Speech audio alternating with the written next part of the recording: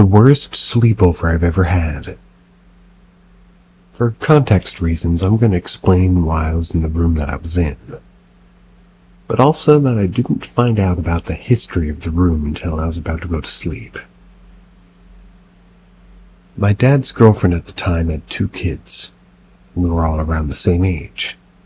We're in elementary school, so we got along for the most part.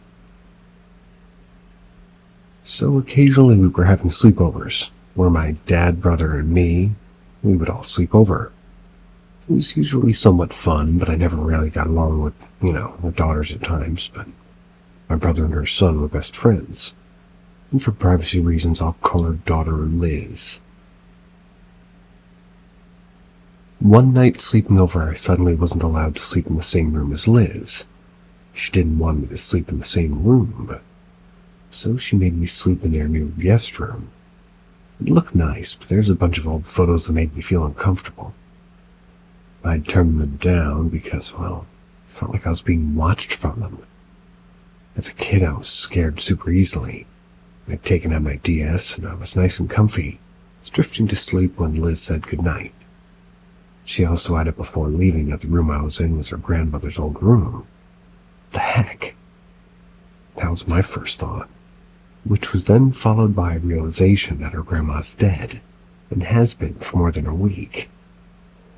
Once I realized, I opened my little crack in the closet door to fully open. I didn't want to be in the dark, and it wasn't until it hit maybe 2 a.m. or later that the lights in the hallway went on. I saw through the bottom crack in the door a shadow of someone walking. Praying it was someone just using the bathroom, I opened the door hoping whoever was out there would comfort me. As I opened the door, though, the hallway lights were off, with no one out there. I ran out of the room and in a frenzy banged on the room my dad and his ex were sleeping in. But as I did this, no one was answering. Then in my left ear, I hear a woman's voice whispering. I don't remember what she said to me, but I started crying and screaming for my dad, yelling that someone was there with me. Scared I was.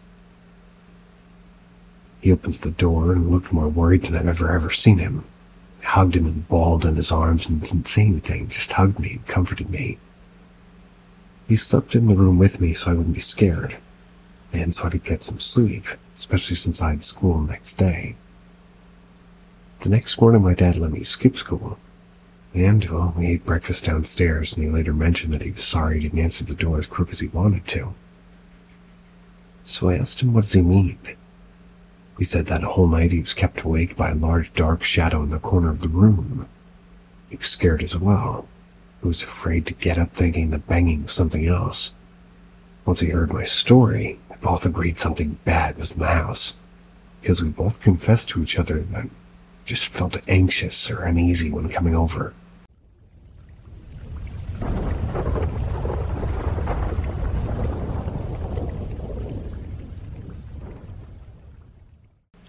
There's something stalking the mountains.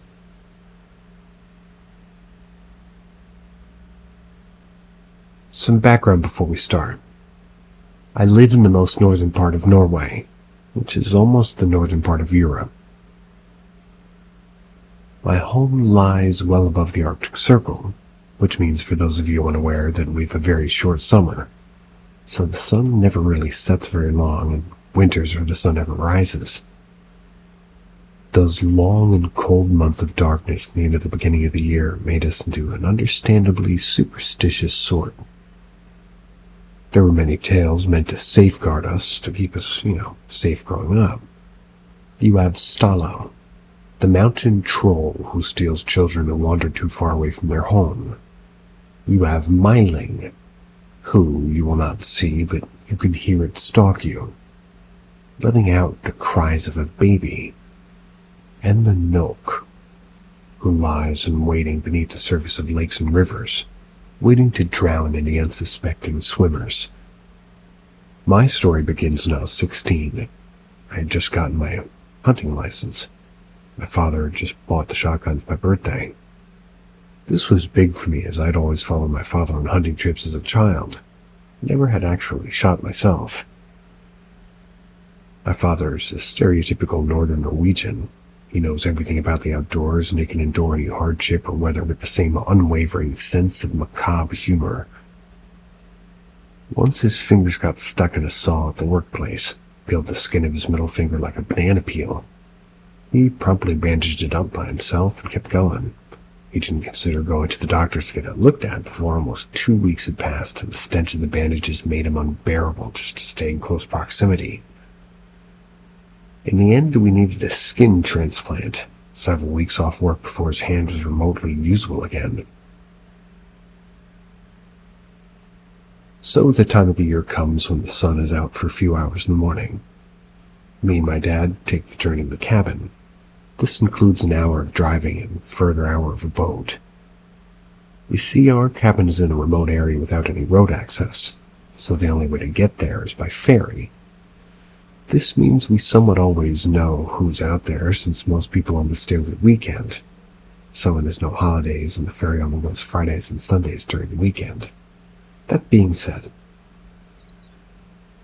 there never really are any more than a handful of people out there at the same time, spread out on an area that's roughly larger than my hometown.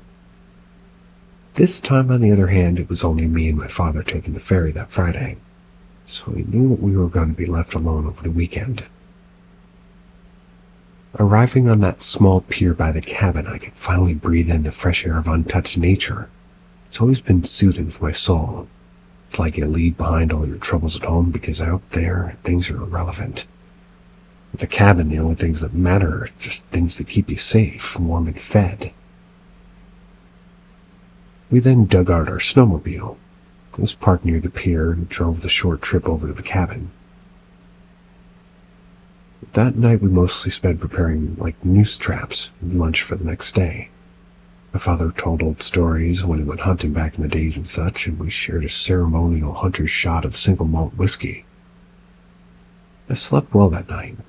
I normally do, but the peace and quiet of the cabin just kind of comes over me. We got out of the cabin late the following morning due to us just enjoying the calming of the morning with no obligations. Well, this would turn out to be a mistake. You see, the key point is to be out early so you can utilize the sunlight as much as possible. We knew this, but sometimes you just want to sit down and eat a lazy breakfast and watch morning TV. When we'd arrived at the lava, imagine like a winter version of a teepee. We had set up that, the summer next to the lake, so it was now frozen, of course. My father decided that he would take it easy that day and just get it all warmed up. That way, when I returned from the mountain, there would be warm food and drink waiting for me. I'd previously spent a lot of time by myself around the area, so walking around the mountain alone never really bothered me. Still really doesn't to this day. So I started walking up the mountain overlooking the lake. It was difficult due to the heavy snow and me not bringing my skis. Instead, I opted for using an old pair of snowshoes I was hanging in the cabin. This resulted in me using way more time than needed to get up to where I was trying to find some grouse. I knew from previous experiences that, there's probably going to be grouse in this area. After a lot of effort, I made it up to the area despite being full of tracks and feces. It was abandoned. You see, it had snowed that night, part of the morning, so tracks must have been somewhat fresh, yet I couldn't hear or see anything. So I stalked the forest upon that mountain for maybe an hour without any traces of life.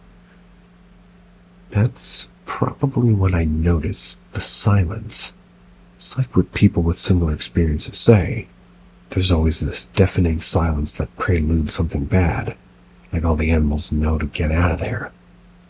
I remembered for the first time since childhood that I felt uneasy about being alone up there. But of course, I wasn't about to go empty-handed back to my father, so I continued. As I was walking around listening intently to the sound that might give away any other form of life, I remember being amazed at how loud my footsteps were. At this point, I was like a tall yet skinny boy, like 60 kilograms or 154 pounds, even though I walked as slow and controlled as humanly possible. The uneasy feeling just creeping closer and closer to the point where I decided to take a quick snack break. regain my previously calm state of mind. As I walked back to a clearing overlooking the lake, my footsteps seemed to almost lighten, almost felt more relaxed and at ease again. I sat down on a rock and ate a bar of chocolate I had brought and enjoyed the sun on my face. I was ridiculing myself for being spooked of what essentially was nothing.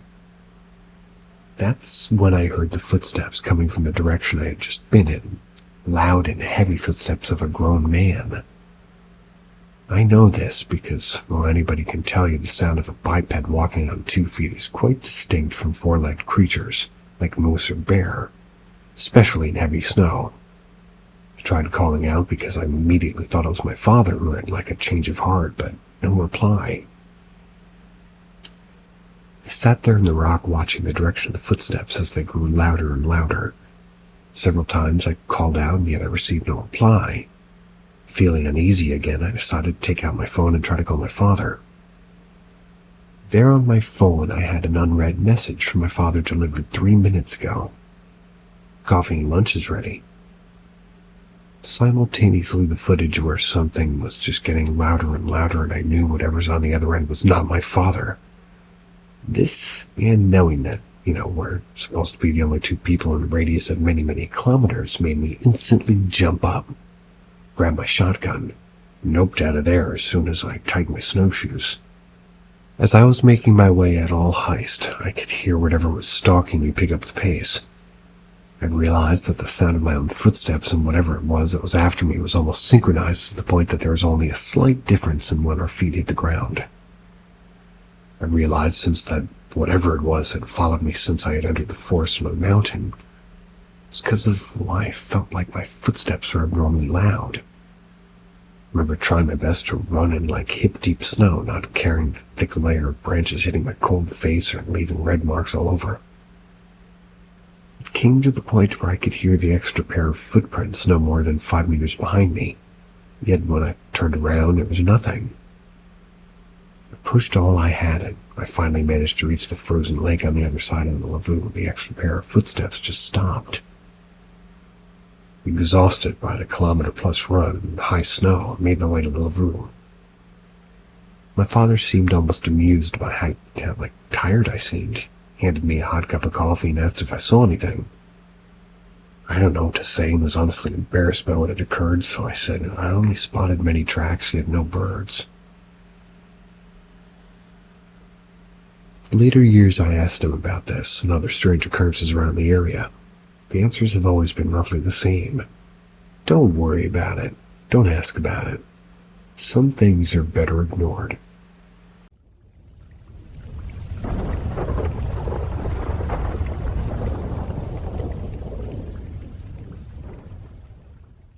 Unwelcomed basement dweller.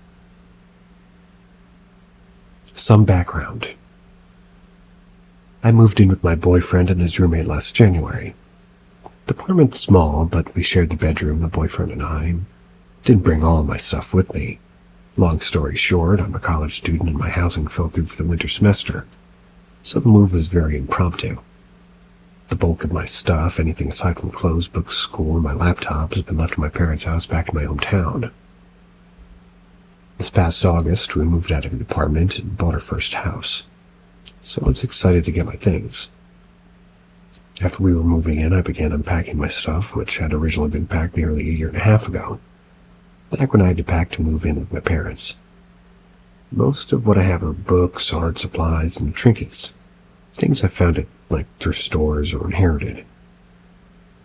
After enough things were discarded or donated or organized, I was finally able to bring my cat home. Couldn't bring her to the previous apartment that I had. As I started unpacking my things, which had been all moved to the basement so I could have space to sort and whatnot, the basement started to feel strange. Even when the lights were on, I felt like I was somewhere I shouldn't be. I explained this uneasiness to my boyfriend, but he doesn't believe me. Well, he doesn't believe anything that he can't see or explain. So he disregarded my uneasiness as getting used to the new home, like an emotional tax I was feeling from discarding items I had just outgrown or no longer wanted. I've hoarded in the past, so letting go of anything is pretty emotionally draining. I agree, since I knew the sorting and tossing made me emotional, and, well, often made me a bit irrational too. The problem. Then my cat came over. The uneasiness in the basement didn't change, but I felt better having my cat home with us. She was always a skittish kitty, so I wasn't really surprised when she hid from us making noise, like the creaky stairs. The problem started when she, a cat, became scared of the dark. She'd stare at the basement stairs when the light was on or the sun was coming through, but if you turned the light off, she'd stop what she was doing and go hide in the couch. It wasn't just me feeling uneasy, but I wondered too if my uneasiness made her feel it too.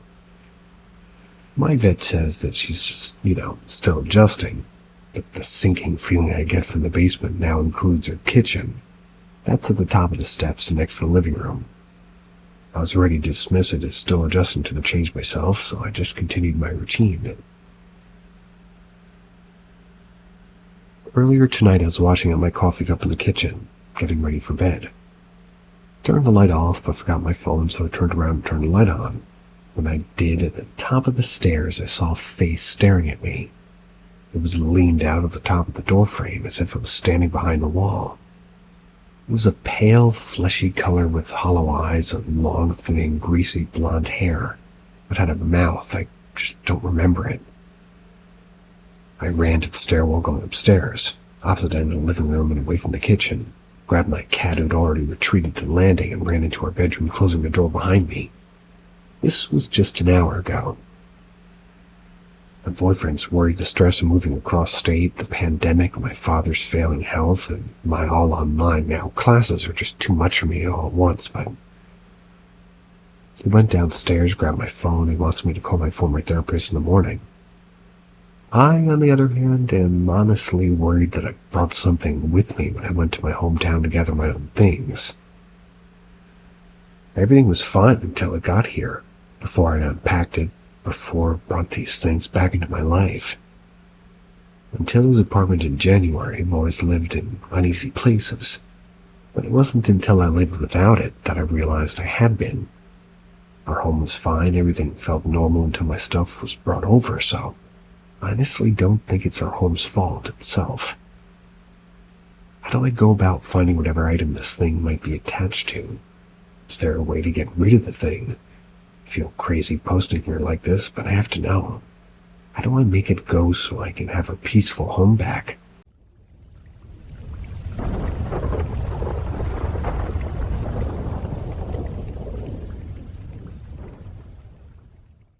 Grew up in a haunted house when I was a kid. Here's my experiences. When I was a kid, the house my mom and stepdad lived in was indeed haunted. Story goes that the kid that lived there before my stepdad killed his parents. These are my experiences and what all happened in the house. Not all of them were freaky or cruel, some were actually kind gestures. My mom lived in the house until I was 12. So right outside my mom's room there were 3 rusty red finger streaks, like same color as dried blood down the wall. When a couple more on the wall down the hall, they would paint over it and it would come back. You'd paint over it again and it would come back again. I'd wake up to the cabinet door slamming. One night my mom woke up and them slamming, and she walked out to the kitchen thinking somebody may be robbing them. She saw a shadow on the wall. She flipped on the light, nobody was there. One early morning after stepdad had left for work, somebody sat down on my mom's bed and covered her up with their blanket. I got locked in the bathroom. To make my mom wait outside the bathroom and I was in there. Somebody grabbed my cousin's ankles. My mom had, touch lamps, they would flicker and turn on and off. One morning the dishwasher had been ran and the dishes were clean, like stuff would go missing all the time. The stone in my mom's wedding ring fell out and was lost. When they moved out of the house, my mom went back in to get her keys to leave for the new home, and the stone was sitting right next to her keys. Now, my mom had left my dad for the neighbor. My dad still lived in the house across the street. I know, kind of fucked up. Yeah. But he would watch the house when my stepdad and mom went out of town, and he would see the lights turned on and off at night sometimes. I was pretty young when this all happened, but I remember them pretty vividly. To this day, I don't watch haunting movies because they fuck me up pretty bad. Watched The Conjuring and couldn't sleep for a week.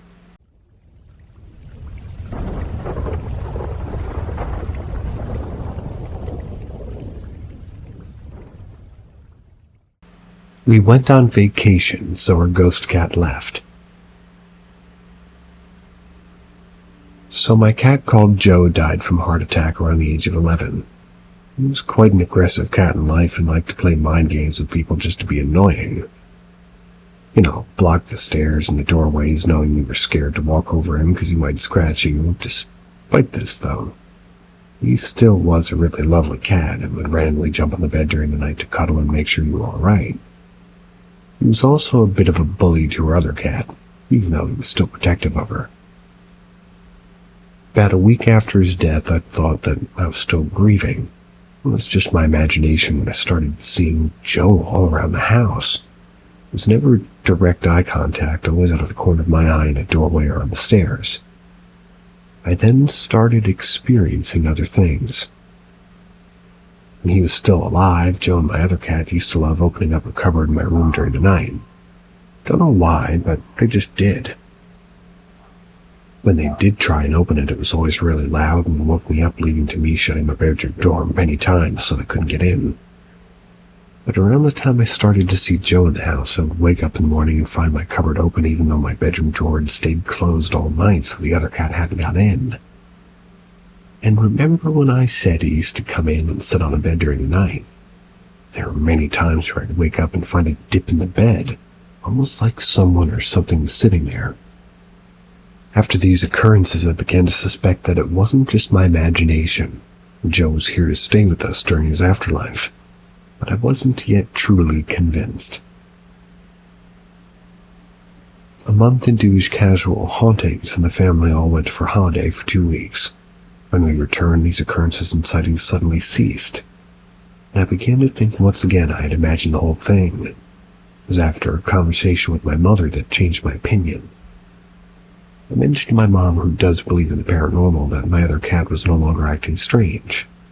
It was because before we could catch her staring at her food bowl or into space at absolutely nothing. You can guess what it might have been. My mother then said, or maybe Joe isn't bothering her anymore. I asked her what she meant when she began to explain that she too had been seeing him around the house and other places that he'd like to sit, like on my windowsill when she left the house or under a bush in the garden. I also mentioned my experiences, and so had my brother.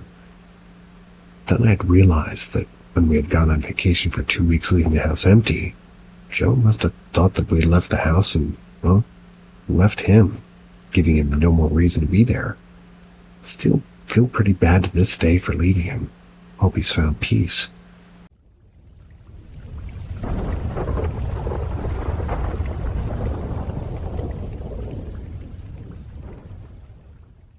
The Little Boy. To start this off, I lived in an apartment with my now ex-girlfriend. She would always get her paycheck direct deposited into her bank account every Thursday night around 11 p.m. to midnight. I would walk to a nearby Circle K and use their ATM to take out some cash and get some stuff. Well, there was one particular night when I took that walk to get cash that changed my thinking about the paranormal. Well, never believed in it before. I looked at her bank account information to see if it was deposited, and it was, so I went for my walk. There was this street I would take to get there faster. I would pretty much always use it, and as I was walking off the apartment property to get to that street, I noticed that the street lights were turned off. So it was very dark, but the only light that I had was coming off the houses I would walk by. Something didn't feel right to me, like there was someone behind me or someone staring at me. It's kind of unnerving, but made it down the street and kind of walked to the ATM. So did my business, got the cash and stuff, and I'd usually take the same way back home. There was this corporate building with a huge parking lot that I'd walk through to get to that street. I'd usually walk down because, well, like I said, it was a faster way home. once I start walking down that street, I see a little boy in a plastic tricycle riding on the sidewalk. And once I saw this kid, he had to be like 9 or 10 years old. I passed by him, asked him where his parents are, and he just kept on riding without answering me. Very strange. So now I feel like I gotta do something about this. I mean, there's this little kid outside unsupervised and riding his tricycle around mid-afternoon on a school night. I became very concerned. I stopped and kept asking him where he lived, but he never responded to me. I almost called the cops, so now I'm getting even more concerned, and he keeps riding along the sidewalk near the perimeter of this house. There's this house that I would always walk by, and the lights were always on, so I decided to knock on the door. But this time, the boy had stopped right in front of this house and gave me a look like he was in trouble. The woman answers the door and asks me, "Can I help you?" I said, "Do you have a little boy? Because he's outside and riding his tricycle right now. It's the middle of the night, and I'm just letting you know."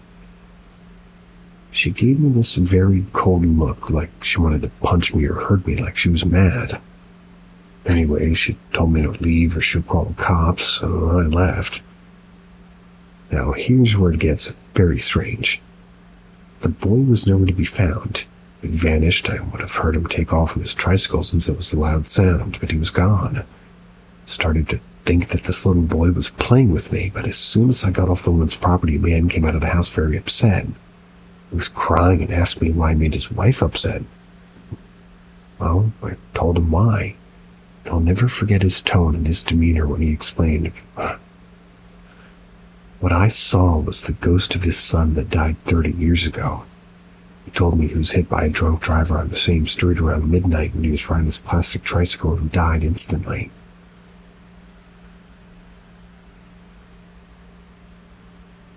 At this point, I'm freaking out. Apologized to the man, told him that I'm very sorry, and to tell his wife sorry as well. The man walked back to his house, looked into the street both left and right, most likely to see if he could see his son, shook his head, and went to his house. So I finally leave for good. I'm scared and sad at the same time, and it's a very unsettling feeling. As I was walking home, I got to the end of the street to get back to the apartment. I heard the little boy again, riding his tricycle. Started to cry, felt really sad, like a sadness I've never felt before. It was scary. This is the only paranormal thing I've ever been through. I still walk down that street whenever I would go to the ATM, and after that encounter, the street lights are always on. I never saw the boy again, but if I ever did, I told myself just to say hi to him and walk away. I was never scared again, and after that I felt like nothing could ever scare me. I told my ex about it. She never believed me because she knew I didn't believe in the paranormal and thought I was just trying to scare her. She would walk down that same street to go to work, so to each his own, right? Poor little boy. Hope wherever he is, he's happy.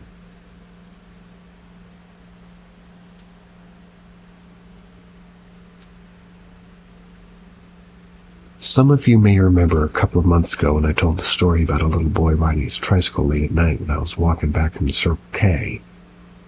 Well, found out from his own parents. That night what I saw was the ghost of their son that was killed by a drunk driver, and how upset they got. Well, I have an update, and it was a semi-encounter of that little boy. If you want to read my first post about my encounter, feel free to look at my profile and read it so to get a better understanding of what's happened. Anyway, this happened not long after my first post about my first encounter, which is weird. So I decided I'm going to take a walk down to Circle K like I always do. Go there around 2 or 3 times a week just to, get ready for my walk, and there's a street that I take to get there faster. For those of you that, read my first post about this encounter, you know what I'm talking about. Well, I always think to myself, how am I going to act if I see him again? How will I react? But I always told myself after seeing his ghost to not be scared and to say hello to him if I see him. So I start walking down that street, walk past the house where the little boy was killed in front of, and all the lights were turned off. I got that eerie feeling again, like I'm being watched. The so I just shrug it off and move on. As soon as I get to the end of the street, I hear his tricycle again after, like, so long ago for the first time it happened. That sound of plastic wheels hitting the soft rocks on the sidewalk of the street, I get the chills. I think, oh man, it's him again. After all this time, after my first encounter, it's him again. Well, I turn around, but I don't see him. But I hear that sound of his tricycle. Made me crazy. All of a sudden, I hear him laughing. Thinking it's all in my head, and either he's just trying to play with me or it's something much darker. I keep walking and start thinking to myself, it's going to be okay. Don't be scared. Don't panic. I get to the Circle K and get all my stuff and I start walking back. As I get to that street again, I see that house where his parents live at, and all the lights are turned on. They're all outside their front yard like they were looking for something. I awkwardly walk on the other side of the street to try to avoid them, thinking to myself, I hope they don't see me and hope they don't talk to me. But they did. So the father gets my attention. I walk over and I said hello, and he said, "Did you see him again?" Well, the hair in my blood stood up, so I just told him the truth and said, "I only heard him riding around and laughing, sir. I'm so sorry." This is where it gets interesting. He told me that he started hearing laughing in his home. He heard loud banging outside his door, but no one was there. He proceeded to tell me that he overlooked his security cameras in his phone for motion detection and saw me walking about 15 minutes before the loud banging and laughing happened in his home. I got the chills again. I said to him, "If you don't mind me asking, does this happen often?" He said it only happens around this time of year. And that's when my Anthony died. Fucking 1989. He would have been 38 fucking years old. He was crying heavily and said a couple more things, but I couldn't make it out what he was saying. He was just crying that hard. It seemed like he was saying, "It's all my fault, it's all my fault." But now I got confirmation of the little boy's name, Anthony, and how old he would have been, which is 38 when the time of the years of these encounters happened. Well, my first encounter was about May or June 2019 when the father told me his son died 30 years ago, and how old he was when he died, which is 8. But what makes me feel so weird about this is that I am 38 years old, the same age that he would have been. Thought to myself, oh my god, it all makes sense now. I finally felt relieved on why I keep seeing or hearing this little boy when I walk down that street. We're the same age, and that's what we have in common. I felt like that little boy Anthony is comfortable around me because of how well in common we are.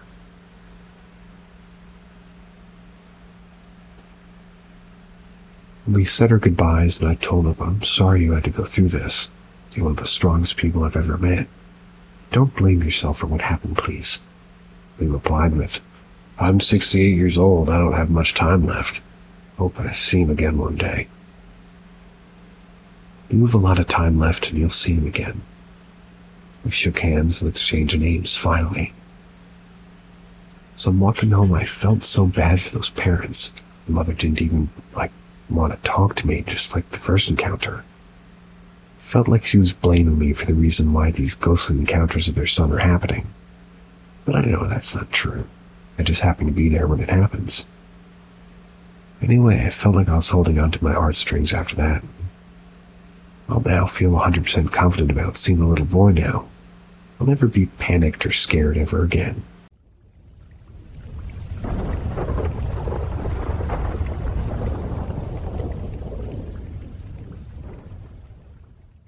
How I encountered a demon because I'm a dumbass. So I was 15 when this happened. Secondly, please feel free to comment or help me make sense of this experience. I hadn't talked about it within the community before, only exceptionally close friends. So when I was 15, back in 2012, I played guitar for a metal band. Metal bands like Demons and Ghosts and all that. We're hanging out at the drummer Elliot's house, just him and her friend Nathan, his girlfriend Kendra, a girl named Hannah, and my current girlfriend Ashton, and myself. Things got boring, so naturally we decided to contact the afterlife. This would be my first time ever. I'm not sure of others in the room, but our friend Nathan had been doing this for a while. Ashton had a peculiar interest in these things, too. Nathan lights 5 candles in the shape of a star. The lights were turned off, and he had a pinnacle necklace.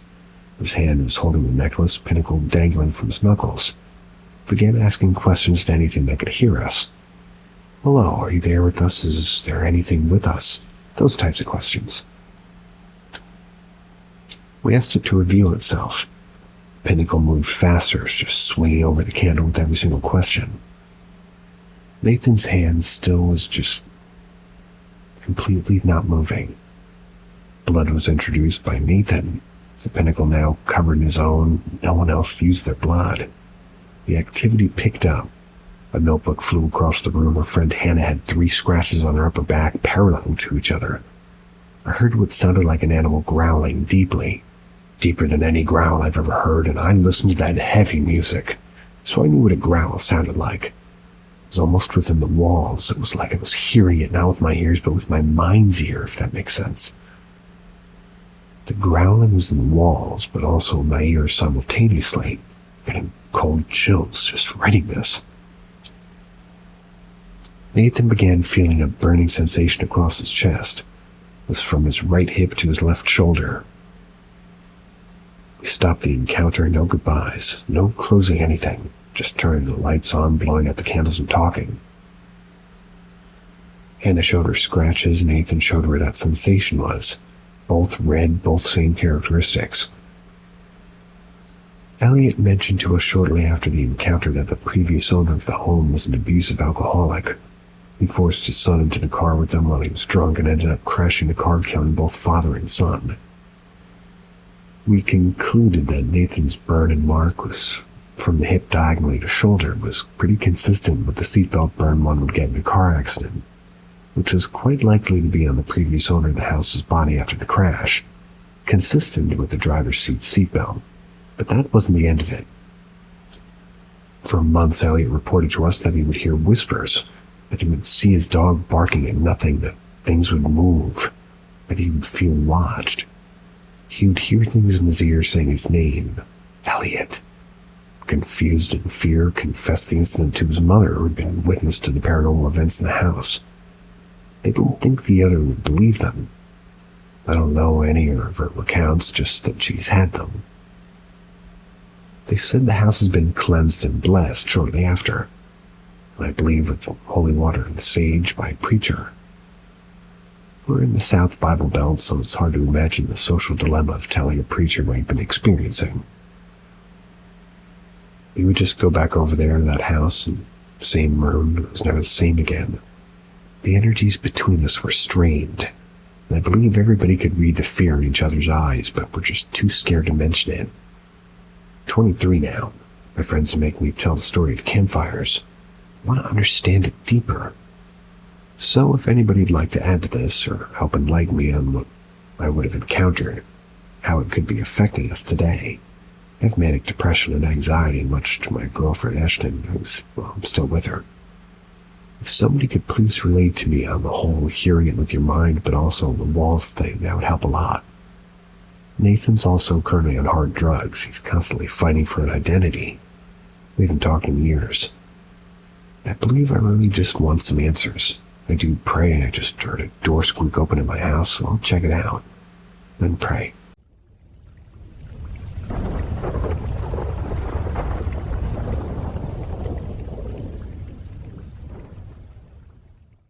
In an old, nearly forgotten graveyard. So first off, I admit I generally don't believe most ghost stories I hear. I mean, they are mostly made up. But that said, I have seen a ghost indisputable proof as far as I'm concerned. Let me take you back to when I was probably 12 or 13 and tell you a little story of how I thought I was going to die. For a little backstory, there was a graveyard in a small town, like 7,000 people. It was on a dirt road about a mile from anything, and lived on that dirt road just outside of town, so we could have horses. But a few miles from here, the graveyard was much further out. Everybody knew about it, and even had a great axe murder and ghost story to it. I knew where it was, but I'd never seen it. So when I was in 7th grade, well, somewhere between 7th and 8th, one of my good friend's grandfathers had come to town for a visit. I had met most of his family over the years, but had never heard of his granddad, so I was surprised to find out that he was in town, since I spent most days with my friend, typically at his house, and, well, was in town, but closer to video games. I met him, spent time talking to him, and got to know him a little bit. His wife had died many years before. I'm pretty sure I'm 12, and it sounded like she had died in the Civil War. He just spent his retirement driving around America, looking for haunted places. Now, as an adult, I have so very many questions about that, but at the time I just accepted it and didn't dwell. One night after dinner at my friend's house, Granddad asked if there was any haunted places in town. My friend's parents pooh-poohed it and just said no, but when they left the room, my friend was like, "There is a haunted cemetery." I mentioned to my disbelief, but my granddad, I'm sorry I was too self-absorbed at the time to learn his name, but his eyes lit up and he asked where it was. Obviously, my friend was quick to tell him. So whereas my friend's house was in town, in quotes, it was about half a mile from my dirt road. It was about 3 miles one way. The graveyard was about 1 mile the other way. It was close. Armed with this knowledge, Granddad decided that we would walk to the graveyard. I was pragmatic and, well, risk-averse in those days and expressed my concern with walking to the isolated graveyard in the middle of nowhere at midnight. Oh yeah, he wanted to be there at midnight, but he assured me that he had encountered many ghosts and that we'd be safe. Not really believing the place was haunted, I agreed to go. Man, Mrs. Long, sorry. Never put this in writing, so I'm trying to capture everything. It's pretty good, though. So I go over to my friend's house the next day. I practically lived there in the summer. We hung out, did our thing, but Granddad just seemed lit up with the excitement. Thought about telling him the ghost stories were made up, but we had a pass to stay up all night, and I wasn't about to mess that up. He'd have to deal with his disappointment on his own time. Not knowing exactly how far it was, but believe it or not, smartphones haven't been around forever. Headed out at like 10:30 to walk down a dirt road for over a mile with no house or building along the way. No streetlights on the dirt roads to nowhere. The dirt road came along the south side of the cemetery to where it intersected with the dirt road the entrance is on. All along the cemetery was a small grove of trees. They were blocking all view into it. We knew it was on the other side of the wrought iron fence, just kinda couldn't see it. We turned onto the next dirt road to the entrance of the cemetery, walked up to the gates. Oh yeah, there were gates. So, very old wrought iron gates with an arch on top on each side of the narrow dirt road lined with pine trees leading in. There was a stone gargoyle. I shit you not, stone gargoyles and wrought iron. We went in and walked about 500 feet or so to the end of the road. It was one road that It was one road that circled the statue of Christ. Somebody had money. It was in a teardrop shape at the end, and you go back the way it came. Not built for two-way traffic. The cemetery was mostly to the left, which was north, with a few tombstones to the right, and then the trees blocking all the view that way. When we got to the end, it was probably 11:30, but I didn't have a watch and couldn't be sure. We talked about how legend has it is that the Christ statue believes on Halloween. Believable, right? And that there's an axe murderer who nobody knows the name of. Understand my skepticism. They were buried in this haunted place. We talked like this for a while, and at some point my friend started arguing with his granddad. That's when I heard it. That was it. One click, then nothing. At the time, it sounded like two rocks being struck together, like small rocks. But I can assure you, after much trial and error, that was exactly the sound. A few minutes later, again assuming the time here, my friend's still arguing, I hear... This time, it was in a different location. This must have been when my spidey sense started kicking in, because I started telling him to shut up and listen. But they didn't. Again, from somewhere else. This time, my friend's granddad was like, "Did you hear that?" Imagine my response was typical of a 12-year-old who had just been trying to tell you. I don't know if I'd said anything a few moments later. What the fuck? Did it just go from 1 to 2? Also from a completely different location. I don't know if it was a full moon, but if it wasn't, it was close. It was pretty bright out there, looking all through the graveyard for any movement. That my friend and I are pretty fucking nervous. Not really sure what's going on, but I know I don't like it. It's never from the same place. We don't see anyone moving. Granddad lays in his stomach, starts looking across the graveyard. I'm sure somebody asked. He told us that he could see movement against the skyline better, which amazingly in the broad moonlight he could. All three of us just laying in the grass. I really couldn't say why, but it was when it did the 3 clicks that I fucking knew we were in trouble. It kept coming from different places, so I sure wasn't going anywhere. I think deep down I also realized was a problem, so all of us were silent, just straining to see any movement ahead, and it sounded close. But not right there, if that makes sense. Still moving around. Fuck. Like I know time's running out. Granddad also seems agitated. My friend was looking about how I imagined I was looking. No movement, no sound, no wind. At that movement, something came walking towards us. It was right there, maybe 12 feet away and coming towards us. One moment it wasn't there, and the next it was. Didn't really seem like it appeared right then, but I don't know, like there was a shrub there along. I don't really pay attention to it until it stood up and came toward me. I really can't explain that part, it was just there. Scrambling to my feet, my friend's clawing his way to his feet, and his granddad slowly stands up and tells us to run. Well, no shit. We were already running. Now in that slowed down brain thing when you're scared as shit, I made a point to look at its feet. Without dating myself too badly, but when I was a kid, the killer in the slasher movies always wore boots. Guess I was just looking for confirmation that we really were going to die. But there were no feet. What approached us was like cloaked. The outside gray and the inside completely pitch black. No feet. I could clearly see under it was lying down. So remember that some robed figure was quickly advancing. My friend and I started running toward the gate, and sure as hell that thing was just lit out after us. Granddad starts yelling some crazy-ass Latin shit. Starts out Ka-Ray, found out later it's Pueblo Indian chant to keep away the dead. And the thing stops. Keeps just turning from us to him back and forth, making a decision, and then it sunk into the ground. Gone. We didn't stop. Kept running until we were on the dirt road and waiting for Granddad. We came walking out excited as hell, but we were no longer amused. We wanted to go home. Walked 100 feet my dirt road and then walked past the wooded cemetery again. About halfway past, we heard the most chilling scream from the graveyard. We all stopped. That was definitely the closest I'd ever come to pissing myself. My blood froze, my hair stood up, and I shivered. It scared me. Granddad takes a step back toward the graveyard. We're all like, what the fuck? Where are you going? He tells us somebody might need help. I remember looking at him saying, yeah, us. We need to get home.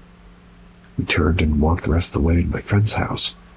As we were going to sleep, Granddad stops by the room and says, let's go again tomorrow night. Damn, I feel like I lost my own attention with all that. So I just wanted it as complete as I could remember. It was many, many years ago.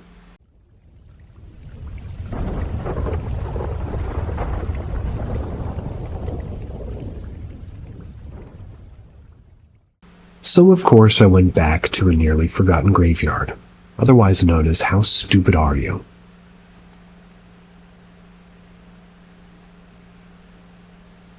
Where was I? Well, right, Granddad said we should go again tomorrow night. I honestly don't remember if I slept much or not. At that age, you could go for days. The next morning, right after breakfast, Granddad said he was going to walk the graveyard and look at it in the daytime. Honestly, I have no idea if this man had a car. I was a really self-absorbed kid upon reflection. Naturally armed with sunlight, I was very interested in going back. Funny how the sun makes a difference in, well, what things look like. We left the house fairly early, like 10-ish. I really didn't keep track of time back then. Walked to the graveyard along the dirt road. In the light of day, it was a fairly pleasant walk, past fields for cattle and some, well, unused, apparently, but it was pleasant and I didn't have a sense of dread, which was nice. Couldn't tell you what time we got there, but it was early afternoon. Well, you just did. We walked right to the big statue of Christ at the end of the road. Kind of stood there looking around, getting our bearings and checking things out. And I'll be honest, I really don't remember who noticed which things, I just know what we discovered. We all went into detective mode and started looking around. Fairly quickly, we saw that a grave about 10 feet from where we were, directly in front of where we were laying, had a statue of the Virgin Mary next to it. Maybe 2 feet tall, robed figure. Eerily familiar. Pretty much where I first saw, but whatever. We discussed this in great length and all agreed that what we saw was a robed figure, lightish on the outside, black on the inside. Upon reflection, I find it quite interesting that we didn't discuss what we saw until that moment. Obviously, it wasn't a 2-foot statue that approached us, but the similarity was not lost on us. We then went and looked at where it quote-unquote disappeared. And nope, no ditch, no depression, no secret Scooby-Doo hidey hole, just flat ground. Pretty sure this was when Granddad told us that he was shouting with like an ancient Pueblo Indian chant to keep away the dead. I'm not likely to forget that. Can't remember the chant, but I know I heard it. Fortunately, that doesn't give me much comfort. I don't feel like I could shout, "K. Ray, it's a chant to keep you away, don't make me say the rest," and it would work. It was bright and sunny, and pretty hard to picture the terror from the night before, but we were investigators and I was personally invested. The graveyard went north about a quarter mile. Most of the tombstones were 50 years old or older. They were on the northern edge. They were much older. From the other statue, there was nothing else. After about an hour, we went back to my friend's house. Granddad still wanted to go back that night and told us that we didn't have to go. It was fine if we stayed at home, apparently. I'm not sure what my reasoning was, but I was in for another go. I think that was the first time I realized that I might have a high threshold for fear. Maybe it was because I said I was in and he wasn't going to be left out, maybe because my friend was as stupid as me, but he was also in for the ride. It was agreed we would go back again tonight, come what may. If you thought the hours moved slow when you were young, this was like dog years for a kid. That day just wouldn't end until it did.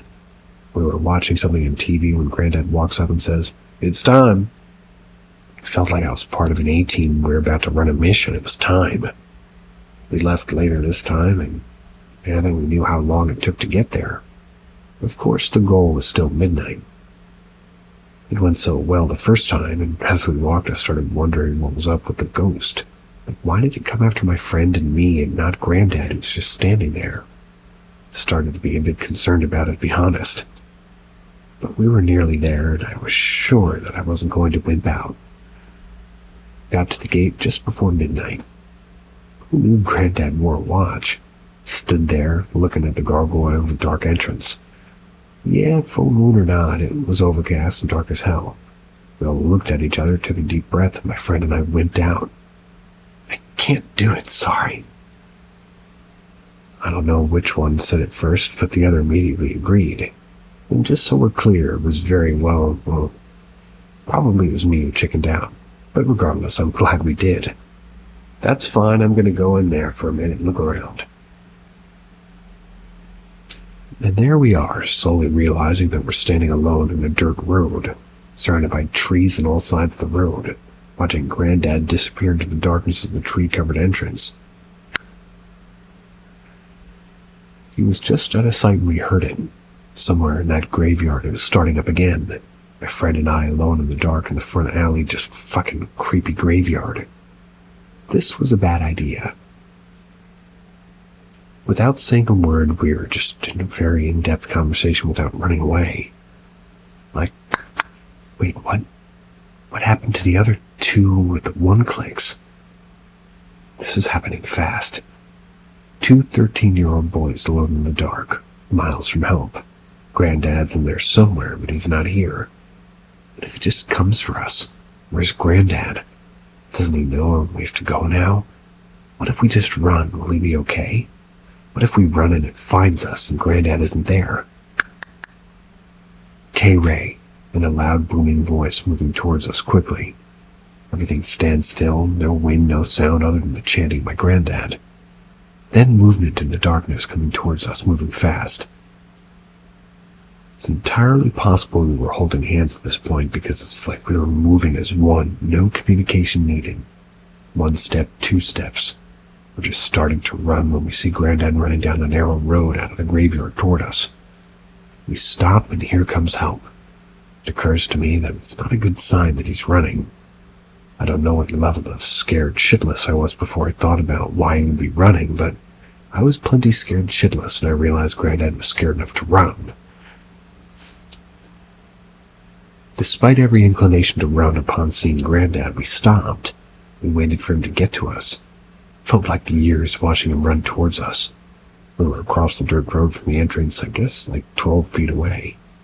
Maybe somebody can tell like how wide an average dirt road is, but we were watching as Granddad came running towards us.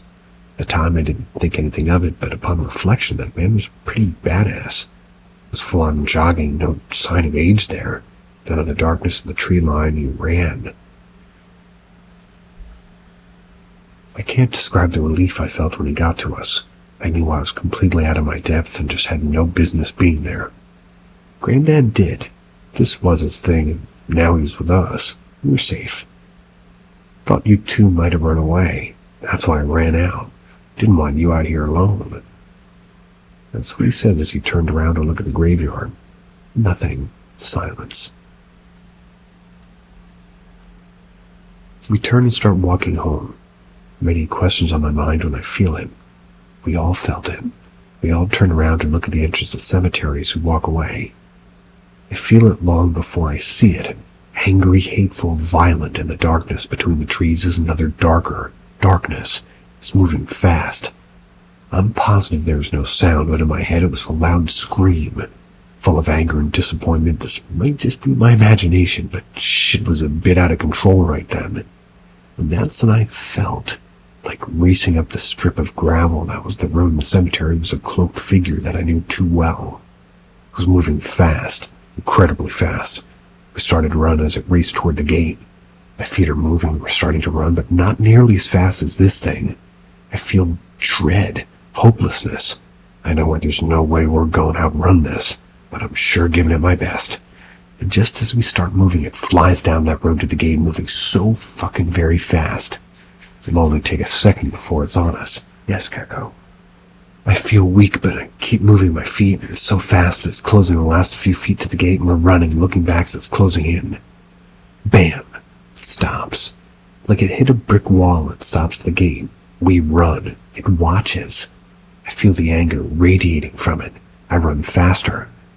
I can't tell you how I ran while looking back, laser focused on the shrouded figure, twitching and jerking as it watched us run off, but it did.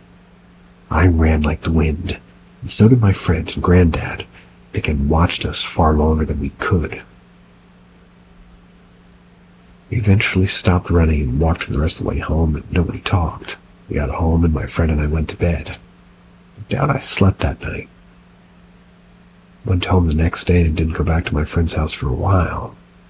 His Granddad left a few days later and I never saw him again, but just before the next school year, that friend moved away and I never saw him again at all.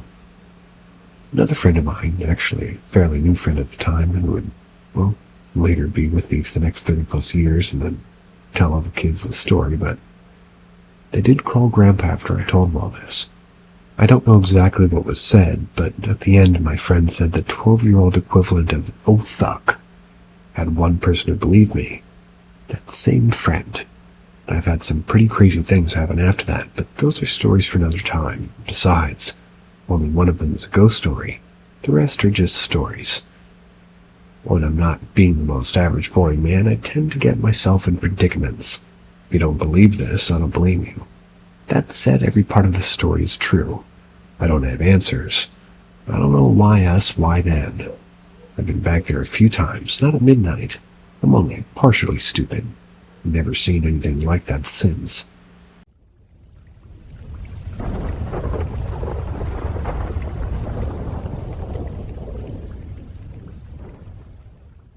Through the basement window. I'm fuzzy on the year, but I believe this story takes place the summer before my previous story. I was around 11 or 12 years old. About midsummer, one of my friends from pretty nearby-ish, like a 45-minute drive, they were staying at my house for the week. Maybe 2. Could have been 3. That's how we rolled back then. We were the kids who often carried sticks or other weapons on our treks through the countryside, for protection, of course, not because we thought it made us look cool. As we would want to do, we were out and about late one night just doing our thing. I have no idea what day it was, but I think it was a weekday. It was late sometime after 11 p.m. we decided to take a walk through the fairly new homes built next to my house. People had been living in the new houses for maybe a year or so by this point. As we're walking past one house, we can see some light flickering from the basement window. Naturally, that caught our attention as all the lights were off the houses and nobody seemed to be up. But for science, we decided to take a peek, see what was going on. We get down and crawl up the little half window and look in. The lights are off, we don't see anybody there, just a cake. In the middle of an empty room sat a small table with a birthday cake on it, candles burning, creating the light. I don't know how long we laid there watching the candles burn, but it was long enough for us to notice that there were no people in the room and no one blowing out the candles. No one waiting for their piece of cake, no one. Finally dawns on us that it's pretty strange to have a birthday party at midnight. Enter the unease. Now, this particular friend, I would learn over the years, was my ride-or-die friend. This was only the first time we walked into crazy together. With an obvious mystery on our hands, we decided to investigate. We walked to the front of the house, no cars in the driveway, no porch light on, no light in the house. Strange. We started going around the house, pretty brazenly looking in windows. We look in the garage windows, no car. The next window, no one, no movement, no lights, no sound. Next windows, bedrooms, from little we could see past the shades. No light, no movement, no people. There's a basement window on this side, too. Dark. See and hear nothing. On to the back. Big and empty, dark and occupied living room. Still no light or movement. We can see into the kitchen and know on this house does not seem to have people in it. It's furnished, so somebody lives here. Back to the original side, flickering light from the basement window, we crawl up and look again. There is a birthday cake, candles lit on a table in the middle of an empty basement. Seriously, what is this? We can't wrap our brains around the scene, so we wait. Nothing. Absolutely nothing happens. We wait, watch the candles flicker, and nothing. I don't know how long we laid there, but gave it a good while. Only the lonely cake with flickering candles. After 30 minutes or longer, we get up, walk around the house again, verify it's still unoccupied, and stare at each other. Why is there a lit birthday cake sitting all alone in the basement? Who put it there and where are they now? Who's supposed to be having cake at midnight? What the fuck is going on here? The more we talked about it, the weirder it seemed, until we properly spooked ourselves. And one last peek. Yep, cake's still there, still alone. Time to leave. This wasn't our problem to solve, and we were tired, so we walked back to my house to go to bed. To this day, my friend and I bring this up, and just curious happening in my childhood with no explanation. It's just about the creepiest thing I've experienced without it actually being scary. A single cake, alone in a basement, wishing a person who wasn't there a happy birthday. I guess you don't always get answers. Some things are just a mystery. Kind of appreciate that. Sometimes not knowing is more interesting than the truth.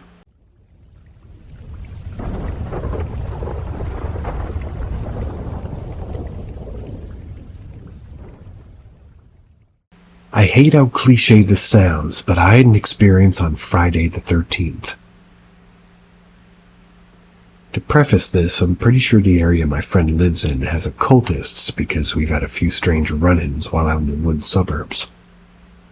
We just try to ignore strange happenings, but also tempt fate a bit, which is why we went out walking tonight on Friday the 13th. There aren't too many streetlights, and sometimes the sidewalks abruptly end, so it was dark enough that walking or driving around would require the use of a flashlight or headlights, especially to avoid deer. But anyway, since it was the weekend and we were bored high schoolers at the time, we decided the nearby elementary school would be empty this late at night. We could mess around on the playground. We had an uneventful 20-minute walk over, jumped a median fence into the playground. Another 20 yards or so furthest from the school, on the front face of the school had a looped road off the main road that we walked on.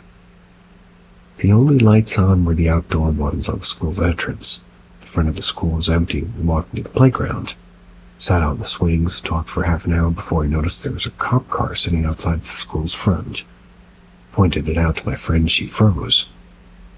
It was silent outside all night. Neither of us heard the car pull up, and the angle the swings were at kind of meant that a car pulling up would have cast its headlights right on us, which we would have also noticed, but there were no lights and no other car had passed by either. The car was parked there silently in the dark with only the school's front lights on. Everything felt wrong about it. It was an even older model car than the county doesn't even use anymore. It was kind of hard to see in the dark, but it looked like there was a lone, pale figure in the driver's seat with no facial features. A completely smooth face. My friend and I calmly got off the playground, jumped the fence again, and left the way we came. No idea what it was other than it seemed to appear out of nowhere. It gave both of us, well, really off-putting vibes. Still gives me the chills years later. Thanks. See ya.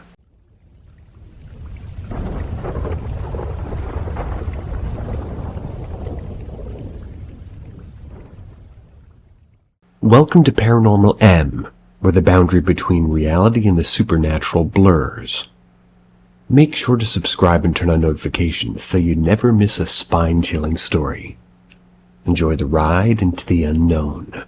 Visits from family. A lot of relatives that have passed away have been seen time and time again. Either they're seen, or they do something to let us know that they're there. My aunt, who was a spoiled brat at the time, this happened when she was a teen, got the hell scared out of her by her grandparents who visited her after they passed. Her grandpa sat in her bed with her, and that was while her grandmother threw a picture.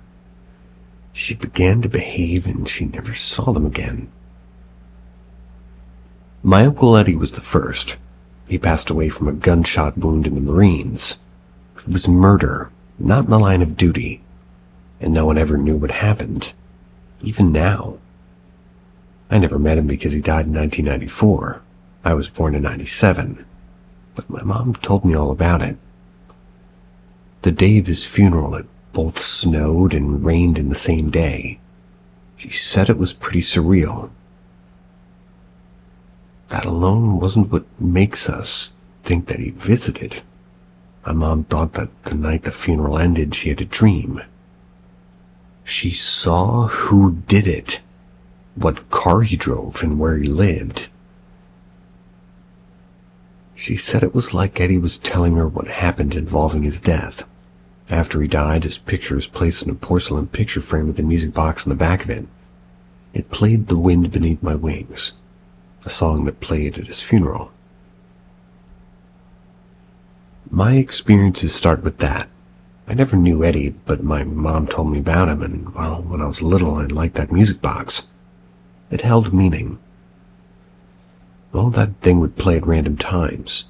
It was up on a high shelf, so it wouldn't be knocked down easily. My grandfather was the only one tall enough to reach it. So that way, no one else could really reach it and, to turn it on randomly. Not only that, my grandmother told me that she'd seen him around the house, even at the cemetery near his grave. My little cousin Jay, which isn't his real name, is much younger than me. He looks exactly like Eddie with bright red hair, blue eyes, and a lot of freckles. He never met Eddie either. His older brother had. My aunt put him to bed one night, and while later before she went to bed, she heard Jay laughing in his room, like he was playing with someone. She went in and he was sitting in the room in the dark in his bed. He was facing his closet and laughing. Sonia turns on the light and goes over to him and asks him what he's doing. He suddenly just turns over to her and grabbed her arm. Looking into the eyes, he smiled and said, "I'm Googie." Googie was the nickname my mom gave Eddie when they were little. She couldn't say good boy to him properly and instead would just say Googie. I didn't know about this and had never met Eddie, and, well, Jay's much younger than me, so he definitely shouldn't have known about it. My aunt told me that she then told him to go to bed and left as quickly as possible to tell her husband, which is my uncle. Another night she heard him say, "Go away, Googie, I have to go to sleep." She told me that she never told Jay about Eddie's nickname, so that combined with how similar he looks to Eddie, I'm honestly convinced that Jay has some close connection with Eddie that we can't explain. The next spirit is actually my mother. She went on a downhill spiral when I was younger, got into prescription drugs. I was taken away from her and sent to live with my dad after I tried to get my mom help. I saw her twice before she passed away. She went to her friend or supplier's house, passed away in the middle of the night. My grandmother and I didn't allow an autopsy. I was 14 and I couldn't imagine my mother getting cut up by the doctors. The night I found out she died, I stayed with my grandma. I had a dream that I was walking down a long white staircase that led to a hallway. When I got to the bottom step, I saw my mom walking with another figure that wasn't clear. I tried to catch up, but I couldn't, and then I just woke up. My grandma then told me that I'd been crying in my sleep. I had a few dreams where my mom would approach me and talk with me. She even asked me once, "Why didn't you tell them, the courts, that you wanted to stay with me?" The last time I really had an encounter with my mom was one time I was staying at my aunt's house. My aunt and uncle were in their bedroom. My cousins and their girlfriend were in their rooms, and Jay was asleep in his room. I was on the couch and in the living room that, sort of faces the kitchen. And in the kitchen, there's a bright nightlight that can only be turned on manually. It's not motion sensor. I was trying to sleep and I see the light go on. I can't sleep, so I decide to see who's up. I walk in and nobody's there. I get freaked out, get back on the couch, curl up under the blankets. For no reason, I don't really know, I just begin to talk. Started talking to my mom, talking about school and my hobbies, my friends, and when I mentioned my dad, the lights went out. I'm terrified of the dark and she knew that. I apologized and said I wouldn't bring him up again. A couple of minutes later, the light came back on. Began to talk to her again until I got tired. Then I said goodnight, closed my eyes. A few minutes later, I heard the click of the light and it didn't come back on for the rest of the night. I'm convinced it was her. The last spirit is my grandma, who died a year after my mom. She died after fighting liver disease for years. She died with everyone around her. She told us all that she wanted us to do with our lives before falling asleep for a few days. She waited until everybody was around her before she passed away. We held her hands. I kept her hands on my leg and kissed her and told her goodbye, and a few seconds later she stopped breathing and she was gone. That alone was an impacting experience. The only experience I know of, or after her passing, was at a birthday party for a relative. My cousin Jay saw my grandma and her late sister-in-law sitting on the couch watching the guests. According to him, she beckoned Jay over and Jay gave her a hug. He said he could actually feel her, feel warmth coming from her. That's the last I know of with the experiences in the family. I don't know why, but it seems that Jay's the most connection to the spirits. I'm the only one who's seen my mom, and almost all of us have seen, at least another relative, mostly Eddie. Now, my other aunt, Anne, and her husband, Uncle Dave, they're a huge family who live in the trailer next to mine. They've started to see weird things going on. It started when my cousin Laura became pregnant. Anne had a different mother from my grandmother who died in a fire when she was younger. Her name was Marlene. Laura decided to name her baby girl after Anne's mother. The baby's name is Ava Marlene. From the beginning, weird things happened. A picture of Marlene flew off the wall. The TV's been turning on and off, along with the lights and even flashlights around the house. The scariest incident was when my aunt saw a figure by the door and she began to scream. She was terrified. She also said she was half asleep when that happened, so I don't really know how real it was. I haven't seen anything since my mom visited me, but I know weird activity is still happening. I suppose it's just our relatives telling us that they're watching over us.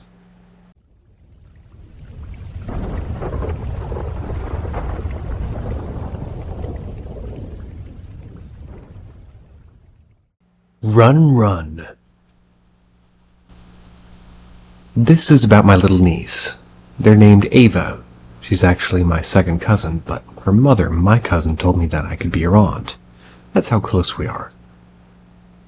Recently, both Ava's mother and grandmother, and from my last story, told me that Ava apparently has an imaginary friend that she's been waking up at night to see, and also to play with.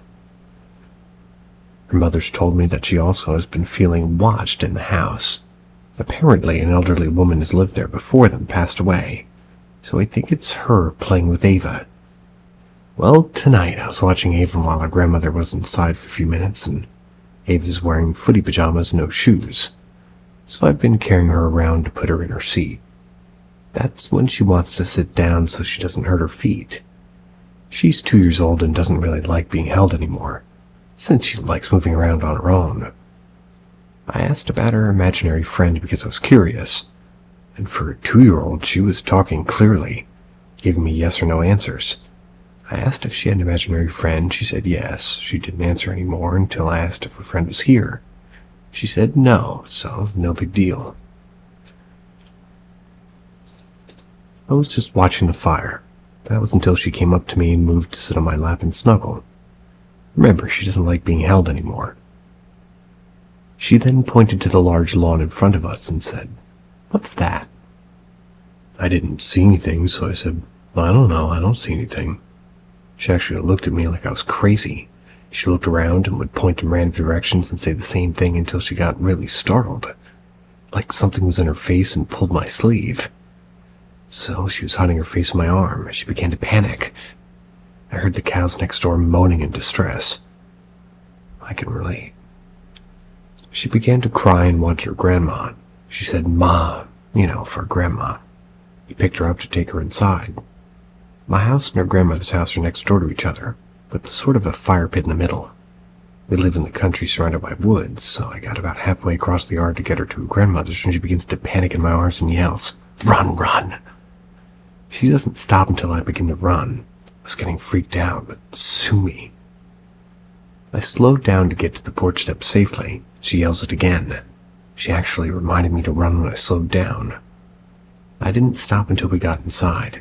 She just ran to her grandmother and I explained what happened. It made my aunt walk me back home. I was kind of too freaked out to go out alone. Was it just a kid's overactive imagination that managed to freak me out, or do you think she actually saw something bad and warned me to run? What do you guys think? I'm at a loss here.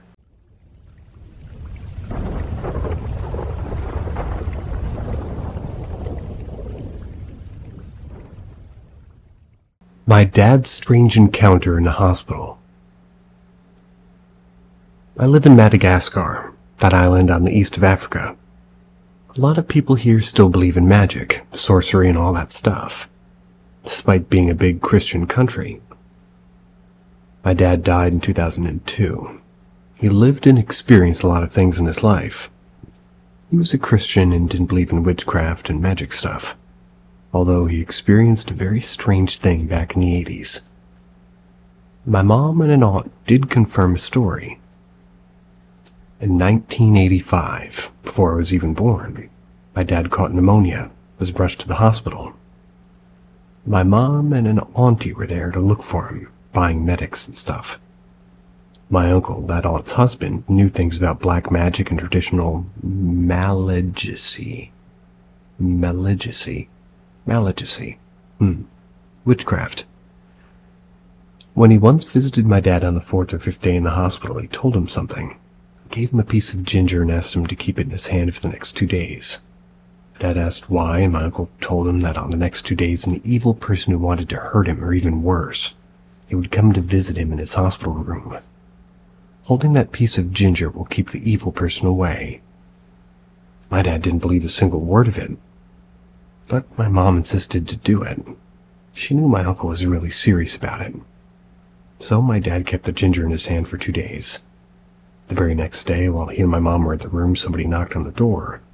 My mom opened it, and one of my dad's coworkers and friend was there with some flowers. My mom told him to enter, but the guy stayed right there, and then said that finally won't enter the room. My dad saw him and told him to enter, but he was standing in the threshold not moving. Then he just turned back and went away quickly without even saying goodbye. Later, when my dad was back to work, his coworker and friend was working with him anymore, and my dad never saw him again.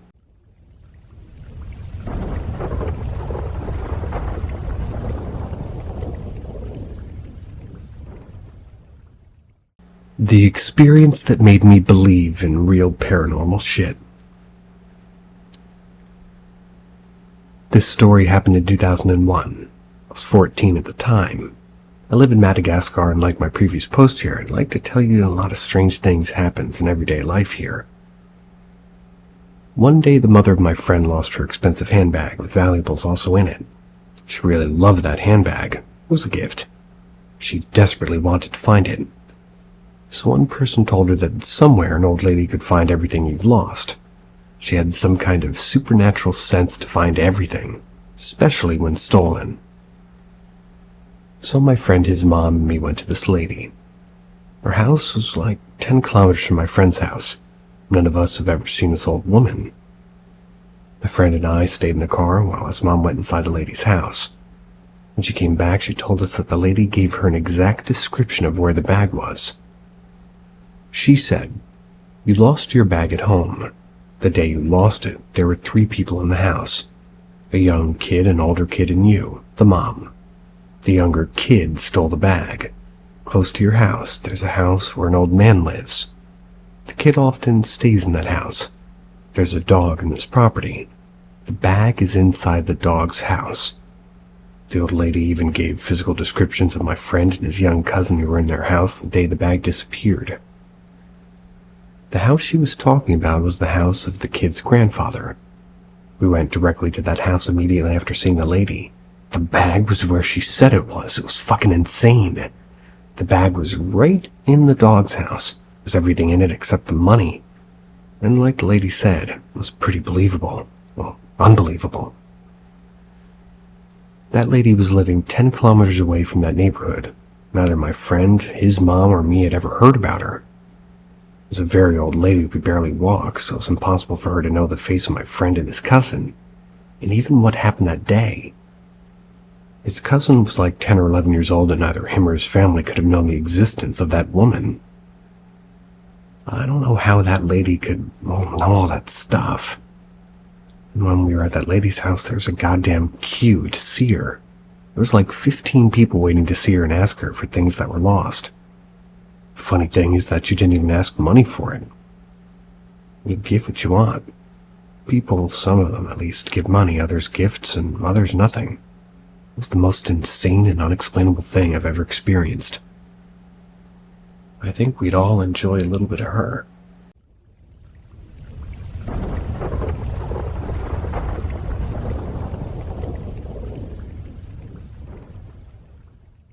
Induced possession.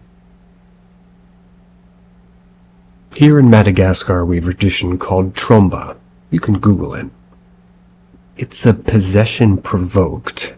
It's not a possession by demons or the devil. The person is possessed by another person who died previously. People have practiced often this ritual to ask questions to their ancestors or a person who died recently, and I was one day in 2012 invited to one of my tromba. My mom spent her childhood in the west coast of Madagascar, where people practice tromba very often. She witnessed a lot of them in their early life. So one day when we were on holidays in the west coast, she asked us if we'd like to see a tromba. first, I was afraid, but finally my brother and 2 cousins followed my mom to watch one. The ritual is simple. The sorcerer chose one person to be the host, and then he summoned the spirit to enter this host, and the conversation can begin.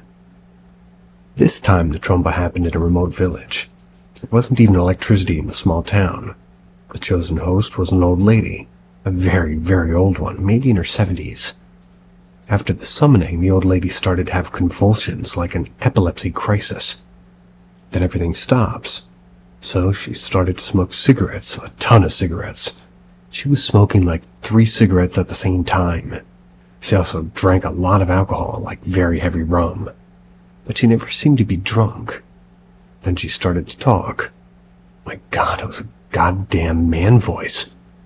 I was sure at the moment that she was faking it, like imitating a male voice, but when she started to climb a tree, I almost shat my pants. When she began the ritual, she could barely walk. Now she was in a mango tree at maybe 3 meters from the ground at least. After drinking something like half a liter of heavy rum. I didn't mention that she was speaking fucking English. In a remote village where there isn't even a school, she was able to speak English. My mom told me that it was the spirit of a British sailor from the 18th century that was summoned. In 2019, there was another case in the capital. That's in Antananarivo. It's involving a family member, but I didn't want to attend it. I'm afraid of all that stuff now that I have kids. I don't know why, but I'm afraid for my kids too.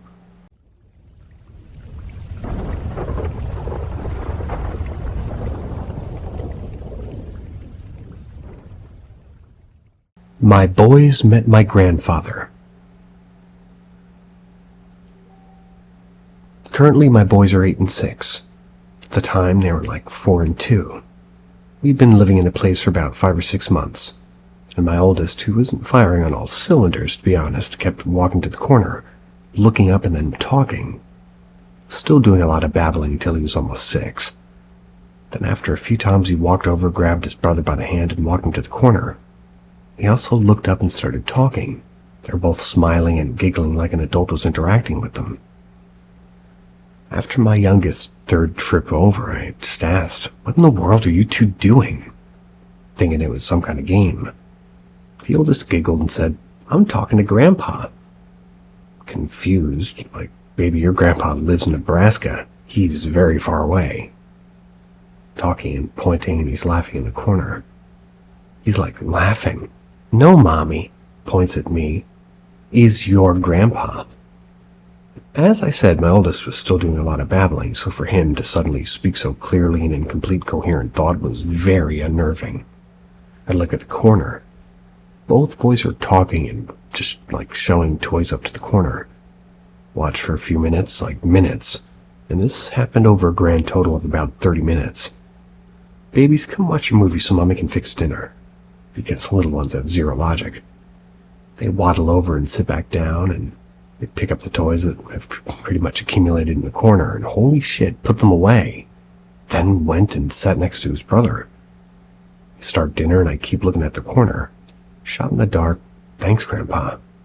The door in the corner fell open like somebody walked through it, and there was a heightened feeling in the room afterwards. That night I had a dream of my childhood home, and on the path back to the woods there was a small building.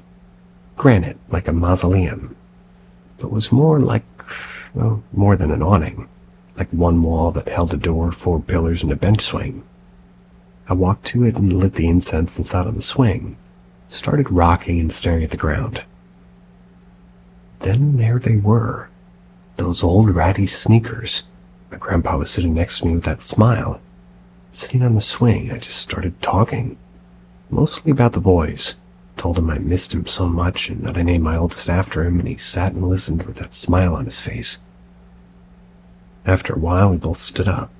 I hugged him, told him that I hadn't told him everything yet. And then my name was called from like elsewhere, and I look around, don't see anyone. Look back, and he's gone. Yanked the door open and went to this vehicle shaft, like endless in both directions, completely lined with doors. I woke up crying in like mid-panic attack. My grandfather died somewhere along 04 or 05. My grandmother in 08. My son was born in 2010, just 1 week shy of my grandfather's birthday, which happened to be the day my doctor scheduled me to originally be induced.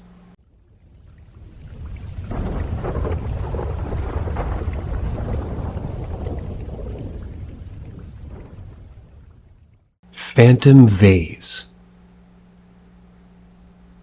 My ex and I were managing and maintaining an old apartment building. Tenant in Unit 16 gets tossed. We go to prep for showings.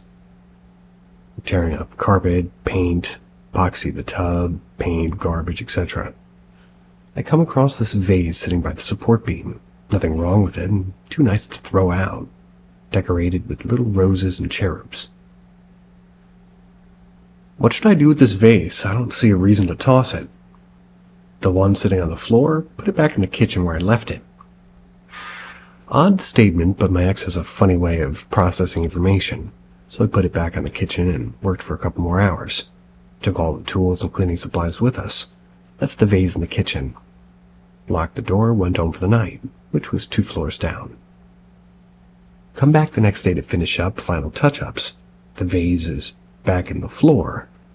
Double-checked the key ring. We both had the set, and the tenant surrendered, and picked it up, put it back in the kitchen, and press on.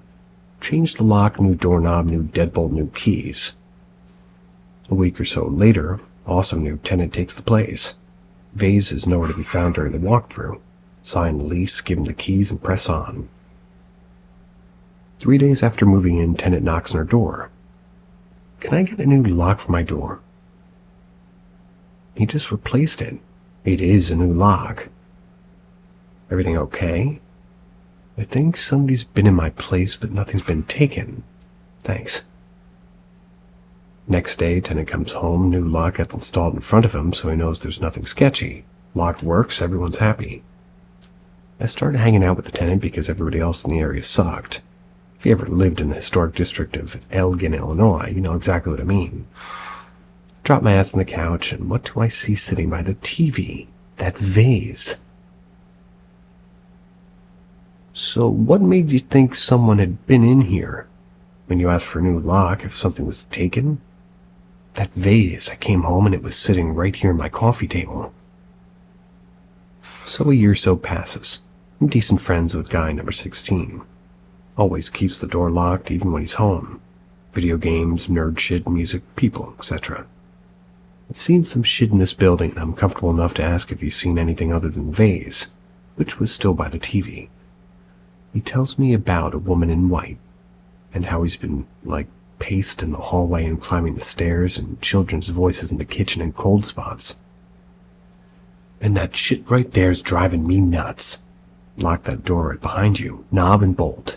The door just opened. Sure enough, the door was halfway open. He goes on about the door opening itself after he's locked it. I've even seen this door just click and fall open after I've locked it. It happened in front of a lot of people. He frequently had guests and said that he came home a few times to find his door just sitting open. I don't know if you've ever had to deal with tenants, but they get jumpy when they find their doors open and, pretty instant distrust of maintenance. Understandably. So I took the master key off the main keyring and kept it with me at all times. Shit still happened. After a while, it started to escalate. Things were moved, things were missing. Holmes started getting really nervous. So I started doing my own rounds and walkthroughs. Made sure his doors closed and locked. Never found it open or unlocked without an explanation. And at this point, when we were hanging out, the door would unlock, open, and then sometimes would either fall off the wall or off the shelf right there in front of everyone. He was there for maybe 2 years before he was happy to hand his keys over. I asked what he did with the vase, and he said he left it in the kitchen. I'm not about to fuck with it. Did a walkthrough the next day, and it was sitting by the beam. I have some more stories of this building. I'll post them eventually.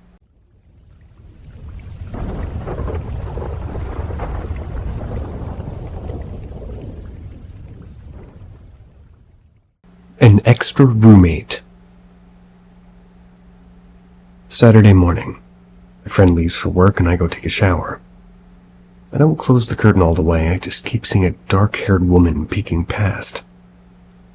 Saturday, midday. I'm alone in the apartment and I keep hearing the door, like someone struggling against the chain. I can hear footsteps in the hallway and in the kitchen. Saturday night. We're laying in bed heavily asleep. I hear the bedroom door shut and I see a shadow on the floor and the gap underneath. Footsteps go down the hall. Dishes shift and rattle in the sink. Steps move out to the living room and stop right by the front door, which is locked via doorknob and chain. Sunday. My friend D tells me randomly about this little statue that was given to his roommate M by a witch. That something is attached to it. Other people in the building have spoken of a woman that they've seen and this sourceless, noiseless sound. He says M wants to throw it out, having some experience in these matters. I advised against it. Tuesday midday. I just cannot stay awake for anything. I've had a nightmare and D, M, and I are in the kitchen discussing the statue. I excuse myself to shower. I close the door, turn the water on, undress, open the curtain to find the water off and the shower head turned. I correct it, hear the door behind me. Press the door closed again and I catch a sight of the mirror. A lock of hair is standing up. I watch in the mirror as it keeps lifting and falling like someone's playing with it. I call out to D and suddenly I'm slammed in the shower. I wake up as I scream for D and I'm alone in the apartment. When D came home from work, I told him about the nightmare. Didn't really go into detail. Said he was going to smash it and went towards it. I protested and he didn't argue. This evening I took some photos of the statue. I don't know what I was expecting, but in the photos I took I noticed a change in the school picture that was sitting by the statue. The hairline on the child was different in the two photos I took. They were perhaps around 3 seconds apart from the same place and position. Just to make sure I wasn't seeing things, I sent the photo to a few friends with no context other than find the difference. While I've had several experiences with paranormal, I've never had nightmares in tandem with them. And the presence feels heavy in a sense. Like, you know when someone's really mad at you and they come into the same room but they don't say anything to you actively and they kind of avoid eye contact? Feels like that. Nor have I had something like this happen with pictures. I know some of this sounds horrendously cliche, but it's true. Any input one has is appreciated.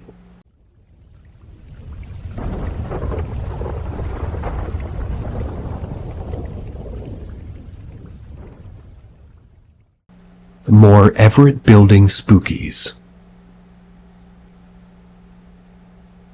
So a year ago, I started posting about an apartment building I used to help manage. A few people wanted more, but life was getting in the way, and a few small bits that happened in the building. They're as follows.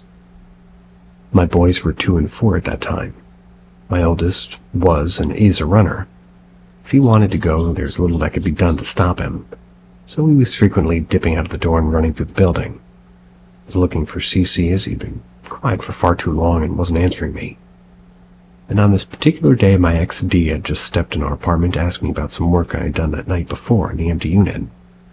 He was standing in the doorways, and I watched the little boy dart behind him and up the stairs. Thump, thump, thump, thump, thump. God damn it.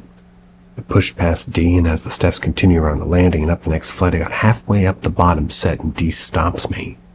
What are you doing? Did you not just see CC run up the stairs? The stairs were less than 2 feet from her door. Both boys are right here. They poked their heads around the doorframe. They just came out from under the couch.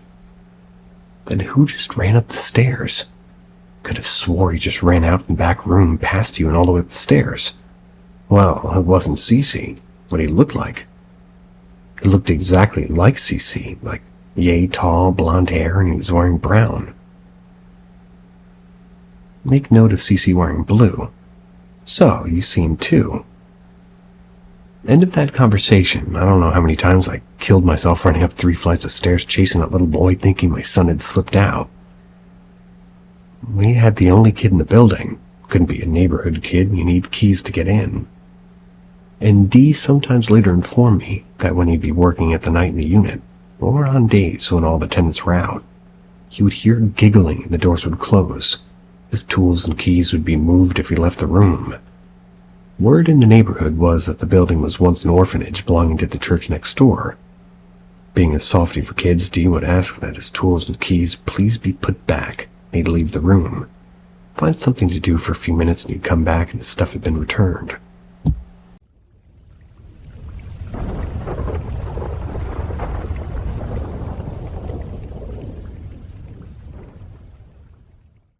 A 400-year-old school urban legend. In 2009, I studied in a Catholic school known to be so old that it had its own urban legends and ghost stories. So one day after PE class, I needed to go pee, but the nearest ladies' room for the soccer field was occupied with people changing into PE uniforms. So I had to run to the main building and look there. Our school was quite conservative, so we didn't have locker rooms and people changed clothes using cubicles. Now, the main building is the oldest structure in the campus. It's actually a building surrounding another building, so the layout's quite confusing.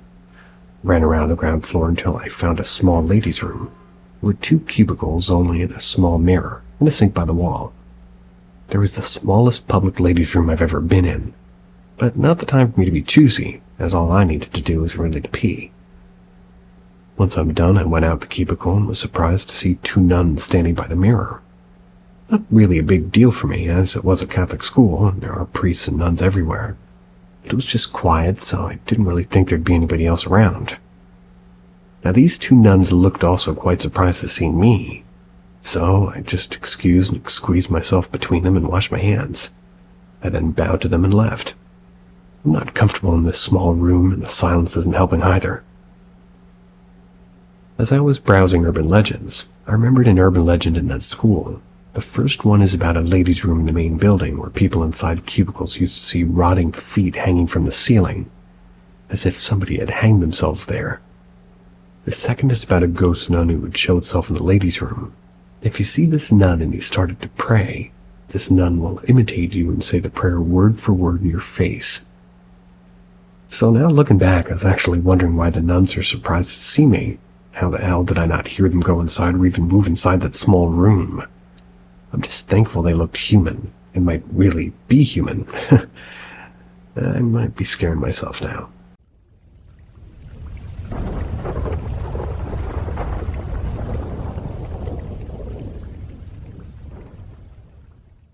What an evil entity looks like.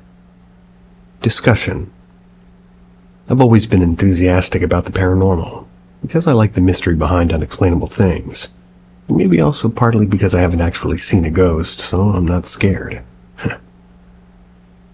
Now, since I'm curious, I asked my younger cousin to see if I'd ever seen a demon or something like that.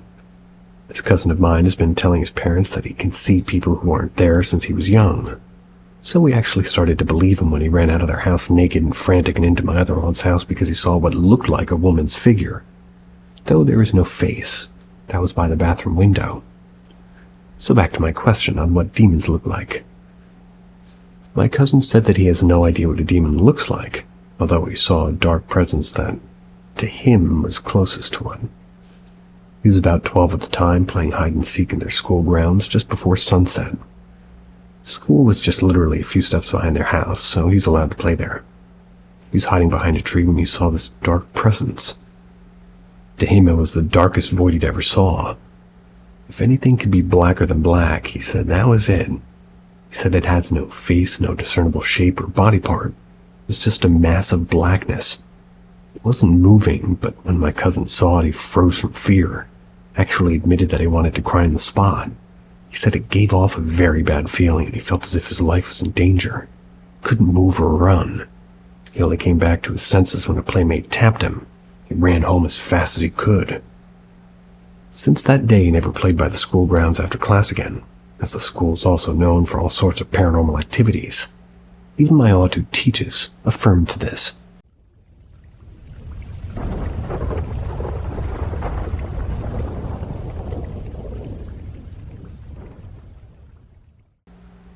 Pag. The sun's setting now and most family and friends have left. But here I am, staring at freshly dumped dirt, stopping myself from hugging the ground, wishing for the earth to gobble me up so I can be forever with him. Yes, him, Chen, my best friend, my first crush, my first boyfriend, and now my very first heartache.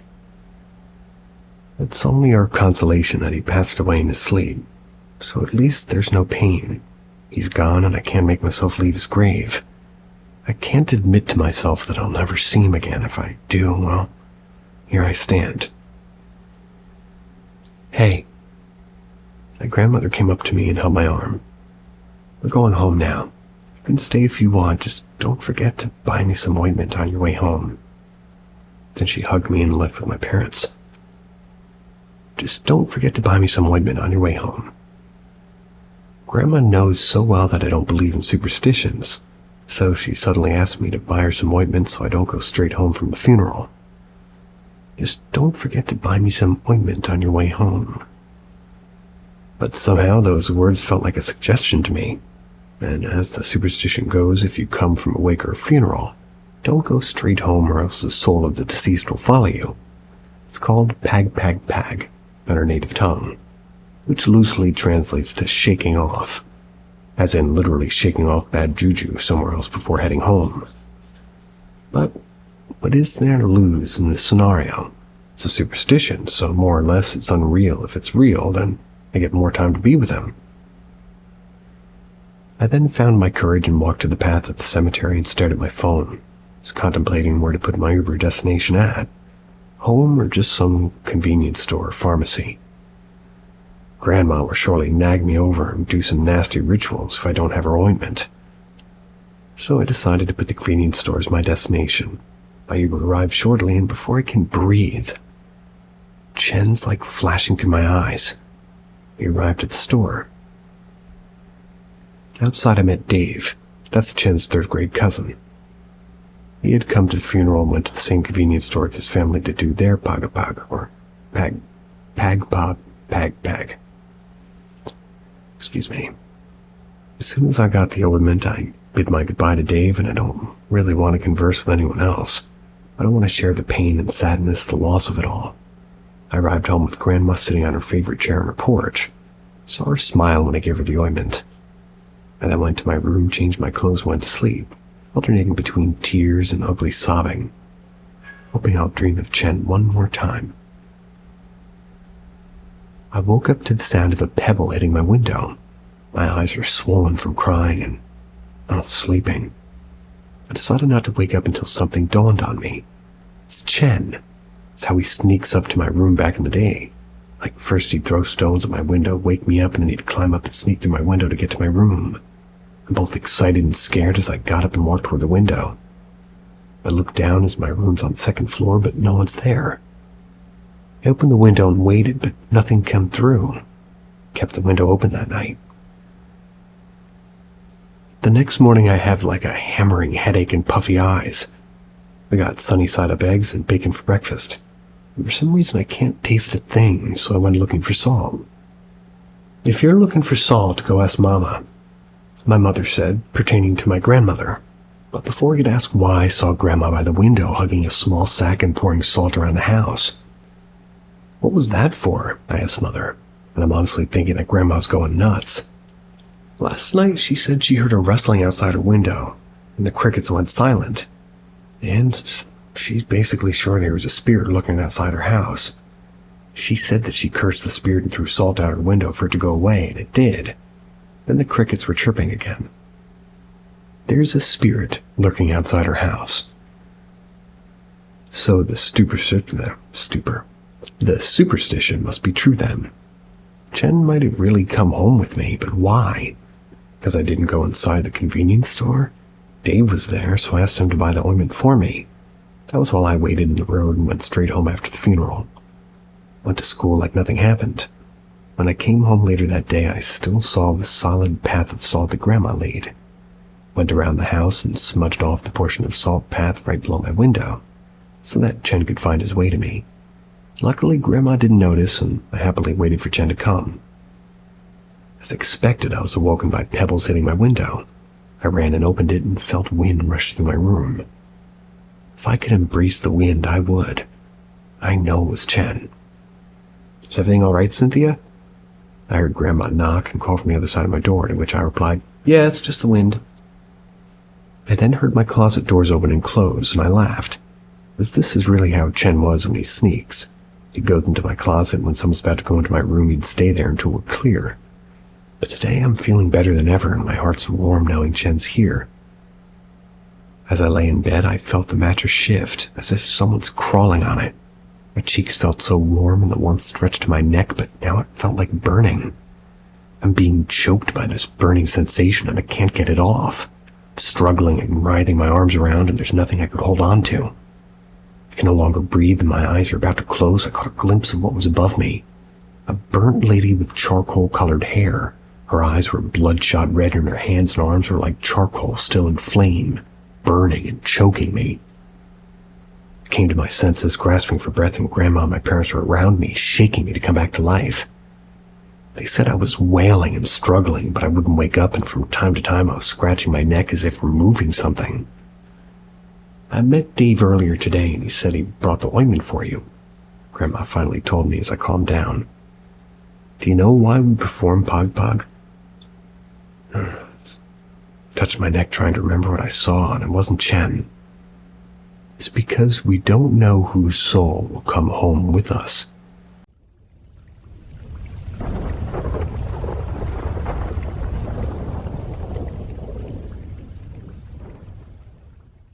I thought I brought home my deceased boyfriend's soul.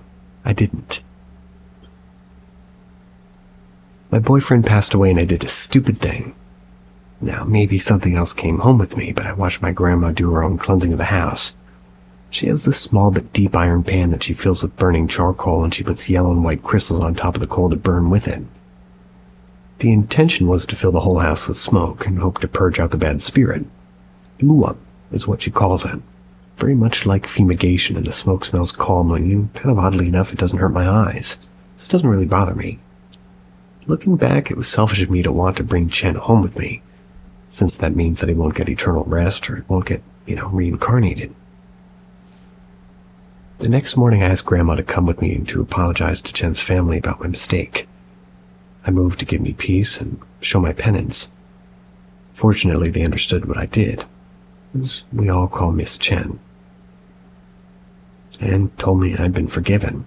We were about to go home when Aunt Nana, Chen's mother, pulled me by my right shoulder and stared at my neck. Those marks, Aunt Nana said. Chen has those marks too.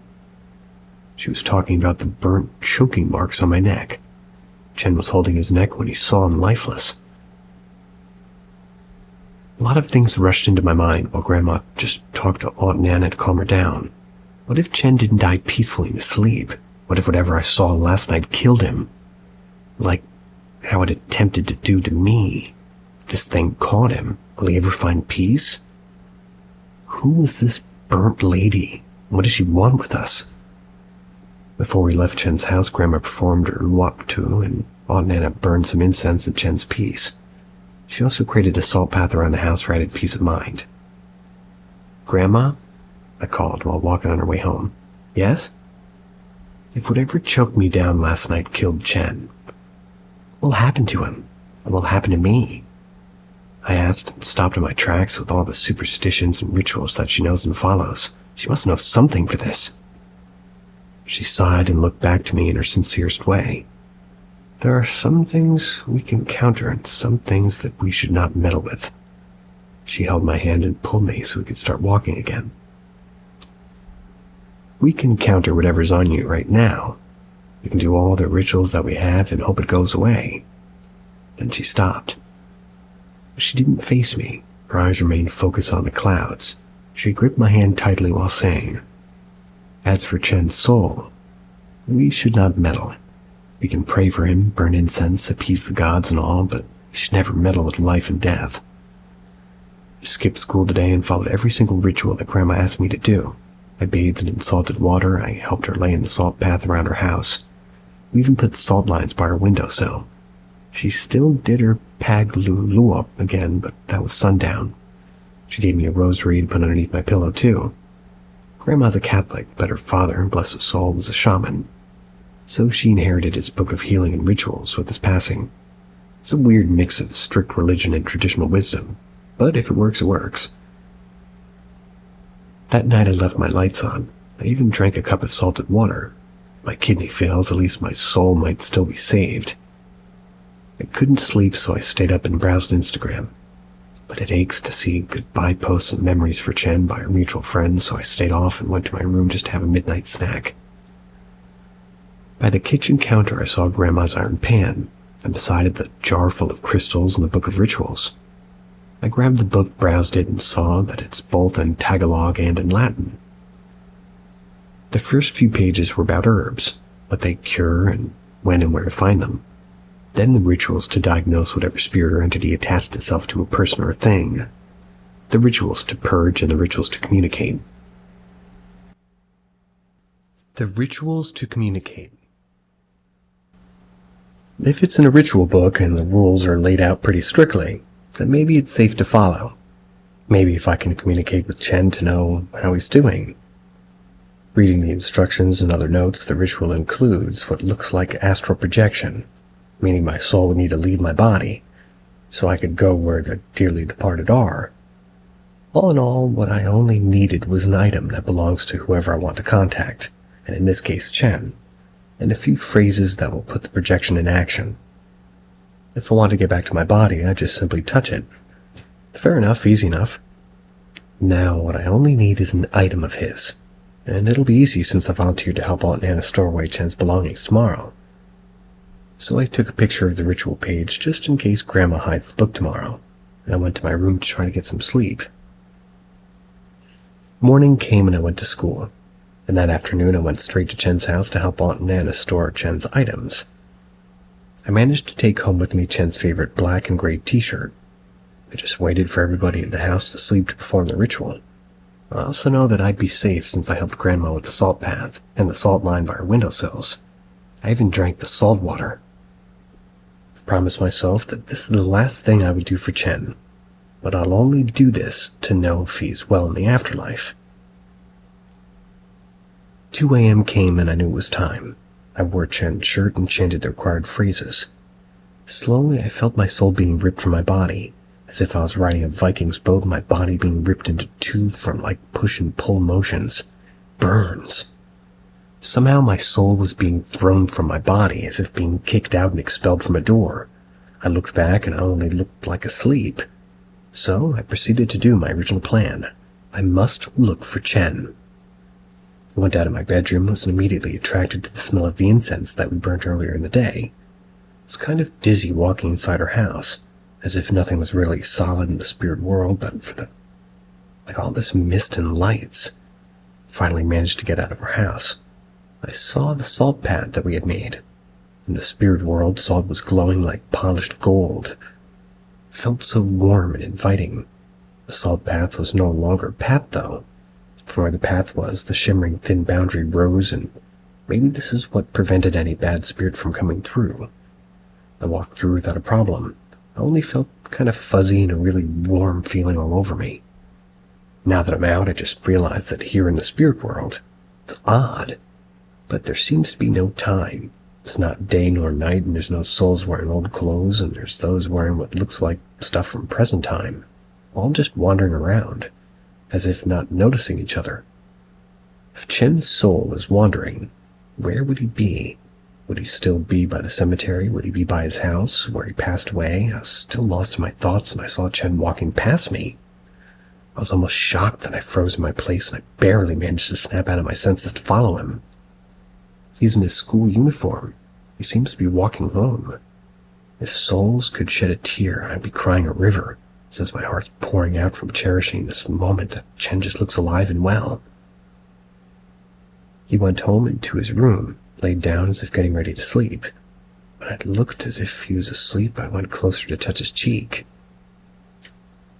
He then opened his eyes, looked straight at me as if it was like in a dreamlike state, and he smiled, and I hugged him. "How are you? Are you well? I hope you find peace." That's what I said as I hugged him and cried in his chest. I shed no tears. I know that, but crying my heart out. Just so happy to be with him. Next thing I knew, he was struggling as if trying to push me away from him. "Chen, what are you doing? It's me. Calm down." He must have been re-experiencing his death. He might be in the unending loop of his last moments of his life. Tried to calm him down, tried to hold him, but he wouldn't calm down. "Chen, it's okay. It's over. You can rest in peace now." Kept on saying this while holding his face with my hands, trying to call him back to his senses. "Mom!" he screamed with horror in his eyes. "Chen, look at me," I begged. When he managed to look at me, I was horrified with what I saw in his eyes. Burnt skin and bloodshot eyes, but it's me. I'm the one with him now, not her. I was so lost in thought that I didn't really notice Chen stop struggling. My hands were in his face, and they were now by his neck. My fair hands are now burning black and red like charcoal. I lifted my hands, and burning marks appeared in his neck along with the bruises. Then and there, Aunt Nana entered his room, the most horrifying scream I've ever heard. As I looked back at Chen, I realized he was not reliving his death. This exact moment was his death. I don't know what was happening, but I truly hoped that this was all just a dream. I ran downstairs, saw Grandma just performing her whoop in Chen's house. That means that everything is happening simultaneously. There is no time. As the whoop smoke reached me, I feel my eyes becoming warm. But I was not affected painfully, so I thought it was all fine. That was until I faced a mirror. With each smoke that passed through me, my eyes spilled blood, my skin ruptured with fire, but I still feel only warmth. But there is a salt barrier around Chen's house. But what's the use of anything? I ran through it and felt for the first time pain, as if I was being stabbed by 1,000 flaming needles per inch of my body. Chen's black and gray shirt was now as dark as charcoal. If material things could burn in the spirit world, it would burn with me. I came back to our house with every intent to go back to my body. I saw the salt barrier again. I tried to run through it, but my face and arms burned so hard that I fell back in the bush behind our house. Grandma looked out her window and she threw salt in my direction. This was that night of the funeral. It all dawned on me now. If my soul has layers, then it would peel and burn one by one, starting from the salted water inside my body from the salt bath, from the rituals inside our houses, and eventually there'll come a time when only one layer will be left, and I'll have no soul left to spare. I was losing hope. That's when I saw myself inside my bedroom walking around sobbing. And for sure it was another time, like I threw pebbles at my window. Myself opened it like clockwork, but I can't pass the salt barrier without turning myself to ashes this time around. Like watching a stage play, I saw myself walking and breaking the salt path, to which I rushed and climbed up to my window. I saw myself standing by the window, and I know this nightmare will end soon, if I can just touch my body. But myself rushed toward the door, hearing Grandma knock on it. With all the strength that I have, I ran into the window but stumbled. I needed to grab the closet door just to stand up. My soul was definitely drying up. As I was able to stand up, I climbed up the bed, saw myself touch my face, but nothing happened. Can't come back. Touched my face again, and then my neck, my head, but nothing's happening. In my panic, I tried to shake my other self, but I can't come through. I saw myself struggling and realizing that this was the first moment when I saw the burnt lady. Myself and I met eye to eye, and I saw the horror in her eyes. I am in pain. I am in rage. I am turning to ashes, and I cannot come back. Is it the salt bath? Is it the salted water that I took? Swoosh. Grandma came in and threw salt at me. I almost thought that my soul was going to turn to ash, and luckily it didn't. I managed to hide underneath my bed. I heard my family try to wake my other self up, and everything went back like clockwork. I hid until, at the exact moment that I left my body, and with what was left in my soul, I tried so hard to come back to an empty body on my bed. I was crawling from under my bed, and I touched my foot, and I was able to return to my body. But it feels different now. It feels like my burnt soul fits loosely within my body, and I find it hard to move. I can't feel my arms and hands, and I can't move a muscle on my face, and I screamed with my throat, and I realized I still can't move my legs. I struggled to get up. I hit the door with my body, so it made a sound. Fortunately, my grandpa's a light sleeper, so she came rushing to my room. She stared at me, and her face looked like she knew what had happened. She yelled for my parents, and I saw them coming before losing consciousness. About 6 months had passed since everything happened. I took a lot of physical therapy sessions before I could properly move my hands and arms again. My face looks as if I suffered a stroke. And a stroke is also what had made my parents believe to have, be the thing that actually happened. But only Grandma and I knew what really happened that night. I dare not touch the book of rituals again. Typing this the first time I got control of my finger muscles, so as to warn other people not to follow what I've done. In my most desperate moment, I thought I was helping a loved one, but it turned out I caused his demise. I understood now what Grandma said. We should never meddle with life and death.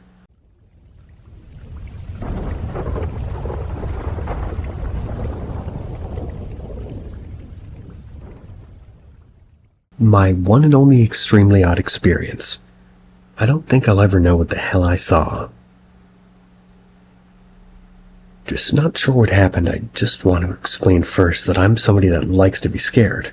I enjoy going to abandoned buildings and homes. I like the feeling of walking into pitch black rooms.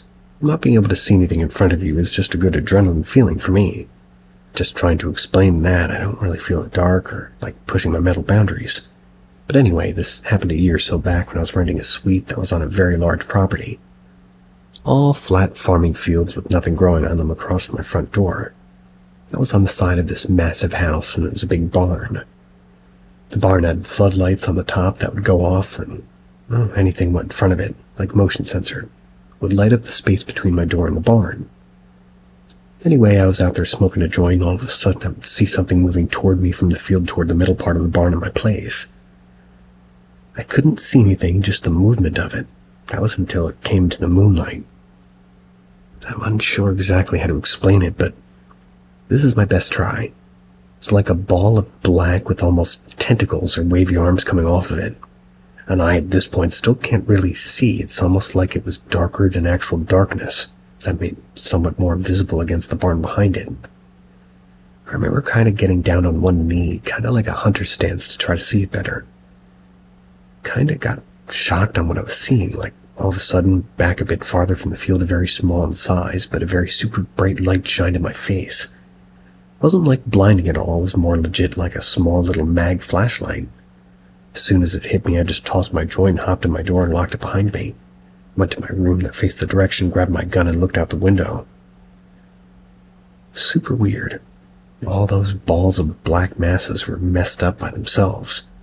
But then it was like a human shined a light in my face. It was a super odd experience. Can't argue with you there.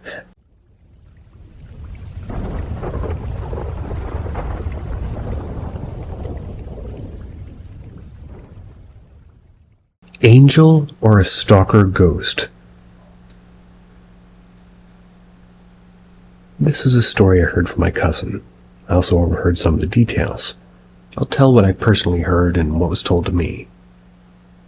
So we live in Pune City in India. The area we live in is, well, not at all haunted, nor does it feel spooky. My cousin worked in an IT firm almost 20 kilometers away from his house, so we took the bus or a cab. I was 14 at that time, and I was visiting him and my other cousin for the weekend. So this is the part I was told by him 2 weeks ago. Almost 6 years had passed, and I still find it creepy. It was raining heavily that night, and it was almost midnight. He left his office on time, but was caught in heavy rains. No cab was in sight. Fortunately, he got on a bus which dropped him almost a kilometer near his house. He decided that as he's already wet from the rain, he'll just walk home. Just at that time, an auto rickshaw stopped by and offered help. He agreed, and just as he got inside, another man came to the rickshaw requesting help. My cousin said the other person was very old, wearing a village turban over his head. Most likely in his 80s, so the old guy wanted to go, and, well, the rickshaw driver is really a good-hearted person. He agreed to help both of them. He dropped my brother off first near a colony, then went away with the old guy. Now, there was a 5-minute walk from where my cousin dropped off, and no other vehicle other than a bike could actually travel on the narrow path my cousin was walking. He reached the staircase of our building and saw the same old man sitting on the opposite staircase. His eyes were fixated on him and spoke monotonously to my cousin, just making sure you reached home safely. My brother panicked and ran up the stairs and banged on our door. As soon as we opened it, he yelled up at us and told us to come here. We wanted to come here and pray with him. We were all confused, but did as he said. After a while, he was telling our aunt all about this encounter. He was sweating profusely. I overheard something about a man following him. but I didn't give it much thought at the time. 2 weeks ago, he told me about this when he was once again talking about and sweating heavily. He said he saw the same old man in the same outfit outside his office building. Till today, we didn't find out who or what that old guy was. I have tons of paranormal encounter stories, and I have myself experienced some of them.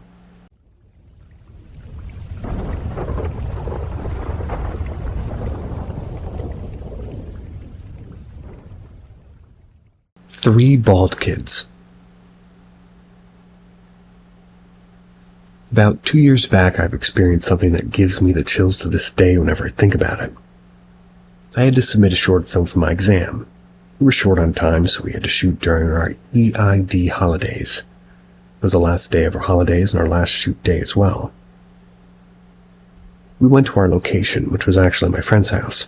We had to set up our scene at rooftop. Since we were really rookie, there was no real big crew, a lot of lights and stuff, just a few friends trying to get their work done.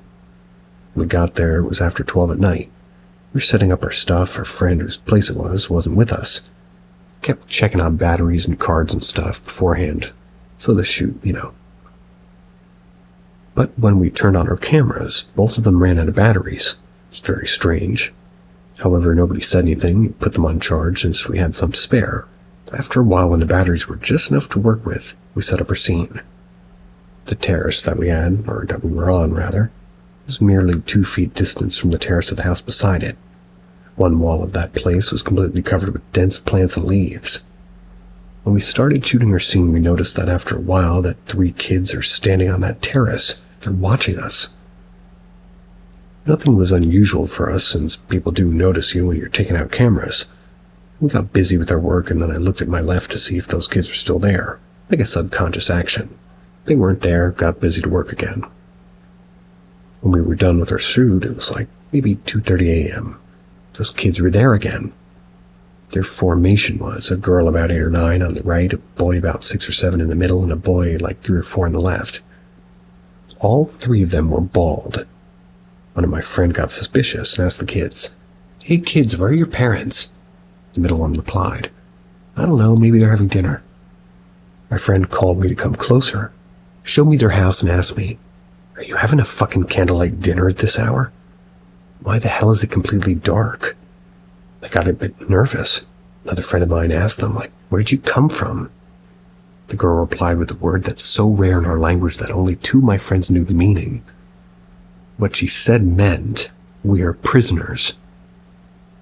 We didn't know at that moment what the hell did it mean, but all our friend did was tell us not to communicate with those kids anymore. So we went down, called her friend, said that we're free now, should open the garage so we can take our cars out.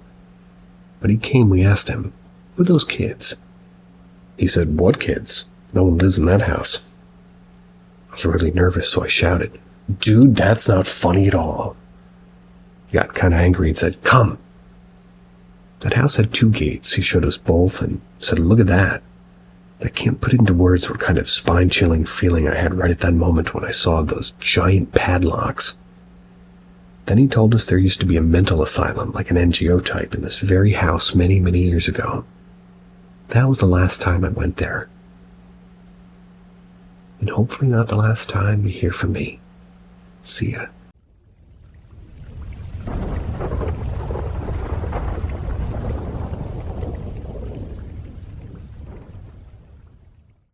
Welcome to Paranormal M, where every shadow hides a story waiting to be told. Subscribe and activate notifications to stay updated with our latest haunting content. Embrace the thrill of the supernatural. Weird sighting. I'm staying with some family in a very rural area. The closest stores are super far away, like hours. We got here late Friday and we're leaving late Monday. Today, my cousin and brother happened to see a drone that was following them. They were on land that we have about 200 plus acres over here. Everyone was a bit confused. Didn't really like it because it's creepy and, well, it's an invasion of privacy. It's on our private property. But we sort of just disregarded it, figuring somebody was on their land nearby or just bored or something. It's now 2:25 a.m. Monday. My parents were together outside relaxing near the house on this swing chair thing, listening to the nighttime sounds. I was inside with my grandparents in bed. I was with my cousins and 2 siblings. That's when I got a sudden phone call at 2 a.m. I was very confused. Didn't think anybody'd be calling right now. I grabbed my phone, realizing it was my mom's, so I immediately answered, making sure things were okay outside. Since there's plenty of weird insects, poisonous things, snakes, coyotes, and wolves, etc. around here. My mom gets scared pretty easily. She says in a concerned voice, "Me and Dad just saw something flash over our heads really low down on us. We don't know what's happening." So I told my cousin and my brother and sister, and everybody seemed pretty freaked out because that's very unusual. We all run out to the trees by our house to get my parents, who were just sort of staring up at the sky and a bit far away, panicking. As everybody was outside staring around at the sky, we managed to point out multiple drones or something strange in the sky, like flashing, getting farther away and closer. We saw one, then another, but then we saw up to 5 and some disappearing. We thought for a moment, well, stars. But why would my parents have something on them shining and hearing whirring sounds? We drove well, in quotes it says a donkey. I don't know what it's called. It's like a small vehicle like a golf cart, but not. But we drove into the field and it was closed. So we sort of shined a spotlight on where it was, right above the trees. It started coming towards us, and then I saw something weird by it that suddenly went fast, like, toward it. It then stopped and fell in the woods. So we started driving away and went back home. But then my dad drove over there with my cousin and siblings, my mom, and then my grandma came out into the porch of the house, and I was waiting for them to come back while they looked for the drones in the sky themselves. I went inside because I was getting bugs on me and I disliked it a lot. I started hearing weird noises from outside the house, and I heard a yell. And the dog started howling and barking a lot. Then I heard my mom tell my grandma, like I just heard my sister scream, and that something's up with the cows. After a bit, my family all came back and they're still outside. But my sister came in to explain what was up with the tears in her eyes and fear in her face. She said that they went out there and everything was absolutely fine, but then heard the cows like starting to act weird. And then she heard it, a loud woman scream, and the UFO was getting closer, flashing green and red as they drove fast back to us. Everyone's so confused and freaked the hell out. What's happening? Why are these things watching us? Why are there so many? What are they and why? And isn't this illegal? Is it something bad?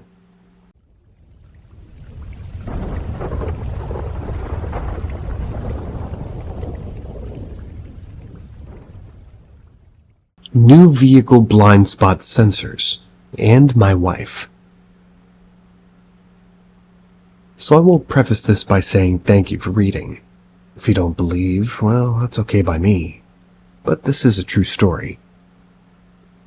My wife and I had been together for going on 10 years now.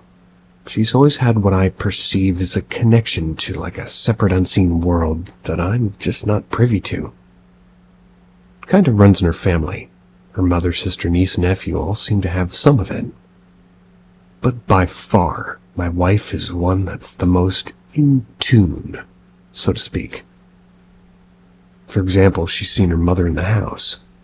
We live with her father and has seen other spirits, horrible-looking things that'll spook or scare her. And in the particular, bent I'm talking mostly about in the second and third paragraphs, she's seen my uncle who passed on December 2017.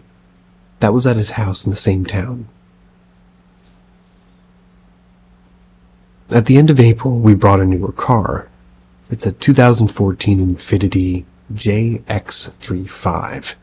It's a mid-sized SUV. It has a lot of bells and whistles, one of which is a blind spot warning light on the inside of the car near where the side mirrors are. Just a standard LED, I assume, that senses when something of certain size or dimension or something else is there.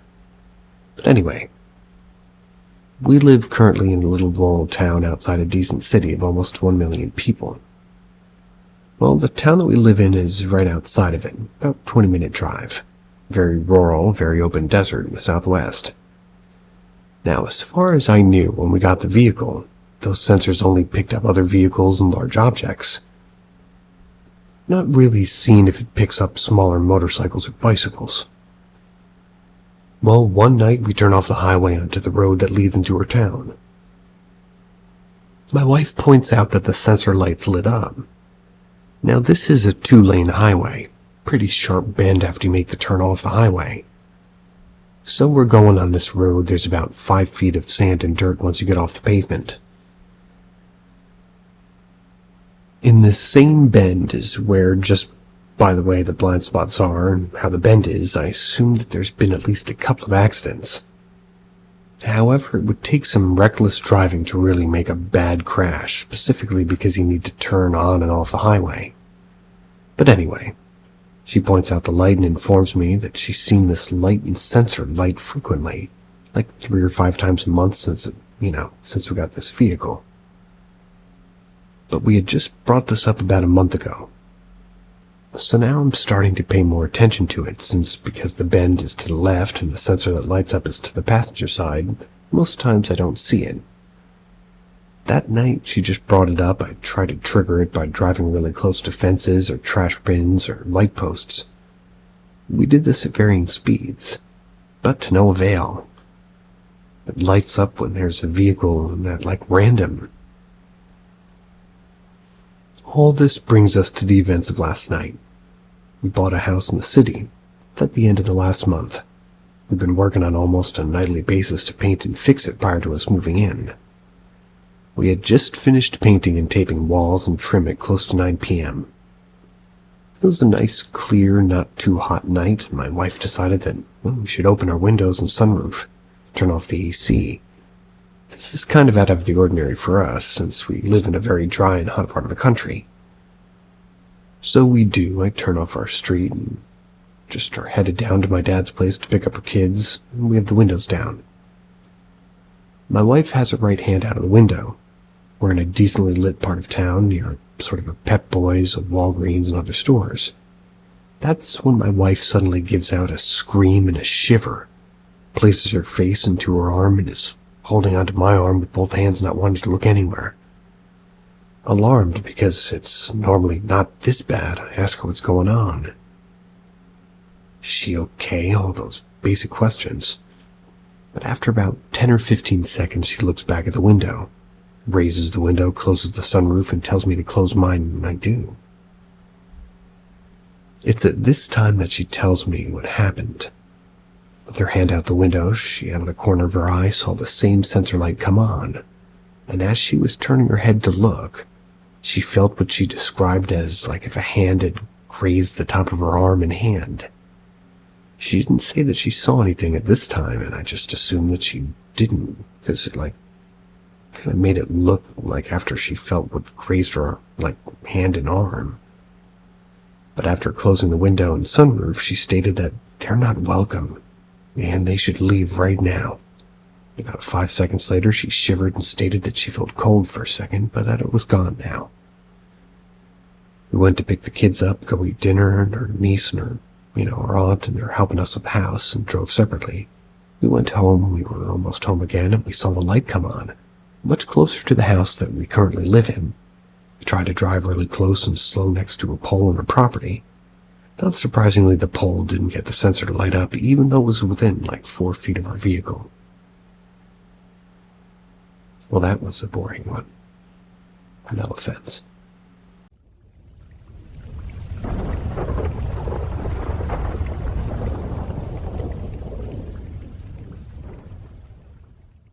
Trying to make sense of bizarre Ouija experiences, 10 years age.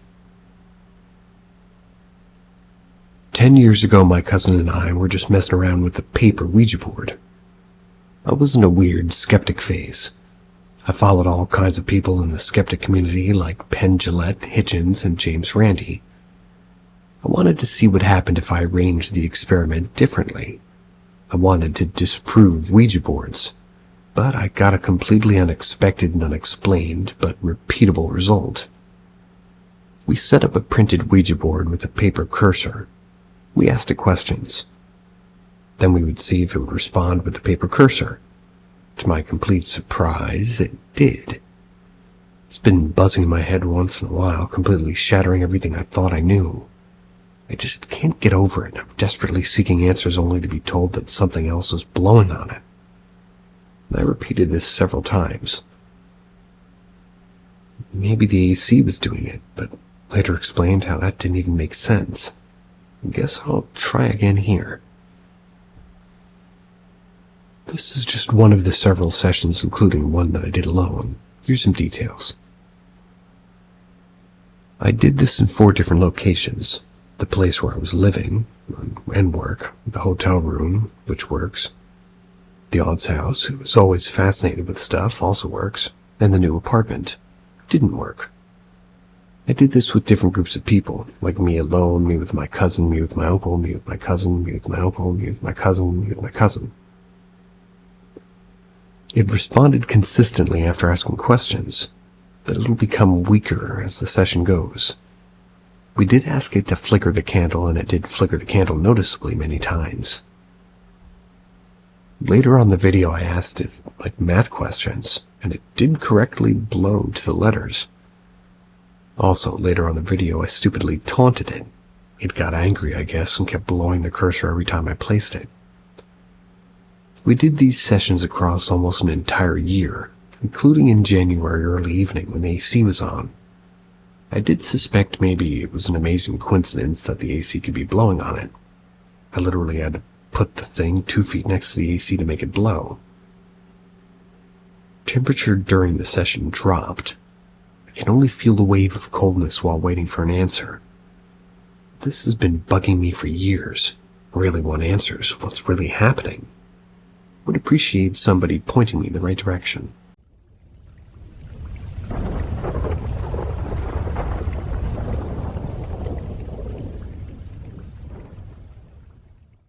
My dogs disappeared for 3 hours.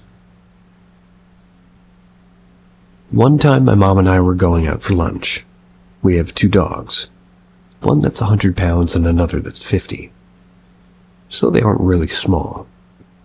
My mom told me to let them outside before we left. They were going to stay out and play and use the bathroom while we were gone, so I did. An hour later we get back and our dogs aren't outside. Okay, maybe I didn't let them out. Check the house, which is a 1-story, 1,000 square foot place, so not huge. Nothing. Well, maybe they're outside. And maybe they aren't just coming to us. There are plenty of hiding spots in our backyard, with 2 sheds, a lot of trees, and a sectioned off area that we call the squirrel yard. We once had a pet squirrel, but that's another story.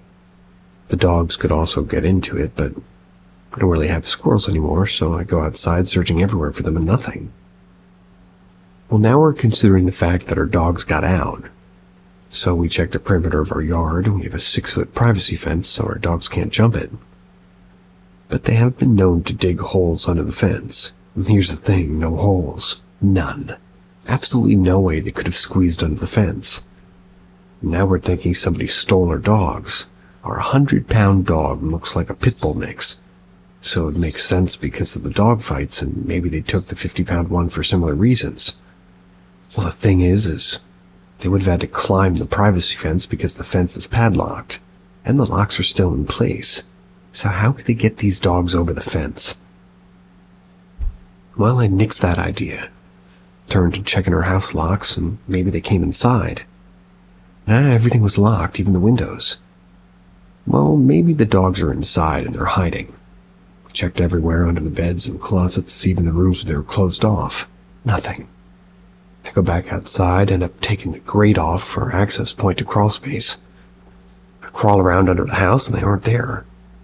Our last bet is to go search the neighborhood, even though there's logically no way they could have gotten out. We leave the house, all the doors locked as per usual, to begin searching, and well, nothing. An hour later, we come home, planning our next move. I'm about to go in the crawl space again when I hear my mom shouting for me. There, laying in their bed, sound asleep. There's our dogs. No one else has keys to her house, no locks are broken, all windows shut and locked. There's no logical way for her dogs to have left her property and suddenly reappear. And they were, totally fine. One of them is scared of everything, so it made sense for him to be freaking out if something happened, but nope. This took place over the course of 3 hours, from the time we got home to when they reappeared. I still can't figure out how her dogs just disappeared.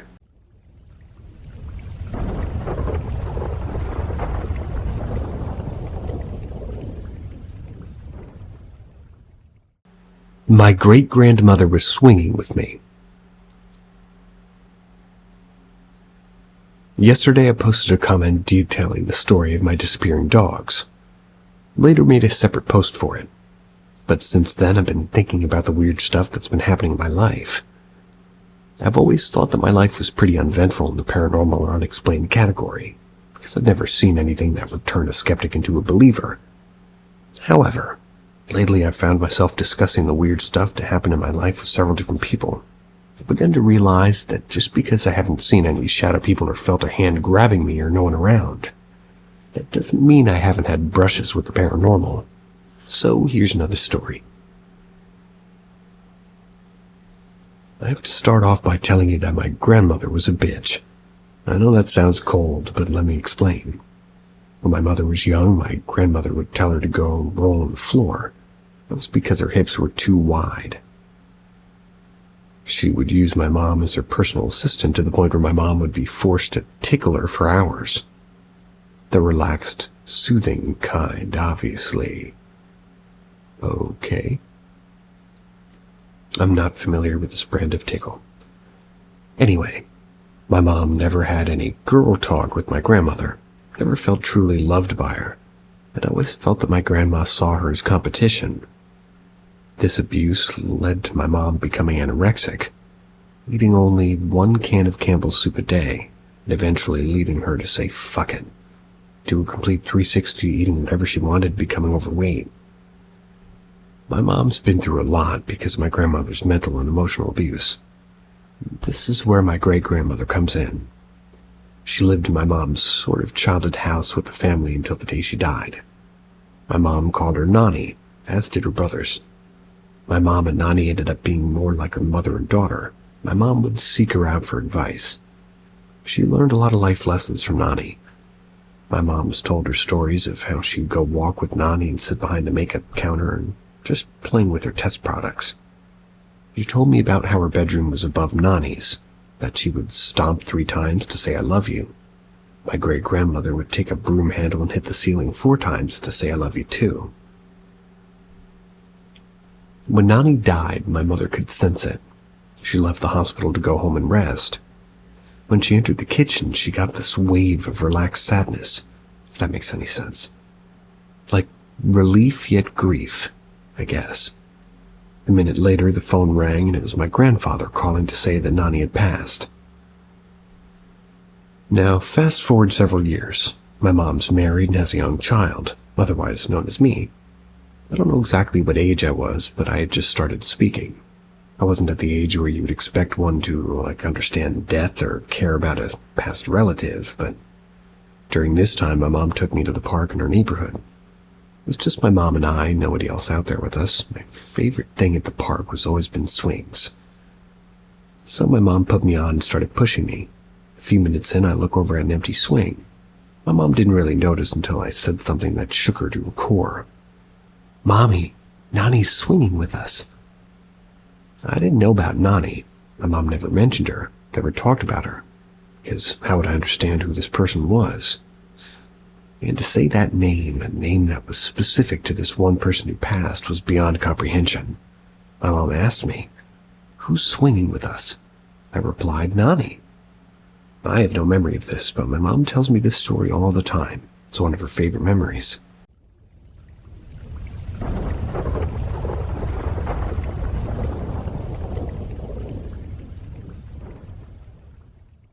Two dumb roommates. I moved to Chicago for college. My roommate is really interested in the paranormal. We bond over that immediately.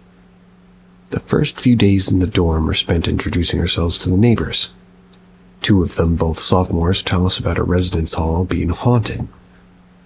They show us a snapshot picture of the ghost, which looks like a slightly darker shadow in the midst of other shadows. And no, I don't have the photo. My roommate believes it instantly, and I, on the other hand, am more of a skeptic. So like any sane person, we bought a Ouija board. Side note, we went to Target first, and I asked one of the older ladies working there if they had a board. She proceeded to give us a lecture on why we shouldn't use the board, which just added to the whole two dumb white girls getting murdered by ghosts storyline. So also we bought a Virgin Mary candle while we were there, because, Christianity. Anyways, we used the board, spent like 5 minutes talking to a drunk ghost named Sveb. Didn't get jack shit from the board, ended up giving it to a friend, so we only used it once. Yep, we said goodbye. Here's where spooky stuff starts. My roommate starts getting bad vibes in the room. I'm thinking it's just because she's worked up from using the board. But she's serious about it, though. So I make the trip to our local Catholic church, which was an experience for somebody who's only been to a tiny country town church, but damn, you guys got enough gold. I get a Bible, I even ask one of the priests to bless it, which he kindly does. About a year later, our Virgin Mary candle gets knocked off the table. The glass shatters, but only around her face. Weird, but hey, shit happens. My roommate starts looking at these other rooms and tells me that I should come with her. I tell her that she needs to calm down, literally nothing's happening. Some other things did happen, but I can't really remember what, but here's the kicker. My roommate was upstairs in the common area while I was in the shower. Bathroom doors locked, no other roommates, no pets, nothing. Now the shower has 2 shelves for us to put stuff on. One is near the shower head and the other is the back of the tub. I have the shower head positioned so the water's coming pretty much straight down, otherwise known as no water's hitting the back shelf. The shelf was mine, so everything needed was up there, including my razor. So I was washing under the water when I suddenly feel something hit the back of my calf, and then it fell to the floor. I look and I see my razor down there. Now that was weird because my razor wasn't anywhere near the edge of the shelf, and neither I nor the water could have knocked it off. I just got hit by a razor with no solid explanation for how it happened. None of that scared me. This is what scared me. In the condensation that formed on the shower wall, I could see the path the razor took. It was like something was pressing it against the wall as it fell. The razor's path, went up and then down. It lifted up and then came down on me. Ran out of the shower, went upstairs to tell my roommate what happened, and I was standing in the common area soaking wet with only a towel on and just soap still on me. Well, my roommate moved out. I stayed. At least until the year was up. Then I switched to a single room in a different residence hall. This hall was next to an alleyway affectionately called Death Alley. Yeah, one improvement, huh? Well, stuff's happened there, but that's a different story. Nothing else really happened after that. There's probably a logical explanation, and I've had much weirder things happen to me, but I thought you'd enjoy this weird story.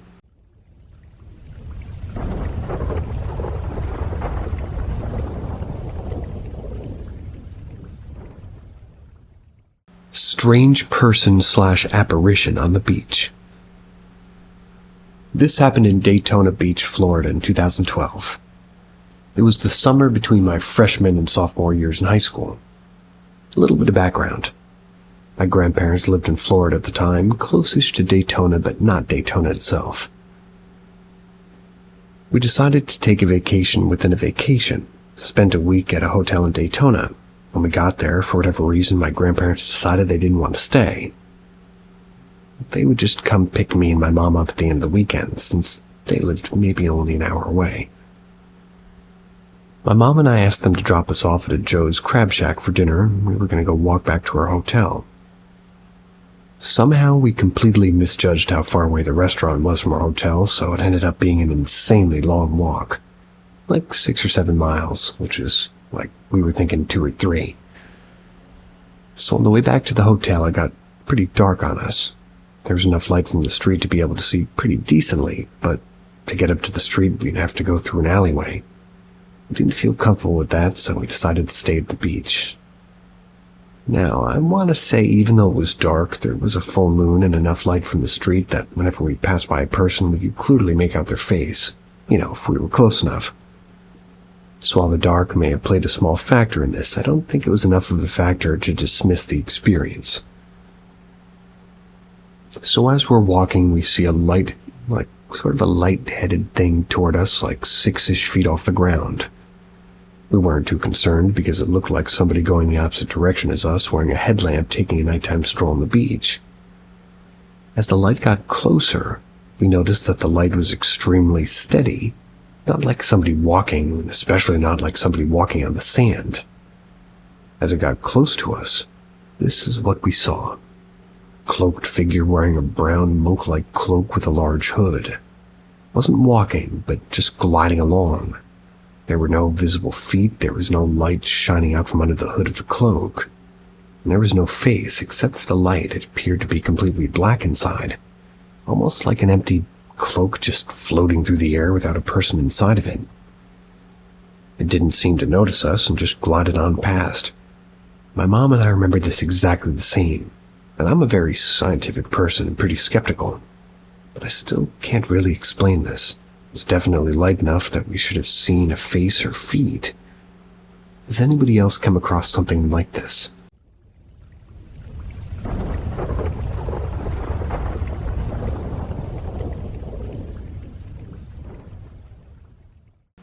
I grew up in a haunted house, and I need help.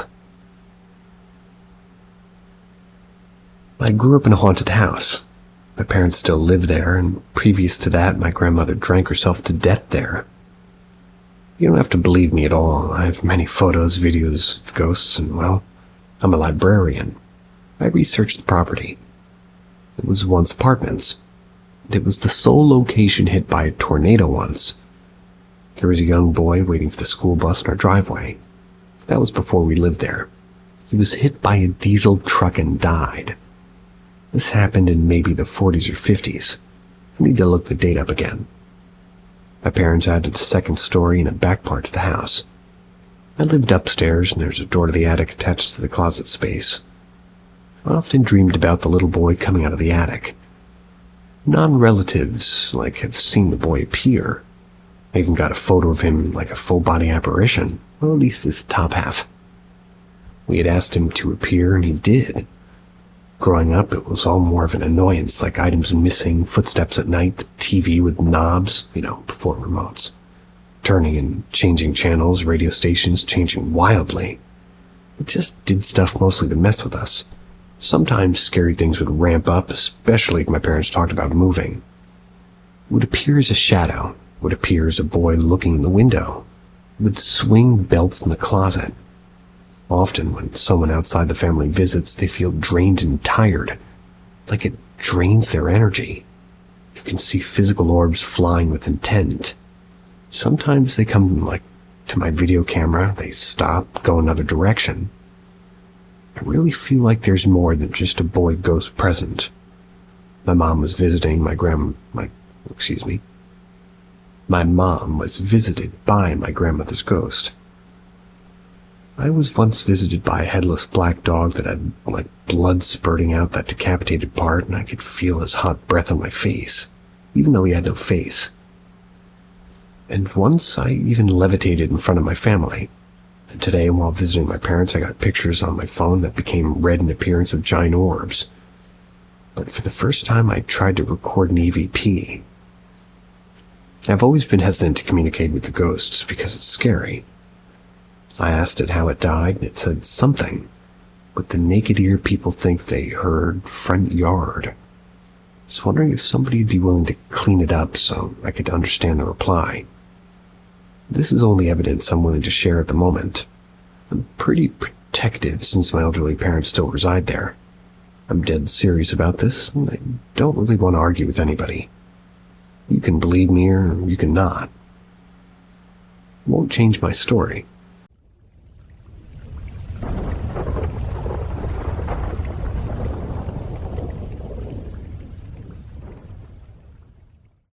Ghost gave me a gift. So I just moved into a 5-bedroom house built in the 1900s with my boyfriend.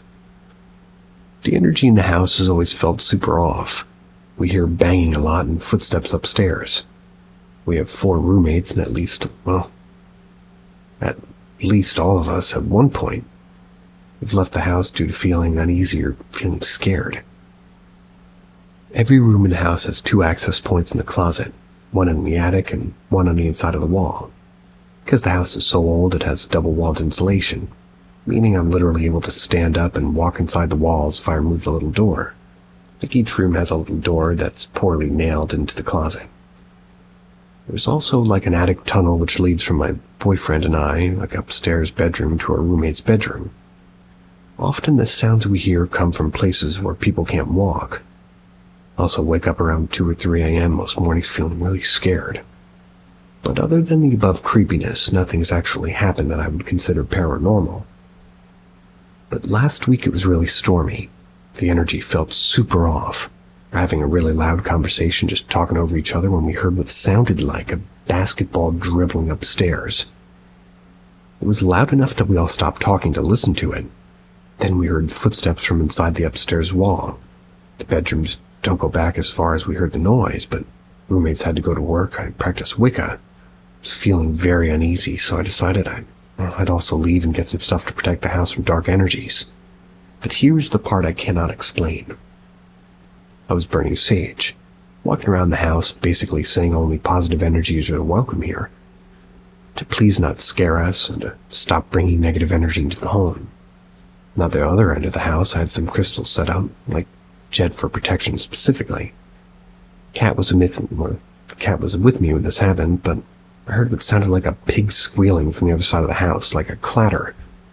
Well, I nearly shit myself because the crystals, which were sitting on a flat surface, had all been knocked off the ledge. Figured they'd fallen behind the couch, so I moved it out of the way. They had fallen behind the couch, and sitting on top of them was a blue hydrangea flower. I have no idea how to explain this. I had just cleaned the carpets and vacuumed behind the couch that week, and the kitten plays back there all the time and rips up everything in sight. And he jumps up on the counters to rip apart flowers. Well, this flower was perfectly preserved, not missing a single petal. Even if after all this it somehow managed to get there, the hydrangea bush out front would have been dead for at least a week. None of my roommates were home or knew that I'd be blessing the house, so they didn't do it to mess with me. But I still feel uneasy on the other side of the house and I'm alone. But on the side I found the flower, I feel peaceful. The only piece that gives off really dark vibes is the closet with the creepy tunnel in the attic. Anyway, has this happened to anybody else? Could this be a gift? I do believe in ghosts, but I've never experienced anything like this before.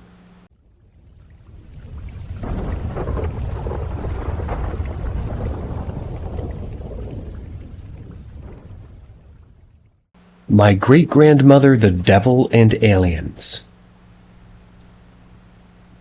I've always carried these 2 stories around, so I thought I'd share. Hope I'm not abusing the encounter tag. It's not my encounter, but rather my late great-grandmother's.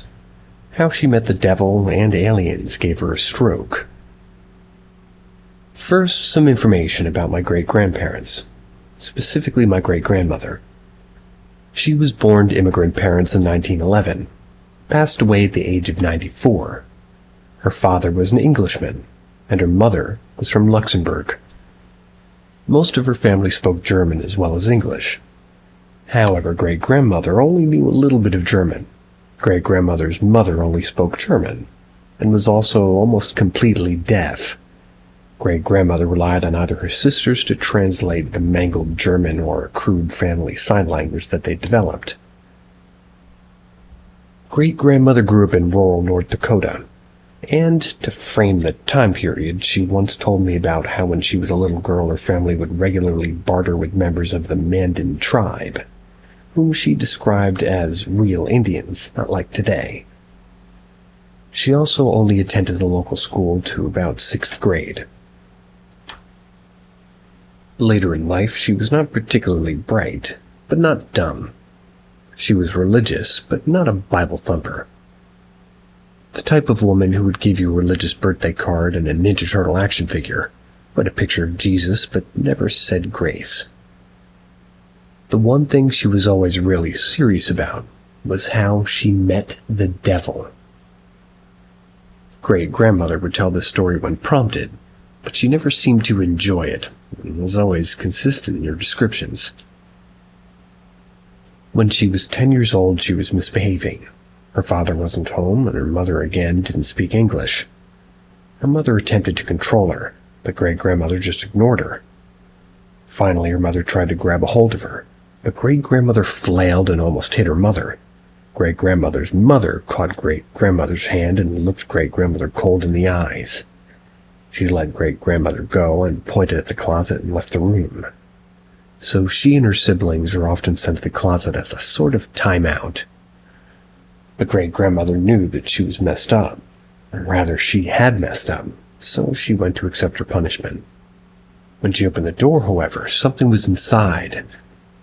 Great-grandmother said the being had hooves and was covered in a dark fur. It sort of subsided a bit on the torso and chest up to the face. The being had a man's face with dark eyes, an unkempt beard, and a mop of dirty black hair. And from only one side of his head rose a deer antler. Great-grandmother said the being stepped forward slightly before she slammed the closet door shut. She shrieked and her mother came to see what the commotion was. Great-grandmother could only really cry and wave her arms, but her mother opened the closet door anyway. The being was gone. She was always very serious about that story, and adamantly writing it even now just makes me feel off somehow. But that's the story of how my great-grandmother met the devil. However, she also said aliens gave her a stroke. A few years before she died, Gigi, as they write it. Gigi had a number of strokes. She was in her 90s at the time, and it wasn't really debilitating at first. Just took some time to recover. And some more quick information. Gigi and her husband, my great-grandfather, adored fast food. They had to substance hunt during the Depression to feed their children, so they marveled at good food fast. Like great-grandpa loved McDonald's, but Gigi loved pizza, specifically Godfather's pizza. After she had mostly recovered from her stroke, my family took my great-grandparents to grandfather's as a kind of celebration. Being a dumb kid, I got a bunch of quarters from my dad for arcade games and ignored my non-agenarian. That's spelled wrong. Anyway, I got a bunch of quarters from my dad to play arcade games, and my great-grandparents, to this day I regret not spending more time with them, but I had an odd number of quarters that was after the games. The restaurant had one of those little toy dispensers, the one with the little plastic egg things. I bought one with my last quarter, and it was a tiny plastic alien giving a peace sign. Done with the games, I returned to the table. I was fiddling with the alien like a classic gray-looking, and Gigi noticed it. When I set the alien down, Gigi took it and inspected it closely. With everyone at the table, she held up the alien and looked at me and said, "Them's the things that come and got me." My mom, half laughing, said, "What?" She repeated herself and then said that there was a reason why she was in the hospital. When my grandfather, which is Gigi's son-in-law, told her that she was in the hospital because of a stroke, she said, "Them things gave me the stroke." The family just sort of stopped pressing at the point, and things kind of settled down. Most of my family chalked it up to a joke of her stroke.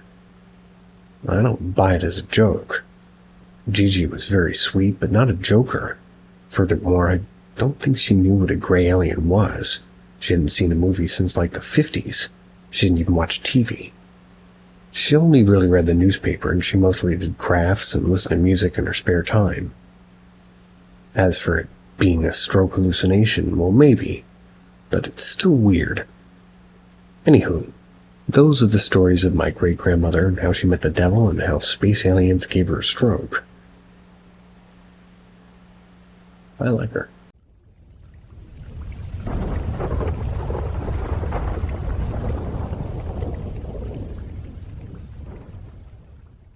My friend called my name at the night of her funeral.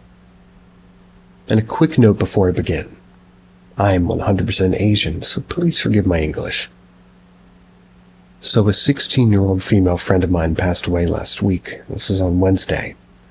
It was due to some kind of, medicinal error. I had a huge crush on her and was planning to confess and ask her out, but I never got the chance. On Wednesday, she was taken to the ICU because her condition was worsening. It was 8 p.m. and she passed away. I don't know about it till the next day when my friend told me at school. I was devastated. Cried for God knows how long. Her funeral and cremation was to be on Friday. All of my friends and I decided to go. On the day of the funeral, we all gathered at our classrooms to go there together. She also had a scent I could easily recognize, but not creepy at all, right, guys? Kind of creepy. I got that scent in the classroom right before we left.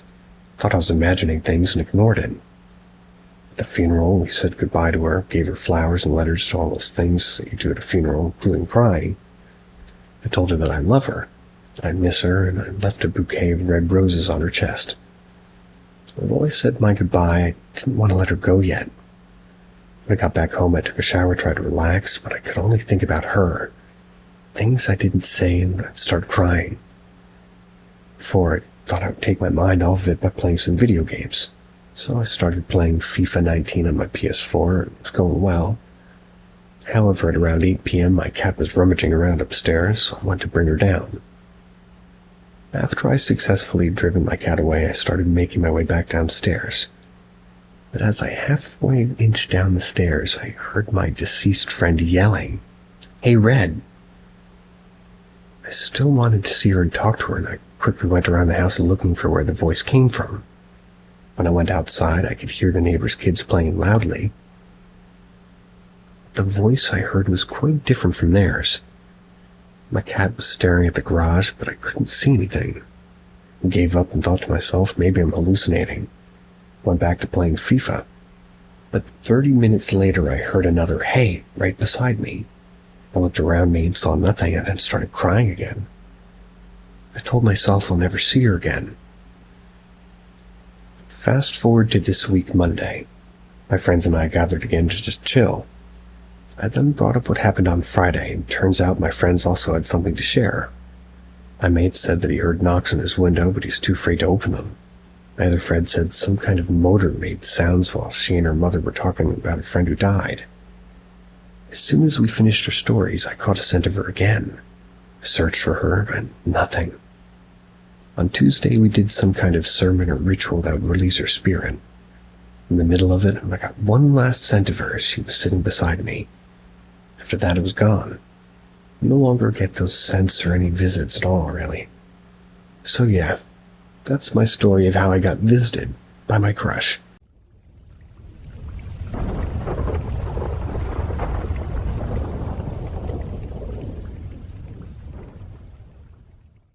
Unexplained flash of light and image. In the early 90s, I had a buy-sell-trade record store in a historic neighborhood in my city. I lived in the loft upstairs with a roommate, John. He had just moved back to town from Portland, and we had just finished a tour as a guitar tech for a band, Everclear. Nothing romantic, just a really nice and easy friendship with lots of music, laughs, and fun and adventure, or misadventure, depending on how you look at it. John was a tall, dark, bushy-haired guy with piercings everywhere and tattoos. Big silver skull rings on his fingers and chains on his wrists. Long jeans, shorts, black leather jacket, Doc Martens, and this was kind of the grunge era. He presented a pretty imposing figure, but he was just the sweetest guy ever. We had the greatest laugh, perfectly straight, white teeth, unforgettable smile, and we got along great. I loved just hanging out with him. He was a fellow Taurian, my spirit animal. One lazy afternoon, we were just in the loft watching TV. Jerry Springer of all things, and it was a bright sunny day with the south window open. Gentle breeze was coming through. I seated on my bed against the south wall with the open window and John seated on the couch to the left of me. He got up to go to the kitchen or something and I said, "Hey, you should reach into the freezer and get yourself a Dove bar. Grab me one too while you're there." He returned with 2 ice cream Dove bars, one to each of us, and, well, went about eating them and resumed watching Jerry Springer. The TV was on the wall directly across the room from where he sat. As I was looking at the TV, I saw a sudden flash of golden light splash across the wall behind the TV. I had barely enough time to process that, wondering what had caused it. And overhead there was another light or something up on the ceiling. What I saw was like a playing card, like an ace of hearts, only without the A's in the corner. A large heart inside a rectangle shape that appeared out of nowhere in the ceiling above our heads. I looked at John to say something. He had his head tilted back, scraping the last bit of ice cream off the stick, and because of this, he saw everything I saw. He was completely freaking out, his mouth full of ice cream, pointing and trying to say something, his eyes all wide and excited. I was glad that he saw it too, because I was sure as heck not knowing how else can explain it. I was hoping that he could. I'd lived there for at least 2 years at that point, and I'd never seen any flashes of light or images in the ceiling or walls before that day. And I never did after that day either. Jenna and I talked about it often, but neither of us could come up with a suitable explanation as to how or why it happened, except to say that it was one crazy haunted loft. If anybody out there knows anything about this kind of paranormal experience, I hope you'll let me know. It's boggled my mind for years. It's worth noting that this is one of my odd, unexplainable incidents in this loft, as well as the business space below it. There's many witnesses to the incidents.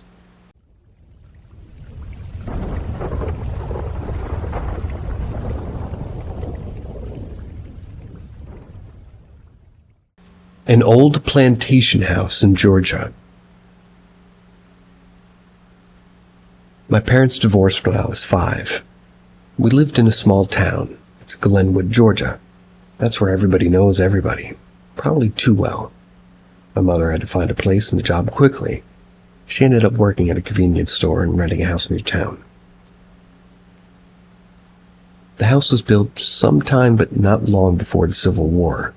It was old, white on the outside with a green roof and a large front porch. It had a green porch ceiling.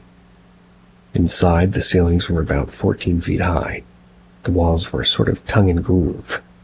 And one thing to note was how odd the walls were painted. This was 1995. When you first walk in, you're in a yellow foyer. At the entrance to the house were double doors. Directly across the foyer were double doors to the living room. To the right was a pink bedroom with purple floors. My mom, my brother, and I all slept in this room because it was the only room with a fireplace that was unblocked. To the left of the foyer was a yellow bedroom with a blocked fireplace. That room was a junk room. Behind that bedroom was a kitchen complete with appliances from the 50s that miraculously still functioned. And behind that room was my playroom. It was blue and had a blocked fireplace. It was constantly cold even in the summer. And finally the living room and bathroom were like add-ons to the house. In their place used to be a screened-in porch which had been closed just to make these rooms. But as a result, most interior doors had small window panes going around them because at one point they were exterior doors. So in the back of the house you could see the fields and the outhouses and the caved-in slave shacks and all that. My childhood memories are spotty at best, but I can relate things that I remember and things my mother and uncle said.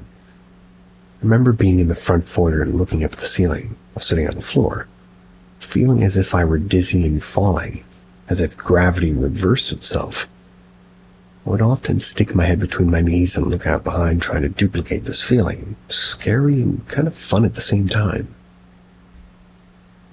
Anytime I or anyone for that matter would walk into my playroom, it was always extremely cold. It was so cold that the windows always stayed shut, even in the middle of summer. Georgia had no central air conditioning, so in the wintertime that room was unbearable. Sometimes, in the dead of night, you'd be lying on my mother's waterbed in the pink bedroom and you'd hear what sounded like a newborn baby crying from that room, all the way across the house. My mom would get up to go check it out, and she'd arrive at the door, the crying would stop. This happened multiple times when we lived there. Another time, my mom was dressing in the pink bedroom and looked over to the window to find a man staring at her. She was angry more than shocked and ran outside to confront him, only to find no one present. We were in a big clearing. He wouldn't have been able to run away that fast. My uncle would frequently stay over and would often have objects fly at him, doors slam behind him. Whatever was there clearly never wanted him around. One incident stands vivid in my head. My mother and I were sitting on a couch, and that playroom door was in view of where we were sitting. We were watching TV, and we hear the click and turn of a door handle. The door of the playroom just opened on its own, then slammed shut with enough force to crack one of the window panes surrounding the door. There were no windows open, and the only person in the house was my younger brother. He was 2 at the time, and he was asleep.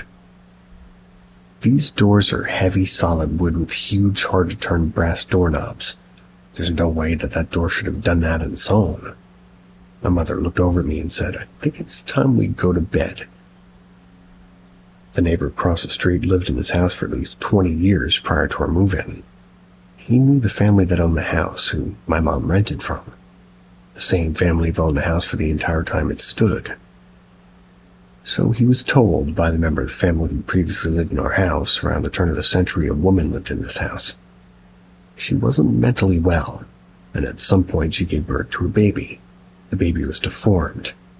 She killed it and burned it in a fireplace. This is how my uncle tells it. Nasty. My mother says that the neighbor told her that the baby was stillborn and was cremated in the fireplace, which was common then. We don't know for sure, but likely it was my playroom that the baby was cremated in, especially given the activity. We moved out in the summer of '96, and no one's lived in that house since. I'd asked my stepmother about it from time to time, and I even went to look for it once. The house is so overgrown that it's hard to spot from the road. It sits vacant, rotting, and decaying. Oh, and if you're in Glenwood, Georgia, find Orchwalkie Country Store. Turn left onto County Road 12, then go maybe a quarter or maybe half a mile up. House is on the right behind a rusted chain-link fence off in the woods. Overgrown, hard to spot from the road, but you can see the roof line.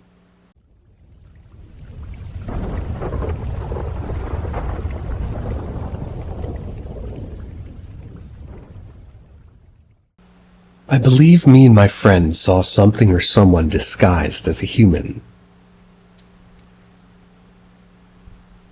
So this happened about 2 years ago or so, but it still sends chills down my spine whenever I think about it.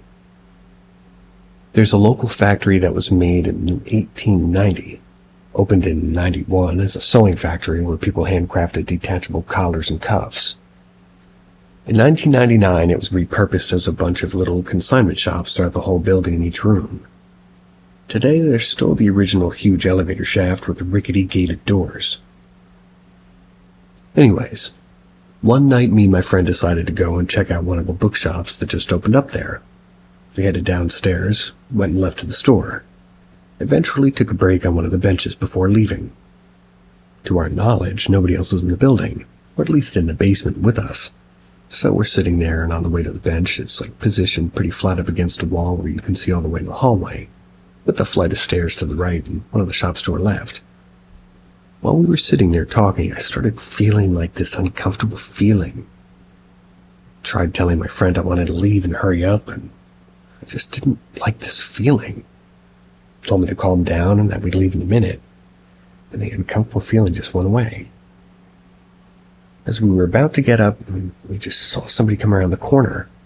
We saw it start approaching us. Figured it was the maintenance worker, but that feeling of uncomfortableness came up over me again. It was worse this time. Now, the way he turned the corner was completely unnatural. He walked to the end of the hallway, stared at the front of him just maybe for a solid 5 seconds, then turned toward us, took a brief pause before coming our way. The way he turned the corner, though, it seemed like he just knew we were there. He was completely unfazed when he saw us. I would say that's plausible, but we were being fairly quiet in the hallway and was maybe 30 or 40 feet long. So we'd have been taken decently loud, or rather talking decently loud for him to have heard us. I went into panic mode, but my friend kept her cool. The place was still open, we weren't breaking any rules, we were just sitting on this bench. My friend calmly looked at him and just said, "Hi, how you doing?" The man didn't say anything, he just kept walking towards us at a somewhat rapid pace. I remember looking at him in the eyes. He had zero expression, not anger, not happiness, not confusion, not nothing. Severely unsettling. Even after my friend said something to him completely unfazed, he was just on a mission to get to us. You'd assume if this was a maintenance worker, he'd either tell us it's time to leave or say, "I'm back," or something, anything. But nope. Just this blank, expressionless face making his way towards us. After he didn't respond to my friend and started getting close to us, we just gave each other this "we need to go" look, sprinted out of there. We got out of the building and down the road, and that uncomfortable feeling left me. Started calming down. We didn't really talk about what just happened, we just went our way back to my house. And ever since that night, I haven't been able to go back to that factory or any of the shops there. Something about that man wasn't right, and it sends chills down my spine seeing him. Sends chills down my spine just typing this. I'm a firm believer of the paranormal, and I can just about guarantee that whatever that was definitely wasn't human.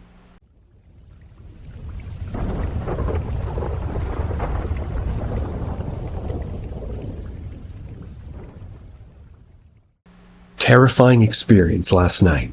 Possible haunting. I've had a few experiences in the past which other people had also experienced, but nothing quite this spooky. And I had some real weird, I guess you could call them situations in the past. The last thing was probably 10 years or so ago. Whether this is relevant or not, I'm a 37-year-old male who lives in Birmingham, England, and I live with my wife, my Japanese Akita dog, and my wife's mom. We care for her. She's really unwell with her health. Her husband died just over 5 years ago. So on the night I had a really bad dream, and I was woken up by my wife. Apparently I was shaking and making fast noises that sounded like mini screams. I realized the dream I had was a continuation of other dreams, which was a continuation of other dreams. So I was in a dream series, you could say. If you've never had them before, they can be weird.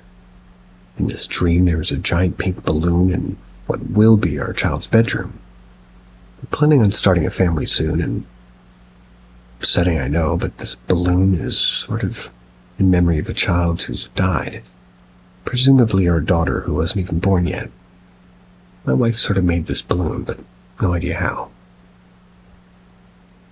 I remember over other dreams I was scared of this balloon. In my dream, this balloon followed me, and it felt like it was trying to kill me. Then it floated past me fast, and I screamed and ran to my toilet. My wife came to the toilet to see why I was shouting, and I told her the balloon's going to kill me. She didn't believe me until the balloon opened the door. This is when I woke up. And then stuff happened like in my waking life, which we both experienced. Went downstairs to get a drink, came back to bed, and she asked me about my dream, so I told her. But I missed out the part about the balloon representing her daughter. When in bed, I felt a very eerie coldness about my body as I tried to forget the dream. Then I thought about the balloon and looked at my TV. As soon as that happened, the LED lights behind my TV turned on the exact second, I shit you not. This made me slightly panic, and my wife thought it was weird. My wife's mom's husband, who died, was an electrician. He had an obsession with LEDs. I'm not saying that was him, but the LEDs have randomly come on at night before. Maybe something to do with my PS5 updating in the night. I'm not sure if they had turned on or off within 10 seconds of my TV turning on, but they were on for like 2 minutes. Then something that shook me to my core and stopped me being able to breathe for at least a couple seconds happened. The LEDs turned off, and about 2 seconds later the TV flashed. It's never happened before. We both saw it. It flashed, and it was like, wasn't even the whole 46 inches, like, wasn't the whole screen. was like an oval-shaped flash which looked like it was the same shape and size as either a big balloon or a human face. We were both really scared. Got out of bed, turned on the TV and everything else, just electrical off from the wall. Turned everything off. I struggled to sleep. My body kept being extremely cold. I was like sweating, and I was warm, and the heat was on, and it was like 23 degrees in the house, plus my body heat in the duvet. Our dog normally sleeps in the room, but was sleeping outside the room on the top of the stairs, which isn't completely abnormal, but normally is in our room. I eventually got back to sleep, which was thankfully uneventful now. Anyway, this was my story about being terrified last night. Hope it never happens again. I hope for you too.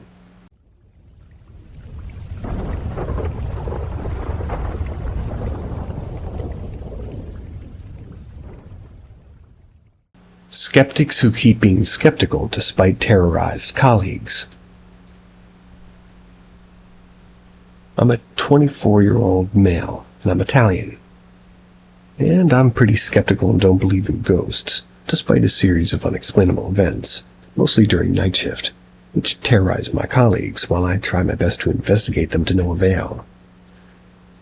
This is a recount of the phenomena encountered while working at this old abandoned, well, everybody there died in the plague in the 1300s. It's like a medieval village turned hotel.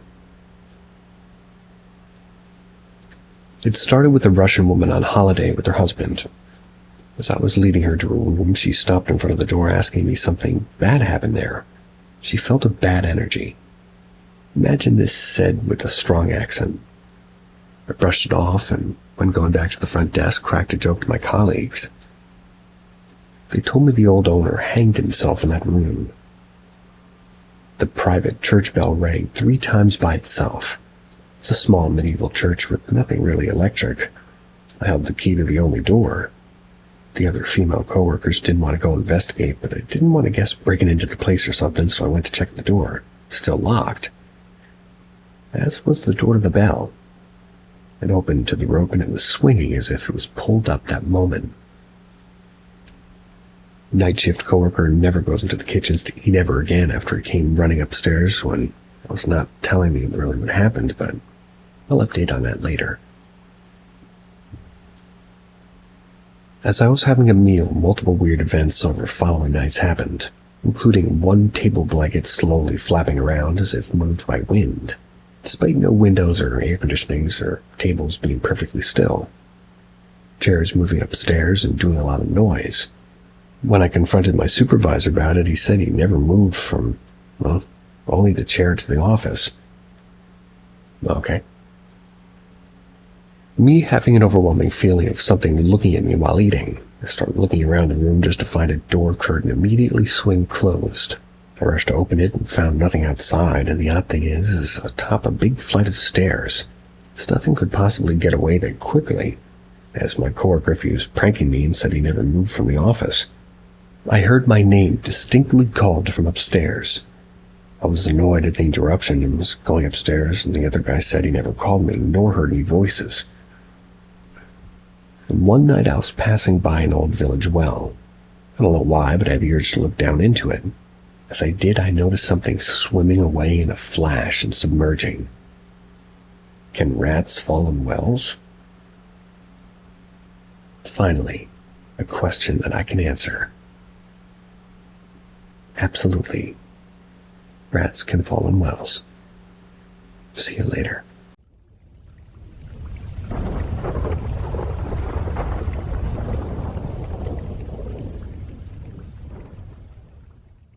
Welcome to Paranormal M, where each tale is darker than the last. Don't forget to subscribe and turn on notifications for all our latest ghostly adventures. Enjoy the thrills that await. My Nana's house has something evil in it. I lived with my Nana for the majority of my childhood. Our house is about 150 years old, give or take. The upstairs consisted of a big room, used as my bedroom. It's connected to like another bedroom, and my parents' room, a bathroom connected to my room, and an attic door. Like actually a door. The attic was a room connected to mine. In the attic, there were 2 secret rooms which I've never been in. It was just known that they're there. So there's been plenty of paranormal things that have happened at my Nana's house. I'm almost 16 now. When I was about 14, or actually even earlier when I was like 4, I was playing hide and seek with my uncle. He was about 11. My uncle's friend and 3 of my friends, my uncle's friend's sisters. In my room, I had a cot for a bed, so it was able to be folded in half, and I chose to hide in it. My uncle came and looked around upstairs, but didn't find me. After a few minutes, so I heard him yell, "Forfeit!" So I came out. I was about to head downstairs when I heard something behind me. When I turned around, I saw 2 or even 3 dark figures walking to the closet. My uncle, I guess, had left it open. A feeling of dread washed over me, and I screamed at the top of my lungs and went to run downstairs. But I fell and I injured my arm. My Nana and parents came running into the foyer to find me laying at the bottom of the stairs sobbing. Upon investigation, the closet door was closed. Me and my parents ended up switching rooms, but I'm still deathly afraid of the upstairs at my Nana's. Another instance, and this is my uncle's story. When he was around 9, him and his mom, my Nana, were sitting on the couch watching TV. That's when he saw a pure black entity going into him in his mom's room. After he flipped out and wouldn't go back in there for months. My aunt must have been about 18, or at least at that point, and coming home with her boyfriend. Through the window, she saw her mom watching the TV. My Nana looked at them, and my aunt explains that the look on her face was pure evil. My aunt turned to go inside, and the TV was off, and her mom was in bed. It had been only a few seconds and not nearly enough time for an older woman to get to her bed so fast and in pajamas and asleep. The last instance is my own story. It happened 2 summers ago when I turned 13. It was about a week after my birthday, and I was going to spend the week with my Nana. I was living with my aunt and her family at this point. My uncle was still living with his mom to take care of her. I hadn't gone into my Nana's room yet because I sleep with her when I come over. I'd been there a few hours and was going to go use the restroom. It's inside my Nana's room down the downstairs bathroom. They're sort of connected. The room was dark, and as I started feeling like this overwhelming sense of fear, I can't exactly remember this moment because I blacked out or something, but I got the rest of the story from my uncle and Nana. I stopped at the doorway and stared for a few moments. Then I just released a blood-boiling scream. My Nana lunged over, turned on the bedroom light, and was shaking and crying. My uncle started saying, "What's wrong? What happened?" My Nana begged me to tell her what I saw, and all I mumbled was, "The dark man." This is what we referred to as the reoccurring dark figure. We sat at the table for hours after that, and noticed that the little pull thing that comes down from the fan was spinning wildly through the fan. It's even off. I have many more stories from this house. One of the neighbors who's lived next to it her whole life has told us so many stories ranging from a young woman who hung herself there to people being stabbed, to even a meth head family who would jump out of the window and beat people in there.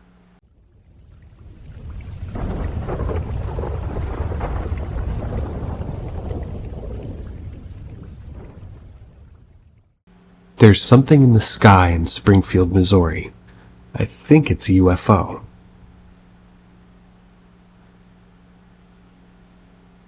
I'm going to start this off by saying that I have a video and some photos. You can't see it too well, but I have them, and any mods if they want proof. Tonight, August 4th, 2019, at around 10:15 p.m., my aunt and I were on the porch when my aunt saw something in the sky. It was like an outline of a circle and part of it was gone, kind of like how an eclipse would look at first. We noticed that this was not where the moon usually is. It's usually behind our house. So eclipse and moon are ruled out. The thing was bright yellow and had an orange-red tint to it. It almost looked like a fireball. It's night, the sun's on the other side of the planet at this minute. I thought it was a shooting star at first, but it wasn't moving anywhere. It just started flattening out, spreading. Then it started to shrink into a smaller form and kind of looked like a star, and then all of a sudden it disappeared. A few minutes later, it suddenly reappeared and got bigger and bigger. It looked as if the moon would have been over the sun and coming off of it. Mind you, the black part was moving towards the way it came in the first time. The light around it kind of spread out again, and suddenly it started getting smaller. Dark part like going back over, I guess. But then it split into two and completely disappeared again. I waited to see if it would come back, but it didn't for a third time. I started doing some searching, and I found nothing for solar or lunar eclipses. No meteor showers, no comets, nothing of that sort for tonight. After doing some more searching, 2 other people saw almost the same thing 3 days ago around the same time. My aunt stepped back outside and called me over fast. There was what looked to be like a pretty low plane flying within 2 large wings. Or rather, with 2 large wings. My aunt said it looked like it had 4 wings, like 2 on each side. I'm telling you, it was big. One side was bright red and the other bright green. Planes in our area normally have a small light that flickers on both sides, and it wasn't like this. This plane was coming from the same area we saw this mystery light thing. When the plane got behind our house, I ran to look at it. Couldn't see it at all, and it was big. Doesn't seem like it would have been out of view. Mel and I have been trying to come up with a logical explanation, but nothing makes sense at all. I don't want to claim aliens without some other people's opinions first.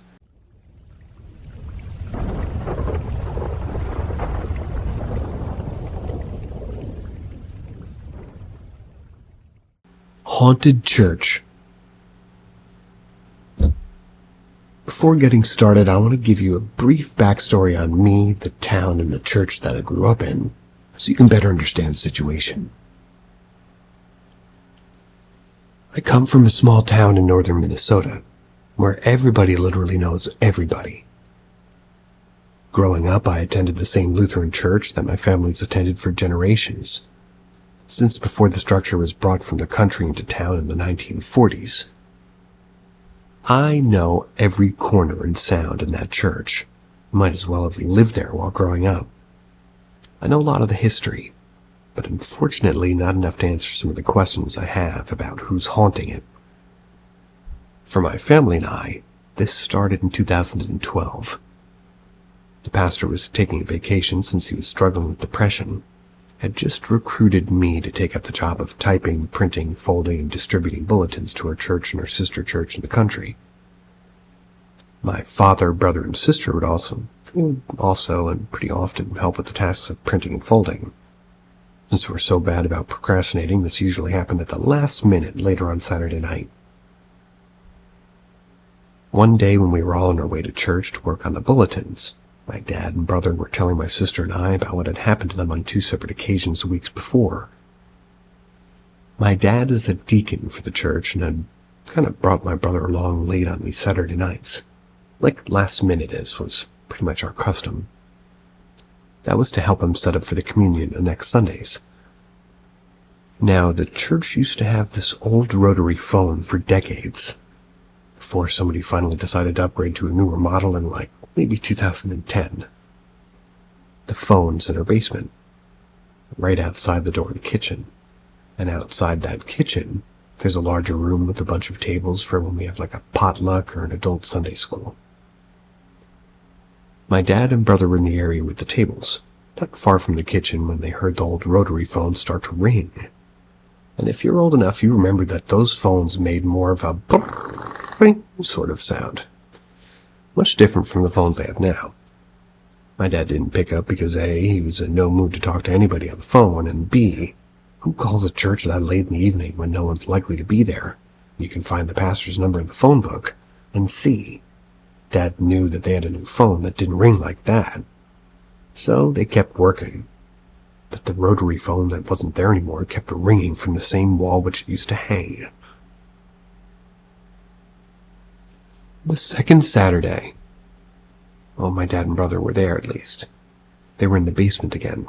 They're working on communion when they hear steady, heavy footsteps. They're walking up and down the aisle between the pews upstairs. The actual chapel was right above where the basement is. And those footsteps didn't stop. They kind of didn't step up where the altar is. They didn't even come out of the chapel. Just steadily walked back and forth up and down the aisle for the whole period of time they were there. They would have known if somebody else was in the church. They had already been in the altar to collect the items needed for communion. Any of the doors leading to the church aren't far, and if somebody had come in, they would have said hello. So they wouldn't spook my dad or brother.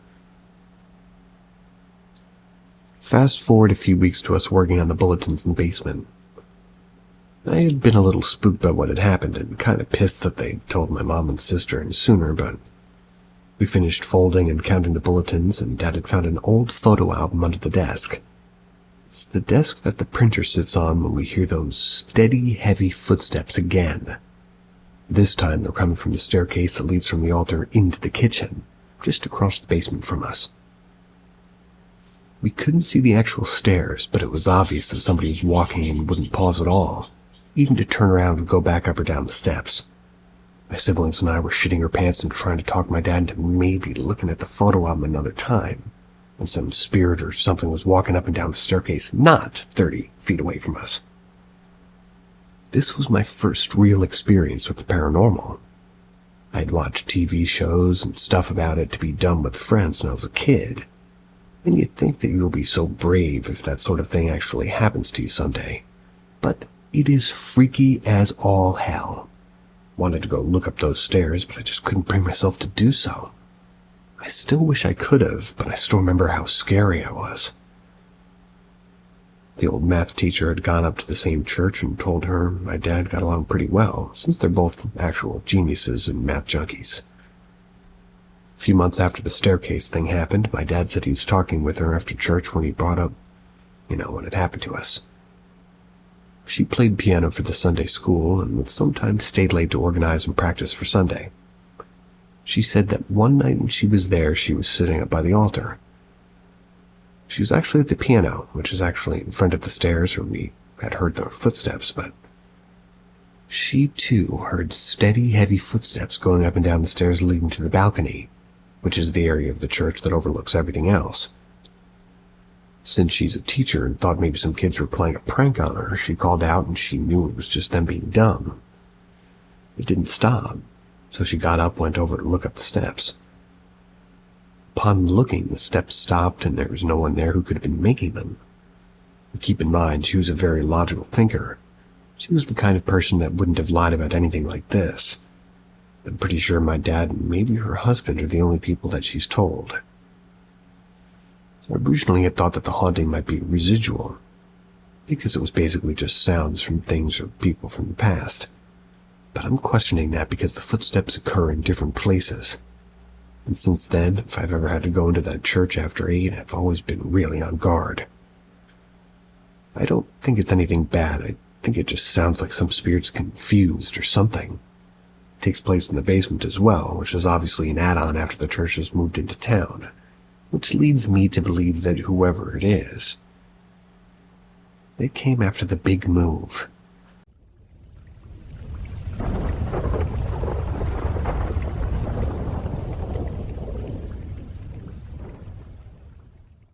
Double homicide in my living room. Around January of 2016, my dad moved into a new home following his divorce with my mom. As we were unpacking boxes, he was singing. There was something singing back to him near the back of the house where the bathrooms are. When he looked around to see if anybody was in his house, it was empty, of course. Small sounds and occurrences like this continued to happen for a few months. One night, my dad and I were both in our room sleeping. That's when I heard a cluster of voices coming from the hallway. My dad always kept his bedroom door open at night because we have a dog. He usually also kept the TV on, so I figured it was like dialogue from a TV program. The next morning, my dad asked me if I heard voices in the night. I explained that he could hear them, and they were clearly speaking English, but I couldn't make out exactly what they were saying. I had heard the same thing. Around Christmas of the same year, my dad had set up a small tree with presents underneath it. We had gone to bed, and in the morning all the presents were moved from under the tree into the living room at the front of the house.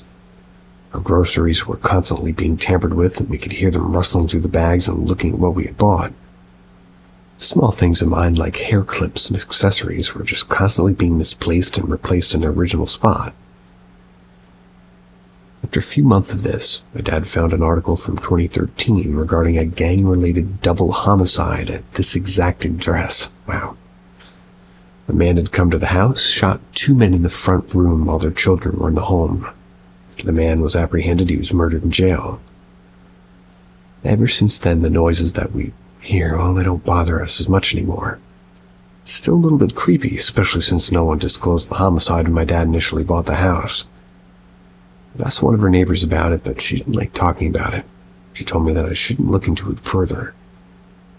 I remember her distinctly telling me not to dig around because it can upset the spirits in the house.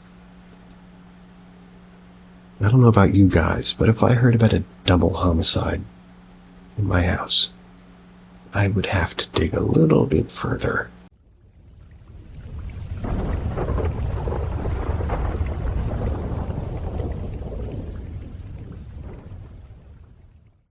My grandmother visits me after her death.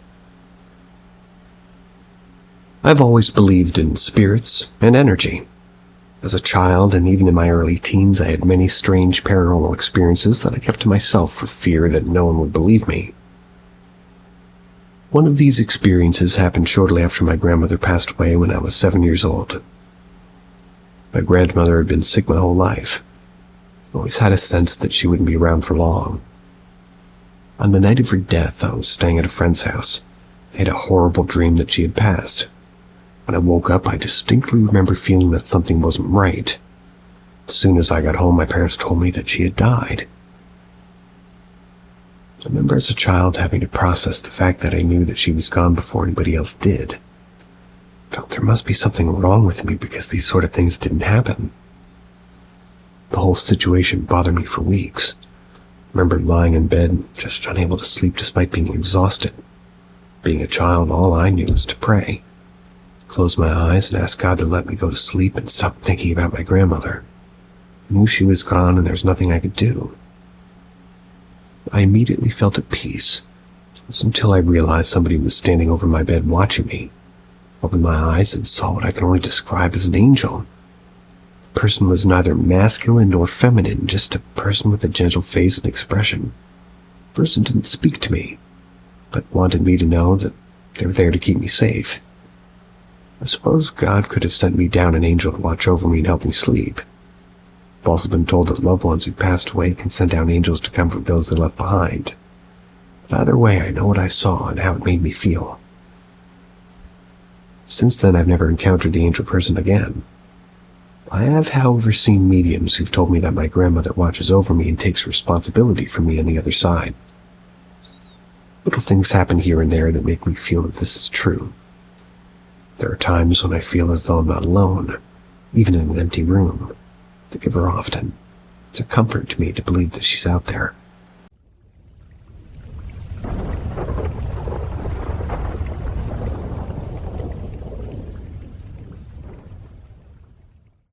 My mom was dead for several minutes. When she just turned 18, my mom was hit by a city truck. It had run a red light. Her collarbone was crushed. She had slammed her head against the window so hard that the paramedics declared her dead at the scene. Despite being revived in the ambulance, her parents were called and told that she had died. The local news station also reported the incident as having killed her. When she arrived at the hospital, she was alive but unconscious. She remained in a coma for several weeks before waking up in a confused state.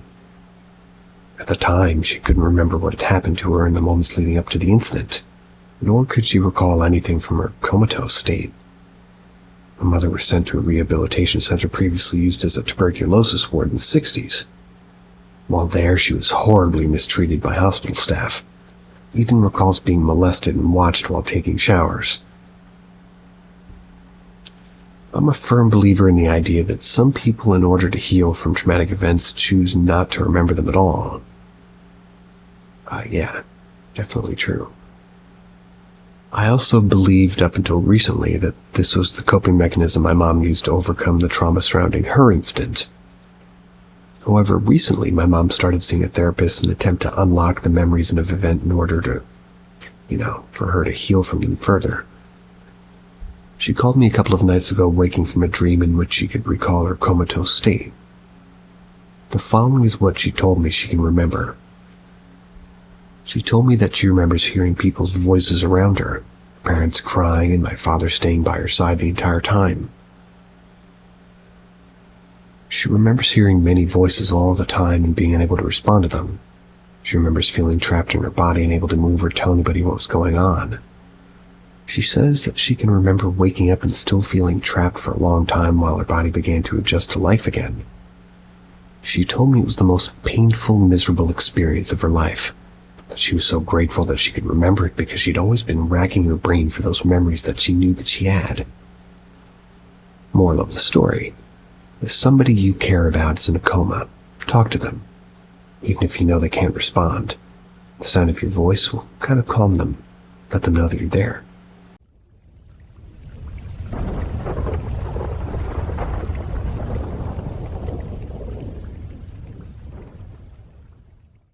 Unwitting cell phone spirit channeling. Even as a kid, I've always had an interest in the paranormal, the weird. It's an interest that has followed me into my adult life, sometimes to startling effect. Before I can begin, I will say that I'd always believed in ghosts and things of that ilk. Yet at the same time, there'd been some skepticism, mostly because prior to these circumstances about which I'm going to tell you, I hadn't experienced anything concrete, for lack of a better word. And so without further ado, let's dive in. 5 or 6 years ago, 2 female friends, Ashley and Lindsay, they were sitting on Lindsay's bed, shooting the shit and whatnot, not in the slightest prepared for what was about to transpire. At the time, I had known Lindsay for a few years. Ashley had been recently indoctrinated into our little clan of friends. Anyway, one of us, I can't remember who, was in the middle of the sentence when out of the blue, Lindsay's cell phone rang. She looked at her phone, and after a few seconds she exclaimed, "The president? Hey, you guys, the president's calling me." Thinking nothing of it at the time, I took her phone, which was still ringing, and looked at the screen. If you have somebody saved in your contacts when they call you, contact number is displayed above the phone number, and in this case it was a weird number I'd never seen before, weird area code and all that jazz. Above said number it did indeed say, "The President." Her ringtone cut off and the call ended. "Do you have somebody saved in your contacts under that name?" I asked, which she replied, "No, I don't think so. Hang on, let me check." She checked and there was no one on the contact list under the president, so it was pretty weird. Not a minute went by and we were still puzzling over this when the phone rang again. Again above the phone number was the president, so I answered it. Or rather, I told her, answer it. And she did so. Blank line. Called the number back. Zilp, zip, nada. Feeling pretty weirded out and swept by a vague undercurrent of unease, yet curious, I said out loud, seemingly to the air, "Okay, Mr. President, who's sitting to my left?" A minute or so went by, and then again the phone rang. Only this time, instead of saying the president, it said Ashley.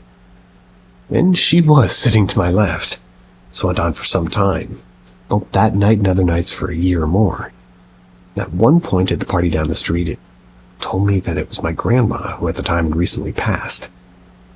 I remember breaking into tears right then and there. Once a few weeks later at the local dive bar, just smoking on the porch, I'd asked the phone. I'd asked the spirit communicating through the phone what the afterlife was like. "It's heaven, honey." After a while, it had become so commonplace that eventually the novelty of the ordeal died down. That was when things took a turn for the worse. Began to threaten us for ignoring it, saying that it would kill us. At one juncture, sitting around a bonfire, a cartoon image of a skeleton showed up on her screen during one of these aforementioned calls, complete with a yellow flashing background. And then, just as suddenly as it had all begun, it stopped. still have difficulties wrapping my head around it. I have numerous witnesses, from people at the bar to the two whom I'd first experienced it with, along with a few hangers who were still interested. And yet through it all, some skepticism remains.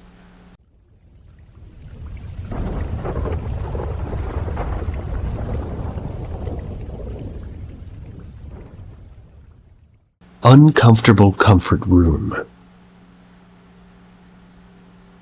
So just to give you guys an idea of what my setup looks like, it started when I was playing CSGO on my PC downstairs.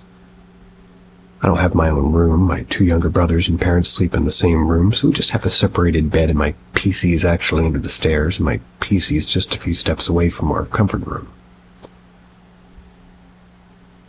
It was around 4 a.m. when I finished playing CSGO. That's when I started to feel like pissing. Never actually played CSGO that long because I don't like my parents seeing me play and thinking that I didn't sleep. So I decided that it was late and I should go sleep before my parents wake up. I went to our CR, and as I began pissing, I suddenly felt someone was behind me. It didn't immediately send chills down my spine, nor giving me goosebumps, but I just thought that maybe it was just my imagination, being a skeptical person. But here's the crazy part. This thing, it's just like a heavy sigh on my nape. It was like, ah. You can actually feel the air and the sound it makes, and it's more terrifying.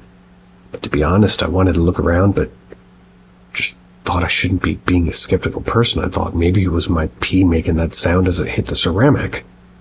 So I decided to get a glass of water and to pour it down the toilet. Then it did make the same sound. That's not when I started to freak out. The chills that I had were so intense that I actually could feel myself getting tired all of a sudden. After realizing what happened, I ran upstairs and just slept it off, thinking that maybe I was just imagining things. Having once been a child, I will tell you that pouring a cup of water sounds nothing like taking a pee. Moving on.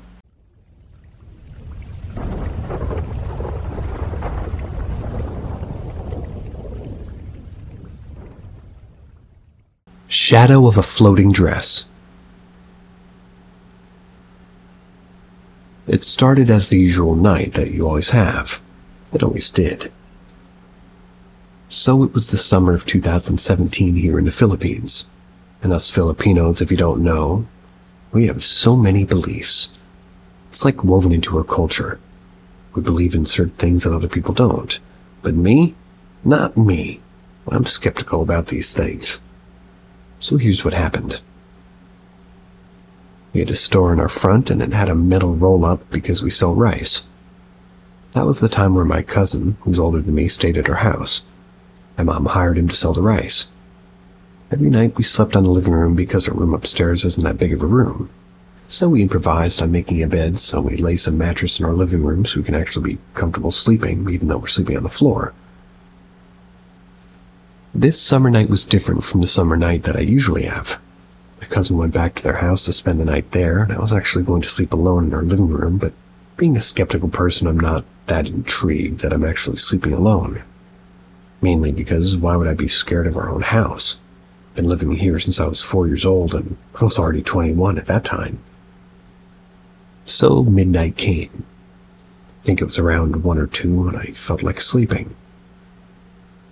Okay, I'll give you guys an idea of what our house looks like. It was a 2-story house. We have our stairs in the middle of the house, in which it divided our living room from our kitchen and dining room. Not much of a room, really. So if you stand by the living room, you could actually see a part of our kitchen. I mentioned that we had like a store and our roll-up was close, so I can't blame it if it's the wind that's going to cause this experience. So there I was about to sleep when I decided to turn off the light in the living room because, well, our house is small. I can leave the light in our kitchen open, so it's not that dark. And then upon lying down, I picked up my phone to set an alarm, and while I'm setting my alarm, there's this slowly moving shadow of a dress floating in our kitchen. I saw its shadow on our tiles because the light was on, and it reflected to the point where it was so visible it went to the CR before it totally disappeared. I immediately stood up out of shock because of what I saw. I stood up, I investigated our kitchen without moving closer. I looked if there was a cloth hanging in the middle of our kitchen that can cast that shadow. But nope, there's not a single thing nor piece of cloth that's placed in the middle of our kitchen. Comfort room. Not familiar with that. But yes, I put the two and two together.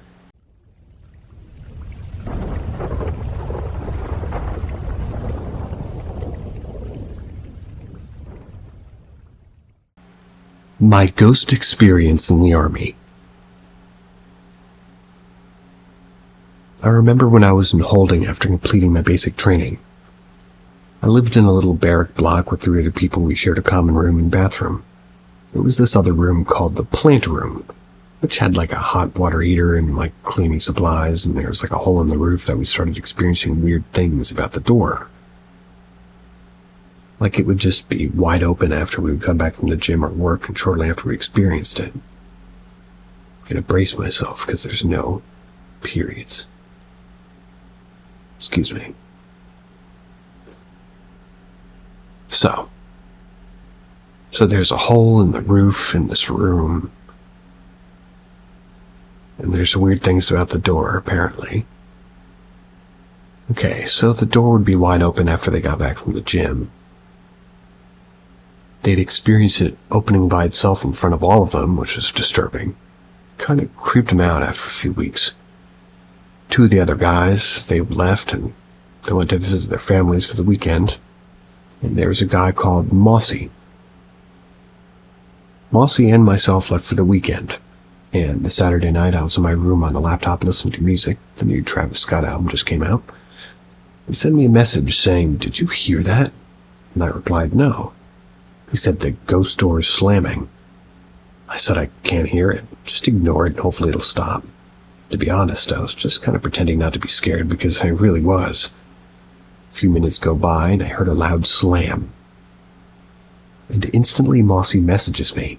Said, "You hear that?" I said, "Yeah." And that's the ghost door. After that, it was opening and slamming at this point. We're both so scared, and at the time it was about 1800 hour. And this ghost door was slamming so loud, Mossy ran into my room and we locked the door to my room, and this door was slamming so loud we thought it was going to break. Then the worst part was, as we hear running around the common room, and it was so scary. The slamming and running went on until about 2300 hour. I honestly thought this was the most horrific experience of my life. Then it all just stopped at like 2300 hour. It was quiet and we fell asleep. Come the Monday morning, all the boys came back and we were so creeped out by what we told them. And then before lunch we had room inspections, and as it was a training base, thousands of Australian soldiers gone through. The corporal doing our inspection lived in the building when he was doing his training. We told him that he said, "And I believe you guys, weird stuff used to happen all the time," so we decided to look up the history of the barracks and found out that it was an immigration site for people who lost their homes in the 50s after World War II and then fled to Australia. So, with 22 O's creepy.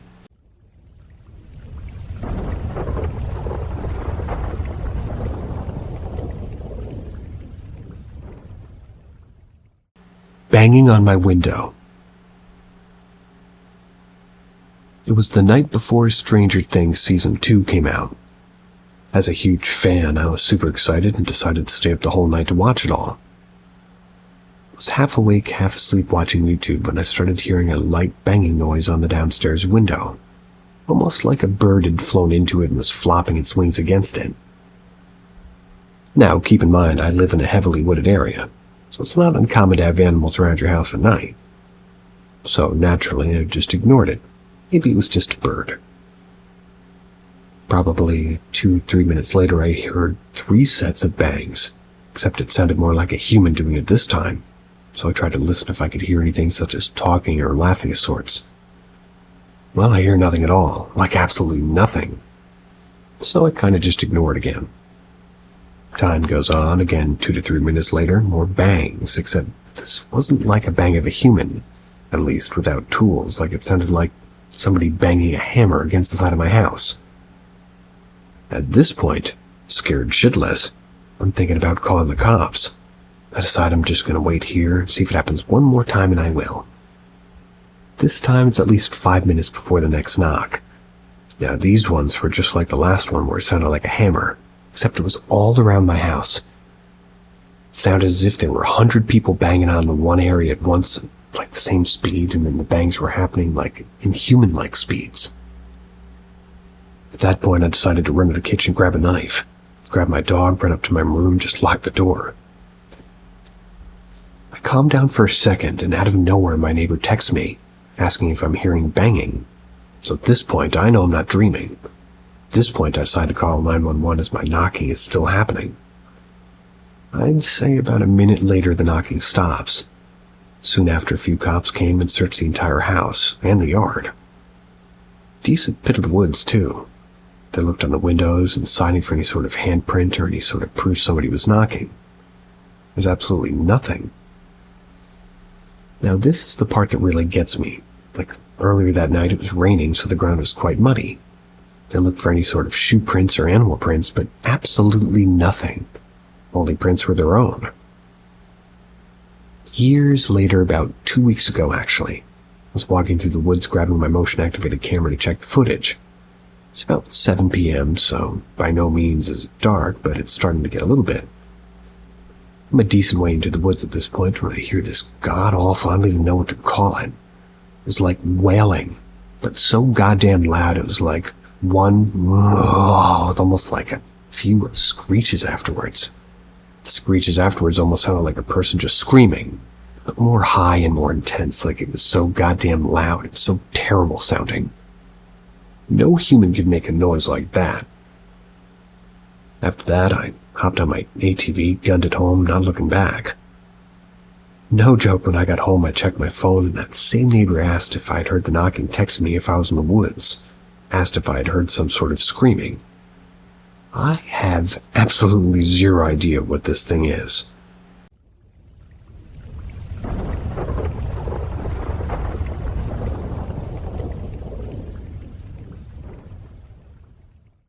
Blue orb. Background. My dad's house is very new. We built it ourselves. At the time this took place, it was maybe a year old at that point. Our land, however, is old. We've seen ghosts there before. Lots of weird stuff happens. It's also a bit swampy in the woods. Goes from grassy fields to swampy woods pretty fast on the south end of our land. So that's the area that my window faces. So, on with the story. I was 10 or 11 laying in bed one night. My dad was going to be on a business trip. I was home alone with Mom. Well, being a 10-year-old, I didn't really like sleeping that much, but it was late, so I was trying at least. I look out my window above the forest and I see a floating blue orb. The logical part of my brain kicks in as my uncle spotlighting a raccoon. No, it's a blue ball, not a yellow or white light. What is this? I look at it for a minute before I run to go get my mom. She was up late reading a novel, so I pulled her back to my room and told her to look at the orb. It disappeared. She told me that it was my overactive imagination, tucked me into bed again, and I rolled over dejected, still unable to sleep. I'm gonna guess about 10 minutes later. No clock, no phone. But I look outside again and the orb is back, but it's a little bit closer. It's hovering in front of the trees, a bit lower. It's not any brighter, just closer. So I run to go get my mom again, who's still awake. By the time she gets back to my room, it's gone again. It's happened a few more times, each time the orb getting closer. My mom had gotten very annoyed with me, told me not to bother her again after the 4th or 5th time. I'm lying in bed looking out the window, and it appears directly outside the glass, frozen in fear. What is it? What did it want? Was it going to hurt me, and why? It floated through my window into my room. It is an orb, but it's not completely illuminating my room, it's just a faint glow. It keeps floating closer to me until it's at the foot of my bed and I black out. I wake up sometime later, not sure exactly. The moon is still in the same general location, so not too long. Run to my window to see if the orb's still there, but instead I'm greeted with a flash of memory of some other time. A boy my age. Short, blonde hair, green eyes, a smile, a storm, darkness. remember hitting the floor, and then I woke up the next morning. This isn't the first time I saw the boy. I'd seen him in a dream before, but I think I was a little girl. But I won't get into that here, since that was a dream and not a real encounter.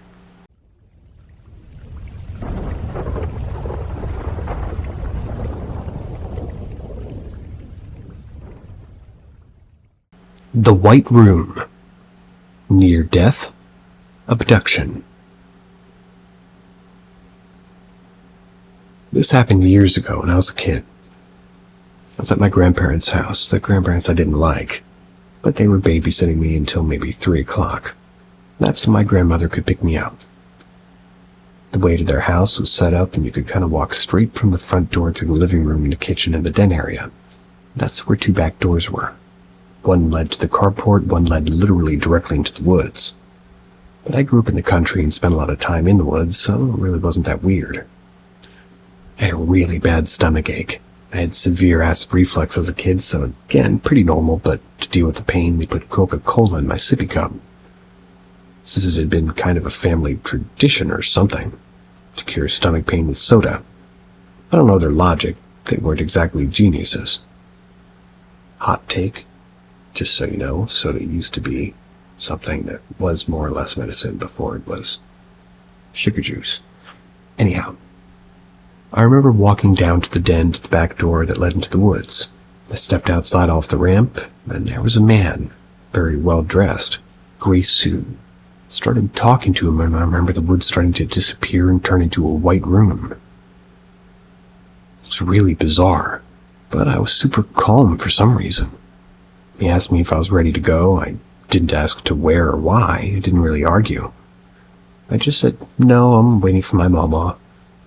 She picked me up at 3 o'clock and it's already 1, so I don't want to miss her. He just smiled. He nodded and remembered falling out of the room and hitting the ground. After that, I just know what my parents had told me. I was sent to children's hospitals because I started screaming about my stomach and throwing up. I had to get my stomach pumped, and I was diagnosed with chronic gastritis and acid reflux. Since then, I haven't been able to drink anything carbonated, just in case.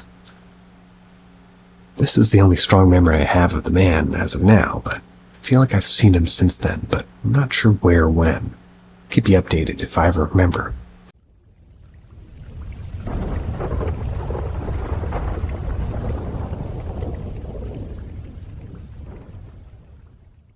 He grabbed my ankle.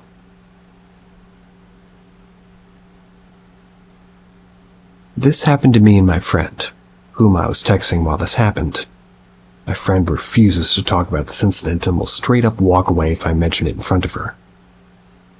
And this still freaks me out, but I've experienced a lot of stuff, but this was by far one of my clearest and most intense experiences. I'm doing this on an app, so I apologize for any errors. I was 15 years old and there was some stuff I was going through.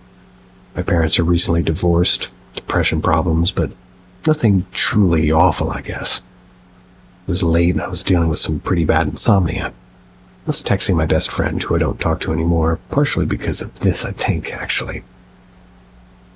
I can't remember what we were talking about, but I remember looking over at the corner of my room and seeing a tall shadow, maybe 6 or 7 feet tall. I freeze. I'm thinking to myself, okay, shadow, tree shadow. There's a tree outside. I slowly turn my head to look out the window. There's no way the tree can be casting this shadow. There's too much wind. I look back over at it, and it's a very still shadow.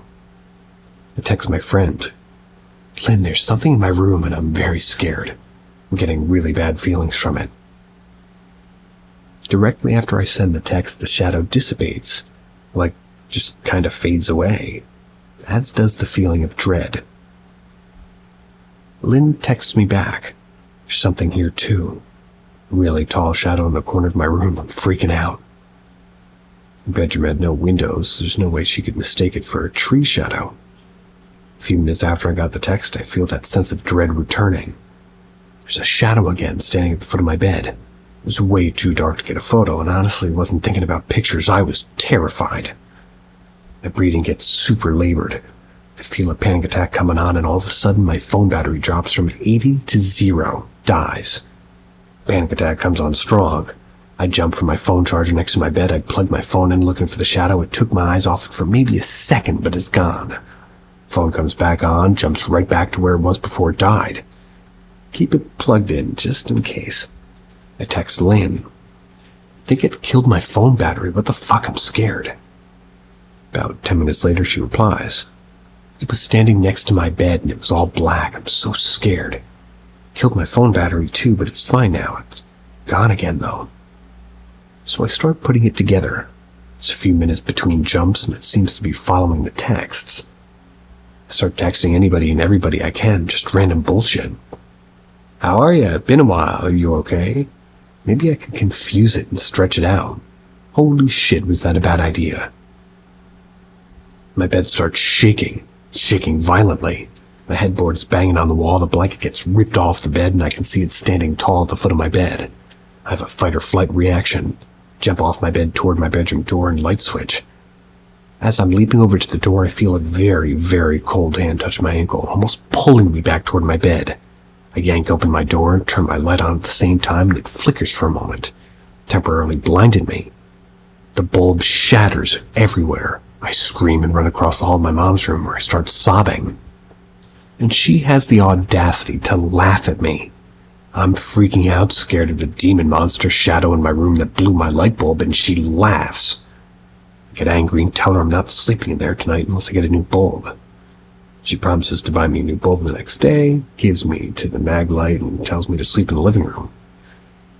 So I creep into the bedroom to grab my phone charger, run to the living room, and turn all the lights on.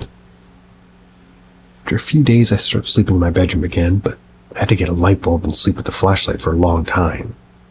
So yeah, Lynn refuses to talk about it. Nobody else experienced it. Nobody ever believed it. Still can't walk to my bed in the dark without feeling that hand on my ankle.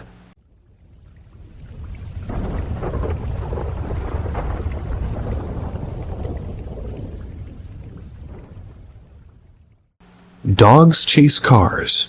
Apparently, so do hellhounds. So, timeline. This was around 2015. Not sure what month, but it was around 11 at night. I was driving from my dad's place to my mom's. I've said this a couple of times now, but my dad has a 75-acre of spooky-ass land where most of my stories take place. But anyway, I was driving. I had just started down the long driveway when I felt like I was being watched. Not cool, but it happens more than often you'd believe. I'm near the highway when I see a dark shape at the edge of the woods. Oh well, probably a deer, so I shake it off. We have a ton of wildlife in the area, from deer to panthers to the occasional bear, and it starts chasing me. Keep in mind, please, that this shit is practically normal in my mind. I have tons of weird stuff that happens. It's not like it was just barreling at me, it just moved after my car staying at the edge of the woods. So I keep my pace, turn onto the highway and speed up to 50 or so. I keep noticing something in my peripheral. I slow down and start looking for what it could be. A few yards behind me, I see this huge dog. And I grew up with larger dogs. My aunt had a St. Bernard mix growing up.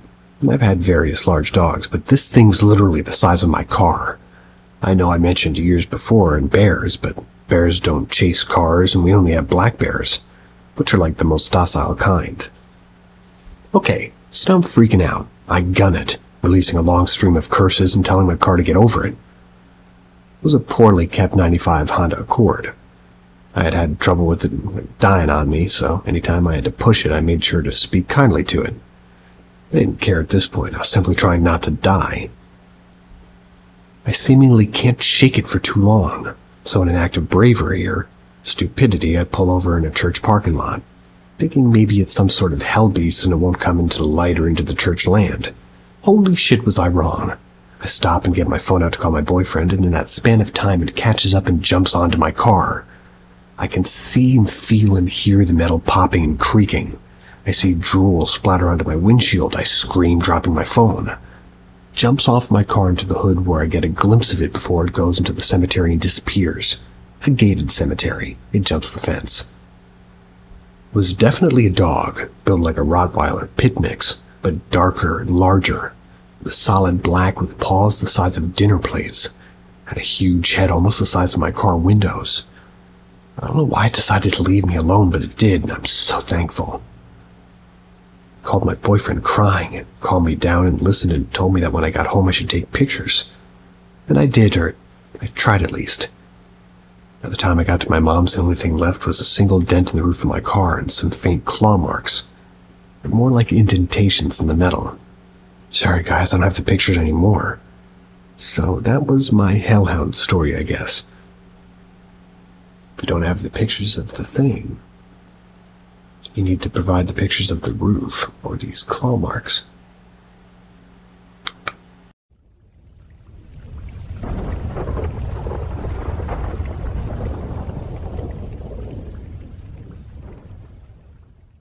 Dogs chase cars. Apparently, so do hellhounds.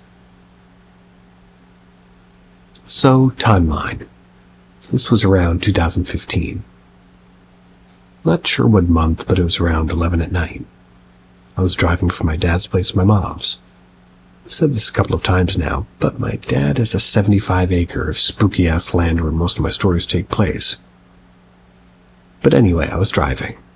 I had just started down the long driveway when I felt like I was being watched. Not cool, but it happens more than often you'd believe. I'm near the highway when I see a dark shape at the edge of the woods. Oh well, probably a deer, so I shake it off.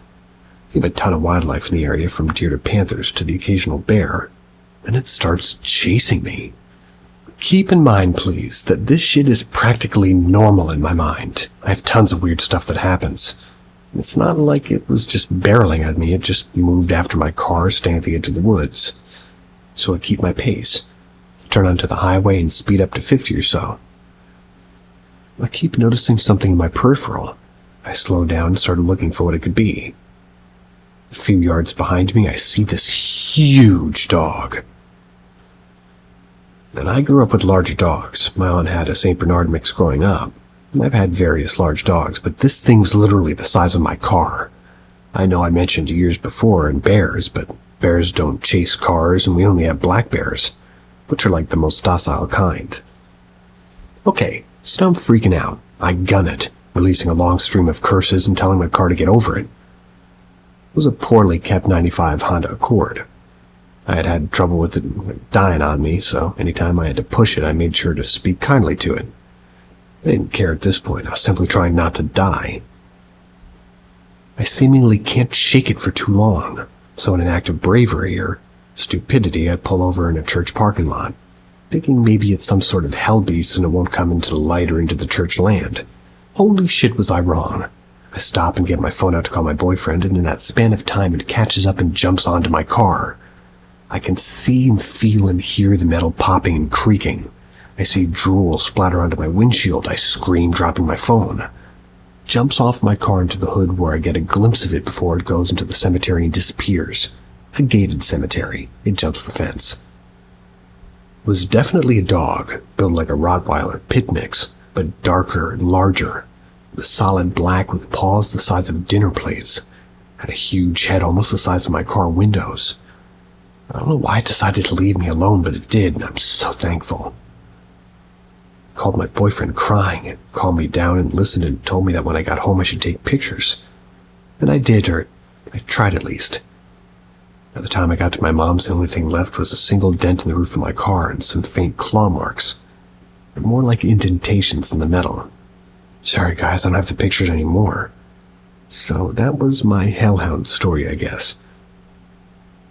If you don't have the pictures of the thing, you need to provide the pictures of the roof or these claw marks.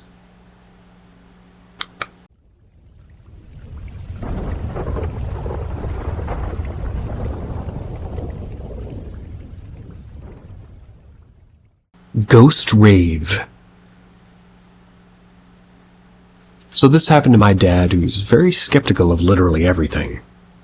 He still can't explain this, though. Timeline, I'd say maybe 2015 or 16.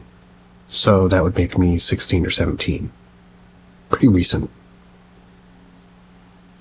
My dad had some anger issues. So one night after a fight with my stepmom, he left and went for a walk. We own 75 acres or so we've owned this land for a good 30 years at least. No neighbors for quite some distance. And even then, I'm from a small community. We're on a first-name basis with all of our neighbors for 5 miles or so. Most of them are my cousins somehow. So he went for a walk behind her house. We lived toward the back of the property, with woods surrounding us except for our neighbor's empty cow field. Moved the cows off to like a fixed fence. They'd moved for quite some time. As he got closer to the woods on the left of our house, he started hearing music. It was too faint to make out, but he was concerned that he had trespassers. So he kept walking toward it. He was very deep in the woods when he noticed it had moved west, so we jumped the fence into the pine forest. It was late spring or early summer, so not deer season. And not our land, but we know the owners, not a big deal. This went on for a while, and every time he got close to it, it moved to a different direction. He ended up walking about 4 miles, all the way across 4 different property lines of forest and field and onto a county road. His phone was dead, but my uncle was driving that road, so I stopped to give him a lift. This is one of the many times he's heard bizarre music and sounds coming from the woods. It comes from different sides, different volumes and styles. And no, none of our neighbors throw parties. And even if they did, we would know about it. Word travels in small communities like that.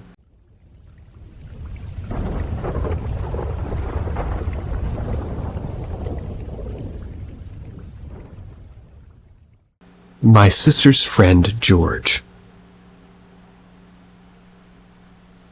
My sister has a poltergeist that we call George. It's questionable if he's actually a poltergeist or just a spirit or something else, but he's been around for at least 10 years. Anyway, here's the stuff you can actually care about. His name is George. Kind of appeared when we built our new house. I assume due to family issues that created a negative enough energy that he was created or he was able to feed off of it enough to become more steady. I was the first one to notice him. Started with the house creaking and lights flickering in my room and glasses in the kitchen tinking together at night. It was just the house setting, that's what I told myself. It's just weird electrical issues, my dad told me. It's just your imagination, my mom told me. Yeah, okay, whatever. Started hearing actual footsteps at night and car doors slamming outside at weird hours. It's just the house settling. It's people going to the bathroom or getting water. It's just the neighbors and the way sound carries over the forests and fields. Bullshit, but okay. A few other experiences happened not surrounding George, and slowly, over time, more of my family started believing me. Kind of became a joke of sorts. Hey, where's my tape measure? I left it on the bar. George probably took it, and so whenever we lost something and found it in a weird place, it was George. There was one time he took a biscuit, which I guess could have been a child, but it's more fun to blame the ghost. Then it started getting more violent. If Dad was in a pissy mood, something would usually just come flying at his head. Some of the more notable occurrences happened in the kitchen. It's when he would be cooking, like pots and pans and cookie sheets would all come out of their assigned areas and smack him in the head, which makes him more angry, but he usually leaves the house for a bit when that happens, but we always would blame George. He just blames whoever put the dishes up for not putting them up correctly. Doors started slamming. It's just the air conditioner, and furniture started moving around. Just the dogs pushing stuff when we're not home. And the glasses started shattering for no reason. Just cheap, thin glass, it happens. While the parents brushed off as normal occurrences and don't really think George is real, the kids know. A big thing happened one time. All the kids were in bed and their closet light was on, and we were all arguing on who's going to turn it off, because nobody wanted to get up. We'd see a pale arm come out of the closet, flick the light switch off, and needless to say, we didn't sleep much.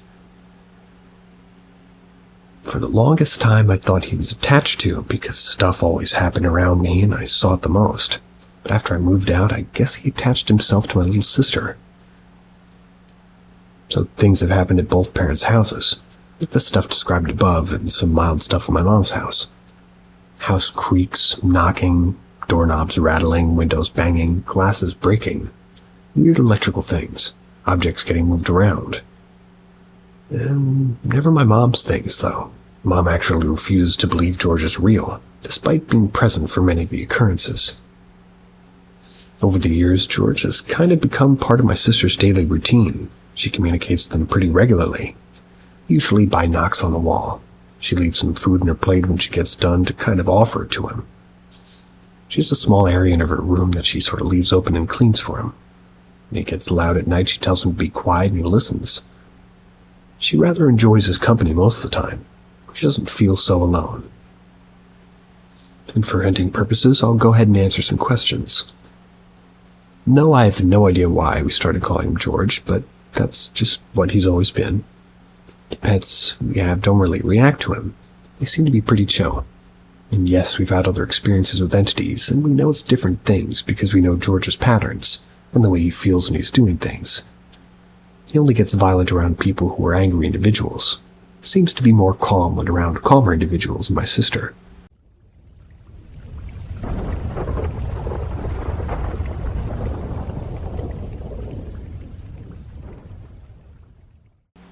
My Ghost Therapy Dog. A light-hearted story. So when I was little, like 6, my family got a puppy we named Frank. Frank was intensely protective of my siblings and I. He was a smaller breed, and he once literally almost died saving my brother. Oh, that was from some creep. So Frank was a very good boy. As I got older, I struggled with night terrors, PTSD, that's an unrelated incident, and severe anxiety. Frank was there for me through everything. He learned how to sense panic attacks and anxiety attacks, and he would stay by me and comfort me when he needed it. Frank slept in my room, and we had bad nightmares, and he would either lay back to back with me until I calmed down, or he would find a gentle way to try to wake me up. Frank lived to be an impressive 16 years old. He was beginning to lose his ability to walk when he had passed, but he insisted on sleeping in my bed, and he would crawl over to me when I needed it, so he could keep taking care of me. After Frank passed away, the nightmares came back worse than ever. Specifically, a lot of nightmares about losing him. I noticed I would still wake up mid-nightmare, oftentimes to the feeling of a warm presence pressed against my back, and a few times I was certain I heard Frank's quiet snoring. During the 6 months or so after he died, I learned how to cope better with the PTSD on my own.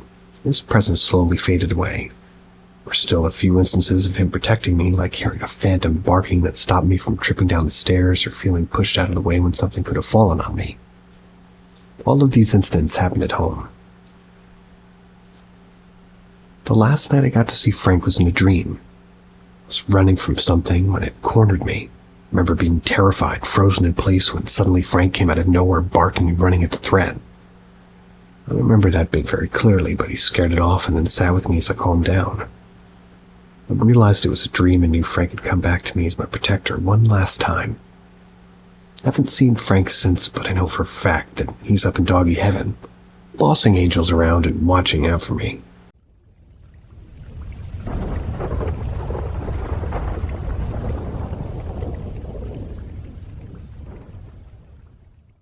Entity potentially following me.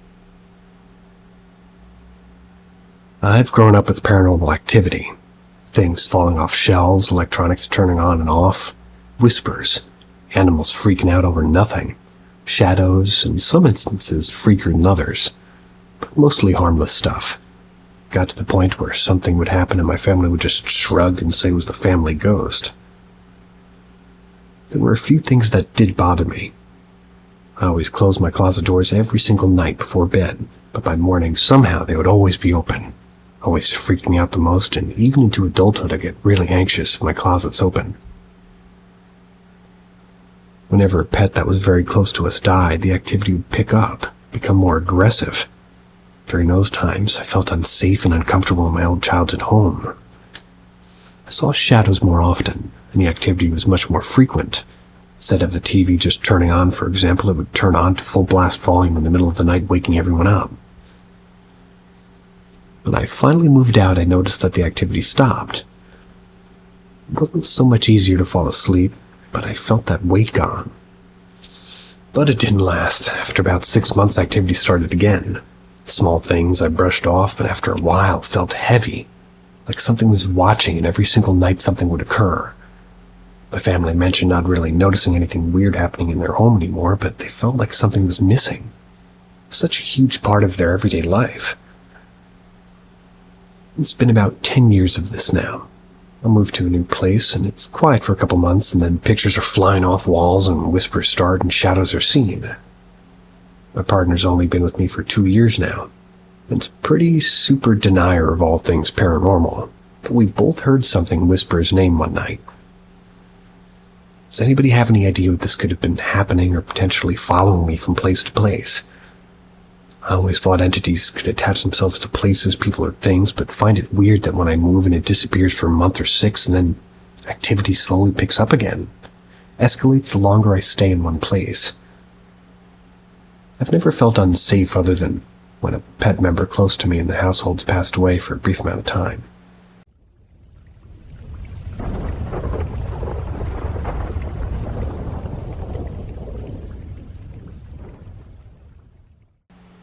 Ouija experience. Not too long ago, my good friend, let's call him Jeff, used to live in this apartment complex right around the corner from me. We spent a good amount of time hanging out at his place. It was undoubtedly haunted by someone or something. There'd often be things out of place, moved around, or just simply pushed off whatever surface it was on. There was also this feeling of uneasiness and dread that sometimes lingered in the air. All that combined really made me want to get a Ouija board, talk to whatever spirit was there. Around the same time my great-grandmother was moving out of her house. She'd lived there for 20-something years, so we helped her clear out the place, and coincidentally enough, I came across a board. Casually took it with me. My mother and grandmother aren't quite fond of those things. Knowing about it, they wouldn't want to, well, I guess they would have just wanted to simply throw it out, but I wanted to keep it. It was dusty and old, and obviously hadn't been played with in quite some time. So I bring the board to Jeff's house. We played with it. The first session, we just come into contact with a couple of spirits. It's pretty intriguing, but we called it a night, ended the session, and headed to bed. The next night, when he got out of work, we went back to his place again. Started another session. But something didn't feel right this time, though. Felt wrong and made my stomach queasy. I asked if anybody was present. It took about 20 minutes for a response. I moved to yes quickly, which I found odd because usually benevolent spirits are slower. But this planchette almost came out from under our fingers. Then we asked for a name, which sent chills to the inner core of my body. Repeatedly went from Z to U over and over again. Zuzu. Holy shit. Started freaking out and we demanded to say goodbye, but it wouldn't let us, making me panic even more than I already was. Then it started spinning. It was spinning in the figure of an infinity symbol before it spelled out run. Then it flew to goodbye and the board flipped itself over. It was exactly 3 a.m. when all that happened. Later that week, Jeff called a priest to his house and it was blessed. He said it had an extremely dark feeling to the house, or something of the sort. Shortly after that, we put the board away and haven't really played with it much. I do not blame you. See ya.